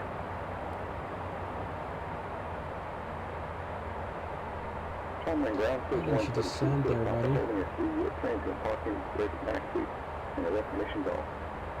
Runway 72, strip up the runway ground, runway 20 left, taxi via Alpha Hotel Charlie Kilo. Taxi via Alpha Hotel Charlie Kilo, 20 left at Kilo, then complete the hot tank. Hold their speed right here. 8,000 descending Disney 4 with Golf. Not too far off the path here. Country 840, SoCal approach. Expect the ILS runway 20 right approach, turn right heading 280. 280 ILS to the right, Secretary. Country 840, maintain 210 knots, and then descend and maintain 4,000. 210 knots and descend maintain 4,000, Country 840. Osprey Tower, reserve to Charlie Sierra is on the visual 31 left. More. 728 Charlie Sierra, Palm Springs Tower, runway 31 left, clear to land. Back on path. Clear left, clear to land, Charlie Sierra. Barbara Grand Walker 802 at signature taxi was Alpha. So let's go ahead and bounce November 42 Whiskey, San Luis ground. range items out of the way. So we got the APU up and running. We got that. We got that. Okay.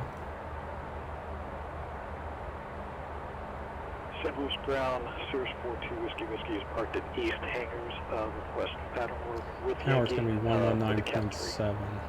42 Whiskey, runway 29er, taxi via Alpha. We'll prepare that. 29 via Alpha, Cirrus 42 Whiskey. Have you Country one? 840, turn 10 degrees right.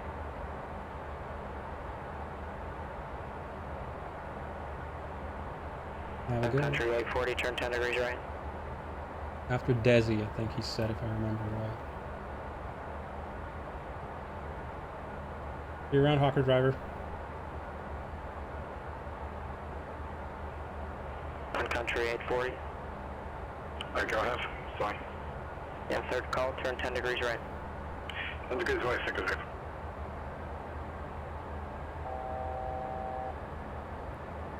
Barbara Grand Walker 802 at signature taxi was Alpha. Walker 802. Santa Barbara ground, runway 15 left, taxi via Charlie. APU is available. Taxi to Charlie Walker Perfect timer 802. here.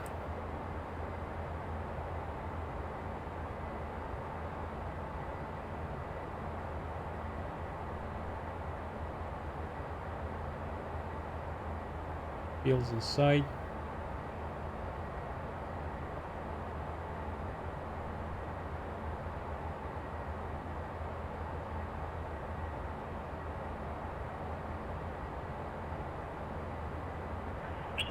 Charlie, advise the airport inside off your right wing, 4 mile. Field in sight, number 650 Charlie. Visual Charlie, Lima, clear visual approach, runway 31 left. Play visual 31 left, 650 Charlie. Okay, now I'm gonna go. So, first of all, This we're clear to maneuver. Country 842 miles from I'm Snake, gonna go turn ahead left, and heading drop down to 230, maintain 6K. 3000 until established Slow on it the down to local right. 230. Last runway 20 right approach. Heading 230 And I'm gonna disable VNAV because we don't need to anymore. That was really helping. And in here, what I'm gonna select that visual approach. I'm gonna give myself a 6 mile extension. And I'm gonna 42 select Whiskey Whiskey, San Luis Tower, make left close traffic, report midfield downwind each pass, runway 29er, clear for 312 takeoff. inbound course Clear for takeoff, runway 29er. along the runway left closed. extension. We'll report mid downfield. Yep, good stuff.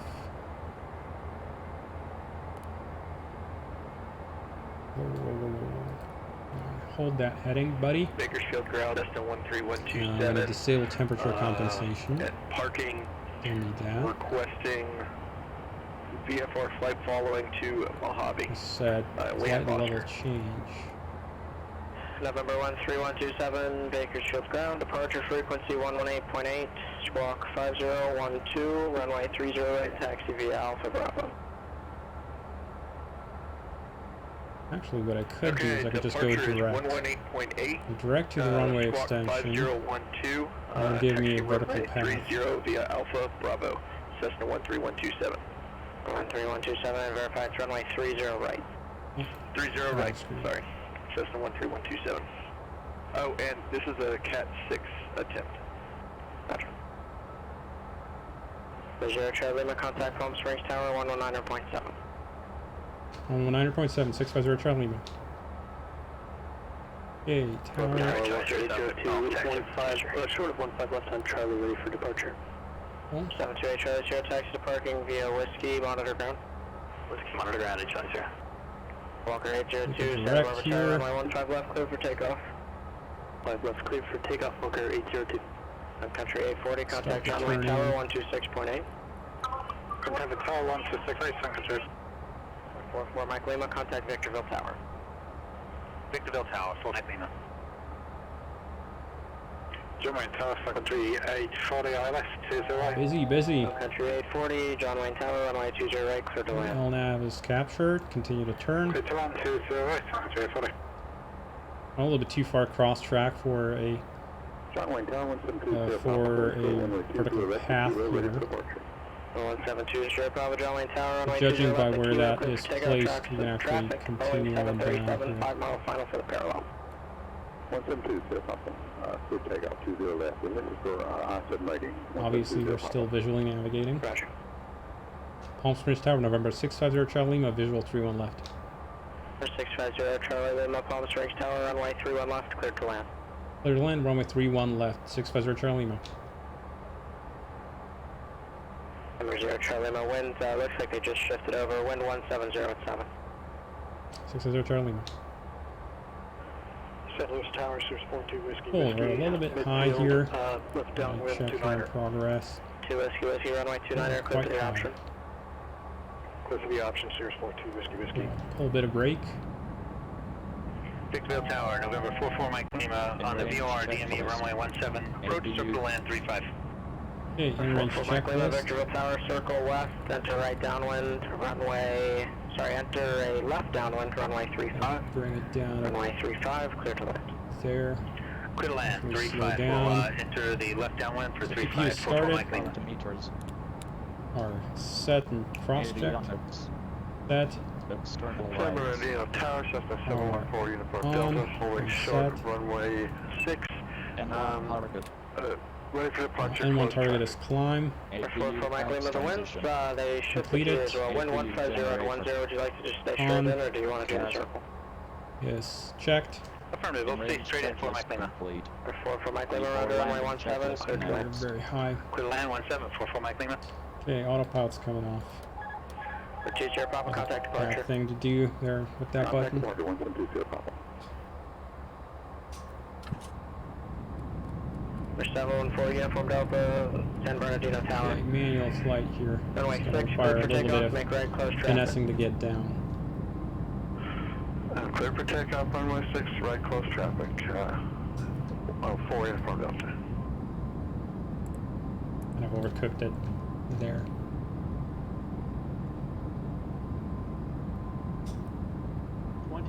500.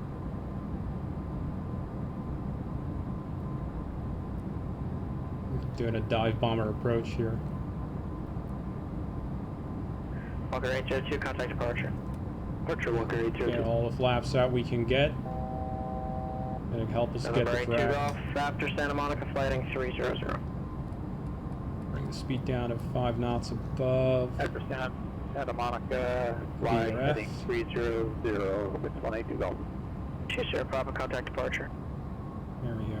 Just about coming into the profile here. Runway down, 1720 Papa. With approach control 126.1.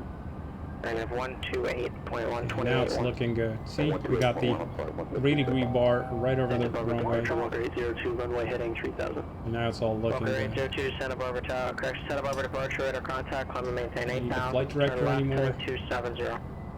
Correction, turn right, heading 270. I'm gonna go ahead and cancel that alert Walker there. 802, It's turn annoying. right, turn, sorry, heading 270. There we go. So before Right landing, turn 270, Walker 802. Landing gear lever. down, Look out, Bonnie, Nose 1720 Papa. on, Anti-skid. beat One test, 1720 Bravo, Santa, correction, okay, Tested. departure, radar contact, climb and maintain 4000. on, Wing cowl anti-ice. not required, Continuous ignition. yes, Country 840, request taxi On. to the tunnel. Frost reversal. Country 840 Alpha departure, Armed. monitor ground. Spoilers. code, Back, watch the ground. 45, CAS. checked, Before landing checklist complete. After landing checklist next. okay.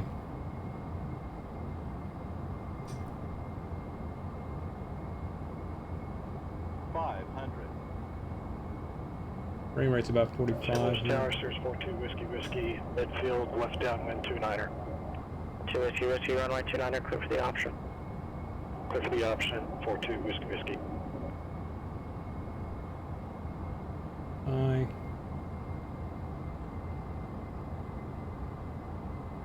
Bakersfield ground, Cessna 13127, ready to go, 30 right. 100. November 13127, Bakersfield ground, correction, 10. November 13127, when you're short of the assigned runway and ready for departure, you can switch over to tower on your own. Okay, we'll do that.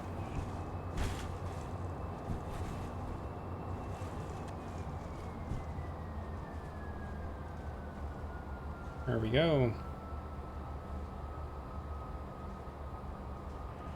Approach Skyhawk 6182 Golf. Request vectors to the Go reverse. 16 right, Van Nuys. 6182 Golf Roger, you can expect that. Walker 802, clear direct Gaviota. Direct Gaviota, Walker 802. There we go, Juliet. Walker 802, contact LA Center 135.5. 35.5, Walker 802.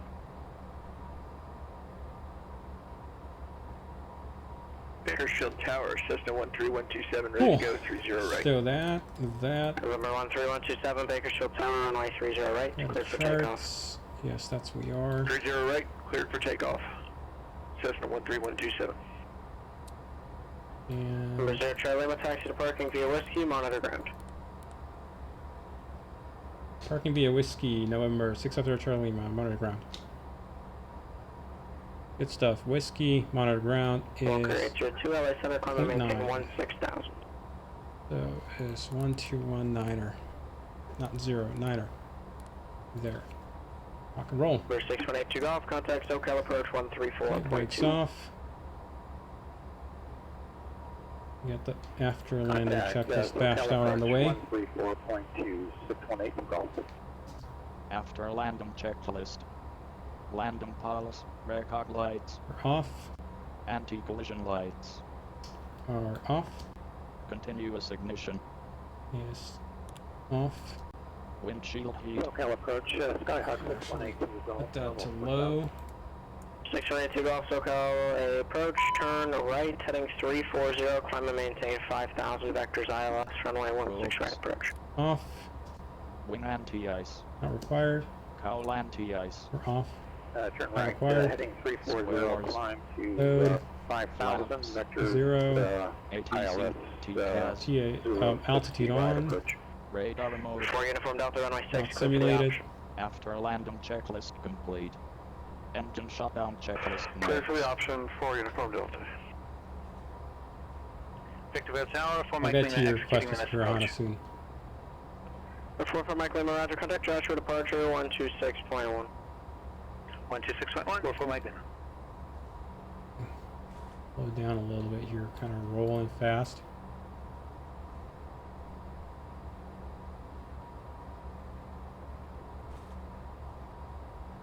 Classic Challenger problem, rolling too fast.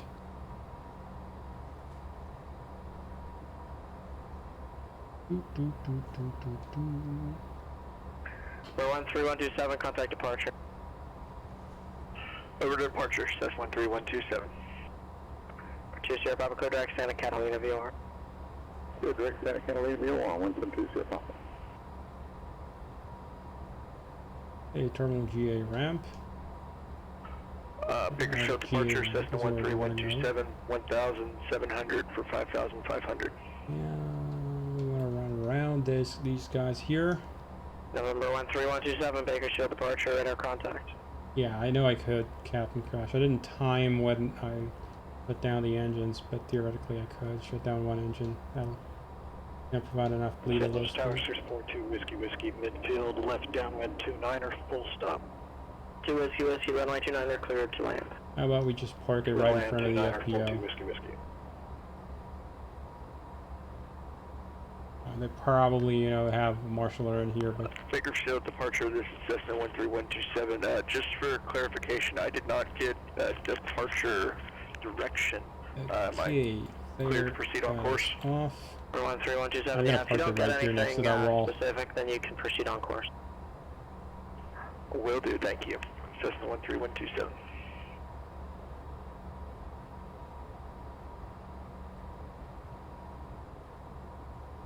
For 172 Sierra Papa, contact SoCal approach 127.4. 127.4, 172 Sierra Papa. Quiet you down, guys.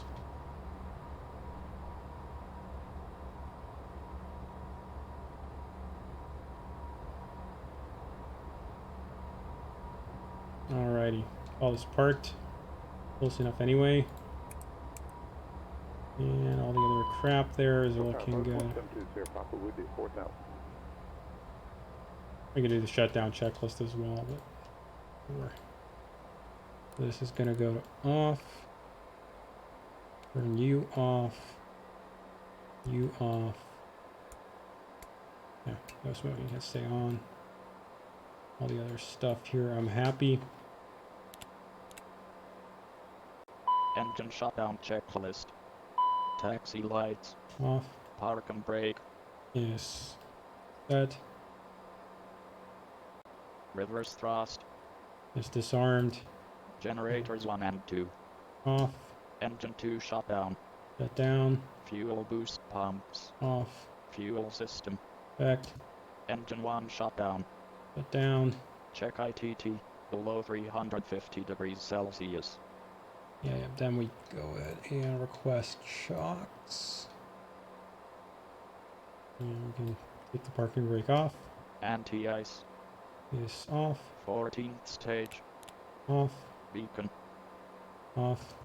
Nose steer. Off. ATCT CAS. Off. Or standby. Park and brake if chocked. Parking brake is released. Passenger signs. Off. Cabin differential. Yes. 0. Engine shutdown checklist complete. Securing checklist next. Hey. And Korea. Okay, so to your question, Sakura Hana, about yes, to use the bleed air from the APU. It's not required, but it's SOP for Challenger operators using the way hacks work. Yes. So let me disconnect from PE.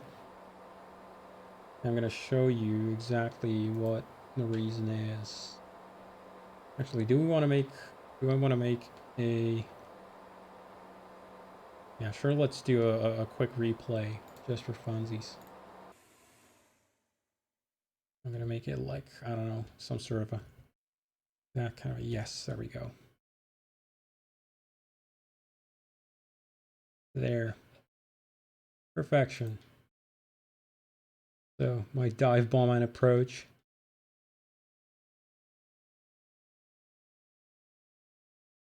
Yeah, that's about where I stabilized it. And it is going to be a it is fairly loud, so let's give it some beans.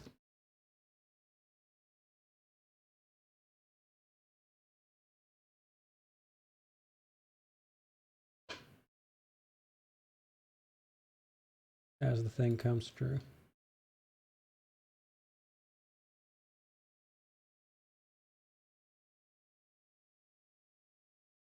Come on, get a little bit closer.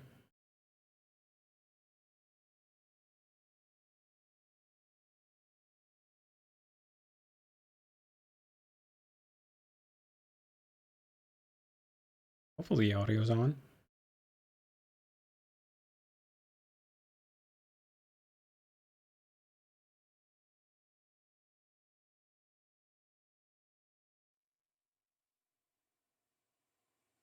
What's the matter, X-Plane? Oh, there it is.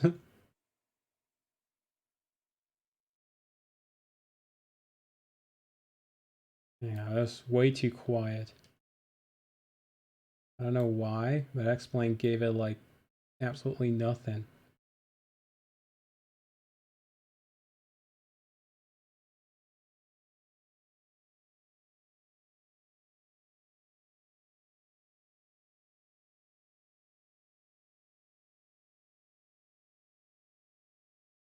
Weird.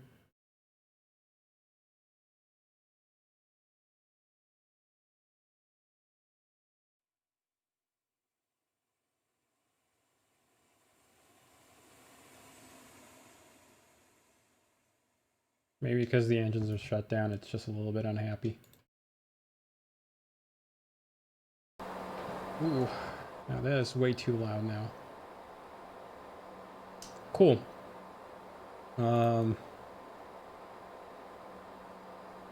Good stuff. So, and the engines are fairly toasty.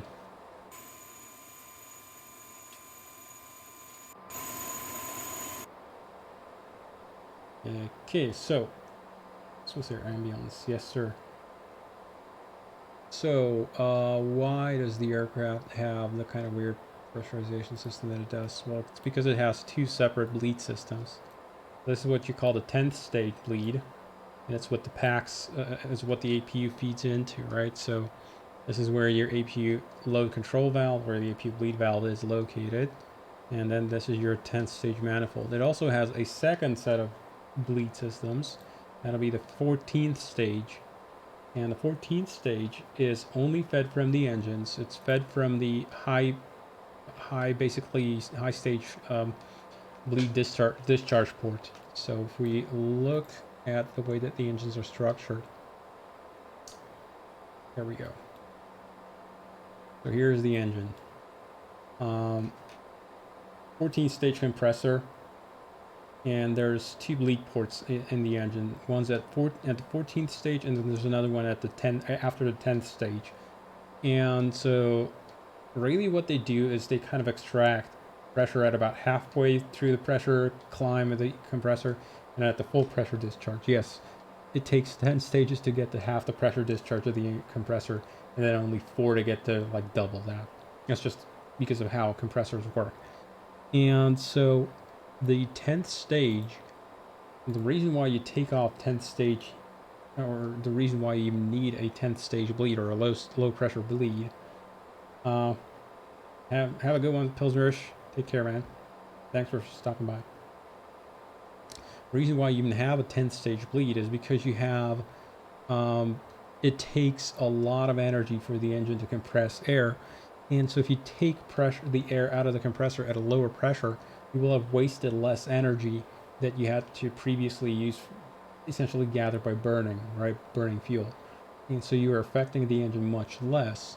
And if the 10th stage bleed is, or partial bleed pressure is sufficient for your needs, it's all good. And at high power, these engines are perfectly capable of supplying 50, 60, 70, 80 psi out of the bleed systems. It's not a problem for them. So that's why it's used for pressurization. But that bleed air, because it was compressed, it's fairly hot, but it is not hot enough and not pressurized enough to run the anti-ice system. The anti-ice system wants even higher pressures and even higher temperatures. We're talking 350 degrees Celsius air. And that's why you take that off at the very end of the compressor. And that system then can supply the wing anti-ice and the cowl anti-ice here. Now, usually the way it's done on many aircraft is they'll have, rather than having two separate bleed systems, they'll have a separate high and low stage bleed with a valve in between that selects, do I want high bleed, low bleed? And then you just pipe it all into the same common manifold. So when you just want, if you just want pressurization, then you only run it on the low bleed. If you want anti-ice, you run it on the high bleed.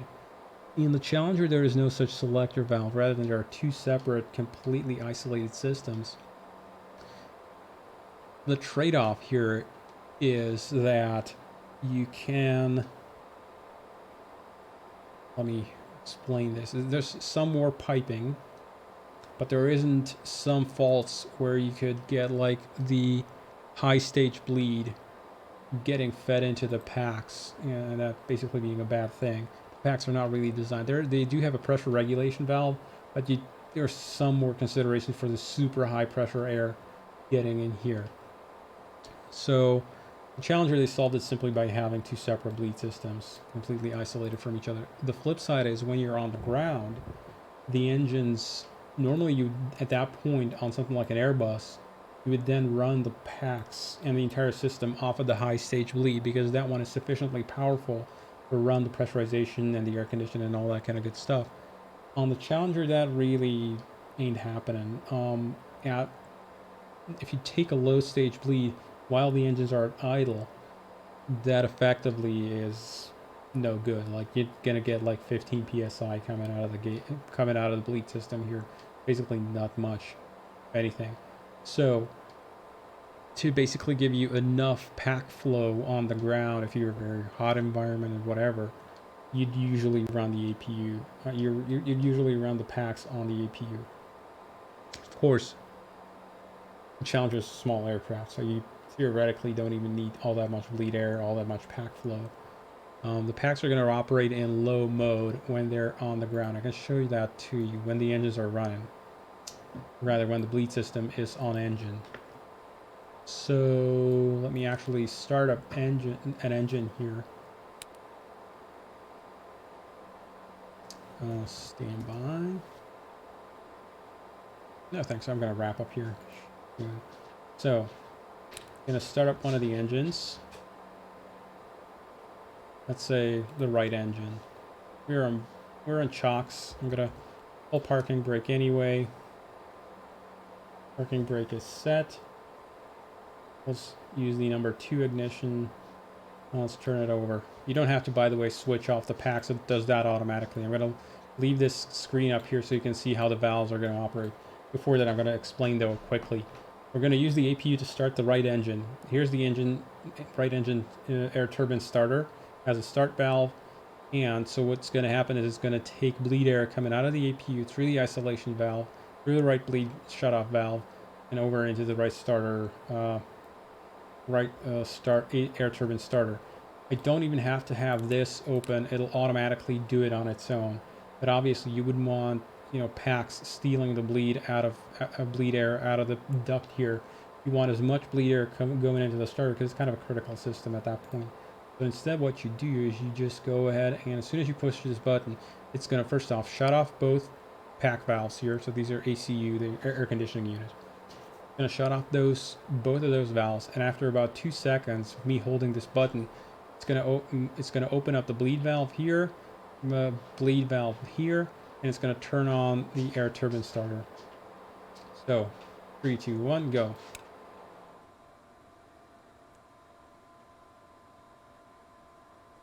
And the reason for the time delay is just to make sure that there is enough time for these valves to completely close before the engine starter valve actuates. Normally you'd wait for 120 degrees. There's a 90-second duty limit on the starter, so just go and do a quick check here.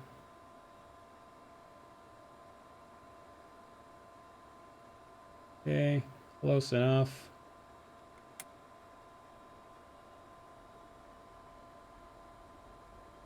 Got light off there.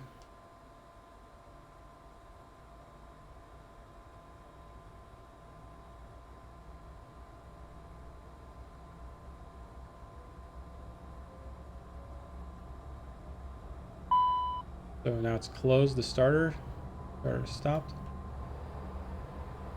And now the packs have again reopened automatically, so I don't have to do anything. Now notice what happens to the right pack here. I'm going to bring up the number 2 pack debug screen, so air conditioning unit number 2. So to give you sort of an idea, this valve here is this valve here. So it would be kind of like this, just rotated 90 degrees. So this line coming through here, that's this line. And then we've got the pack feeding line, here's the ACU control valve, here's the ACU valve, and over into the bleed air cleaner further down into the pack. Notice that the pack right now, the input pressure is 45 psi, but the pack control valve regulates it to a nominal 39.5 psi after the valve here. Notice what happens when I close the isolation valve here and switch it over to engine bleed. First of all, the engine's only providing 16 psi into the duct itself because it's idling, just, you know, the engine ain't doing much. But even if I increase the power a little bit, so I give it a little bit of gas here, get the engine to accelerate, you'll see the bleed pressure come up, come up, come up.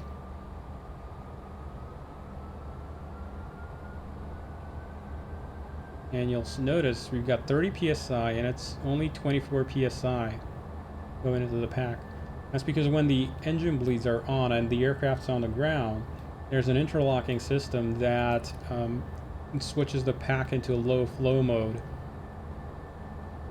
That is essentially to make sure that the packs, even when you're on the ground, you're doing a takeoff, they're not stealing away too much power from the engines. So essentially the packs are now running in, you know, providing 14 pounds of air per minute. Whereas if I were to turn this off and switch it over to the APU, we're blowing 26 pounds a minute of air, so 2.5 times as much air, 2.5 times as much flow through the pack by virtue of running them off the APU.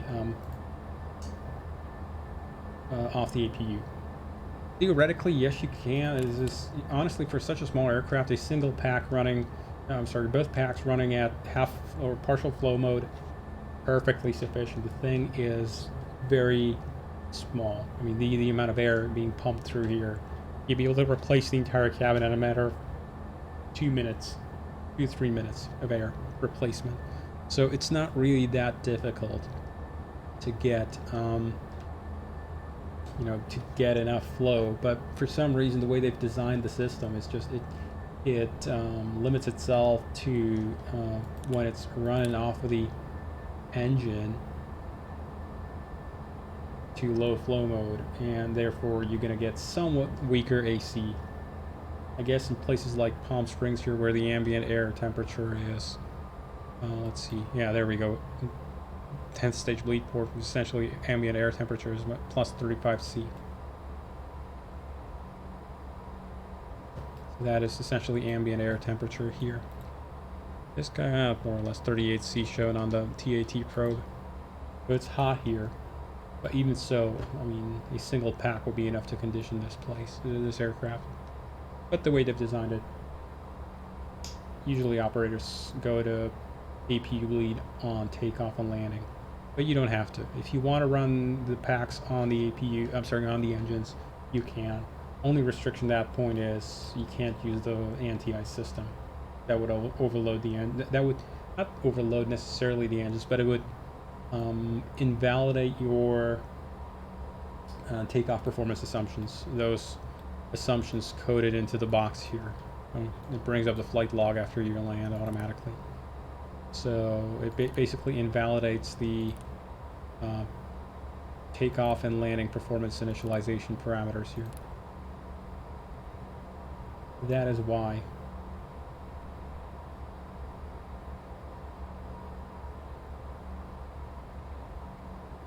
Well, I'm glad to be of service, Sakurahana. Hey, 777 Bob. Yeah, I'm just about to wrap up here, so if you want to watch the stream, I'd recommend on VOD, I guess. But yeah, thanks for stopping by, folks. Let me just shut down this thing, this puppy. Normally you wait for after you've been running the engine, you know, running it up. We haven't really put it much above, a little bit above idle, so you can go ahead and just kill it. Don't have the gens on. All of that is looking good, so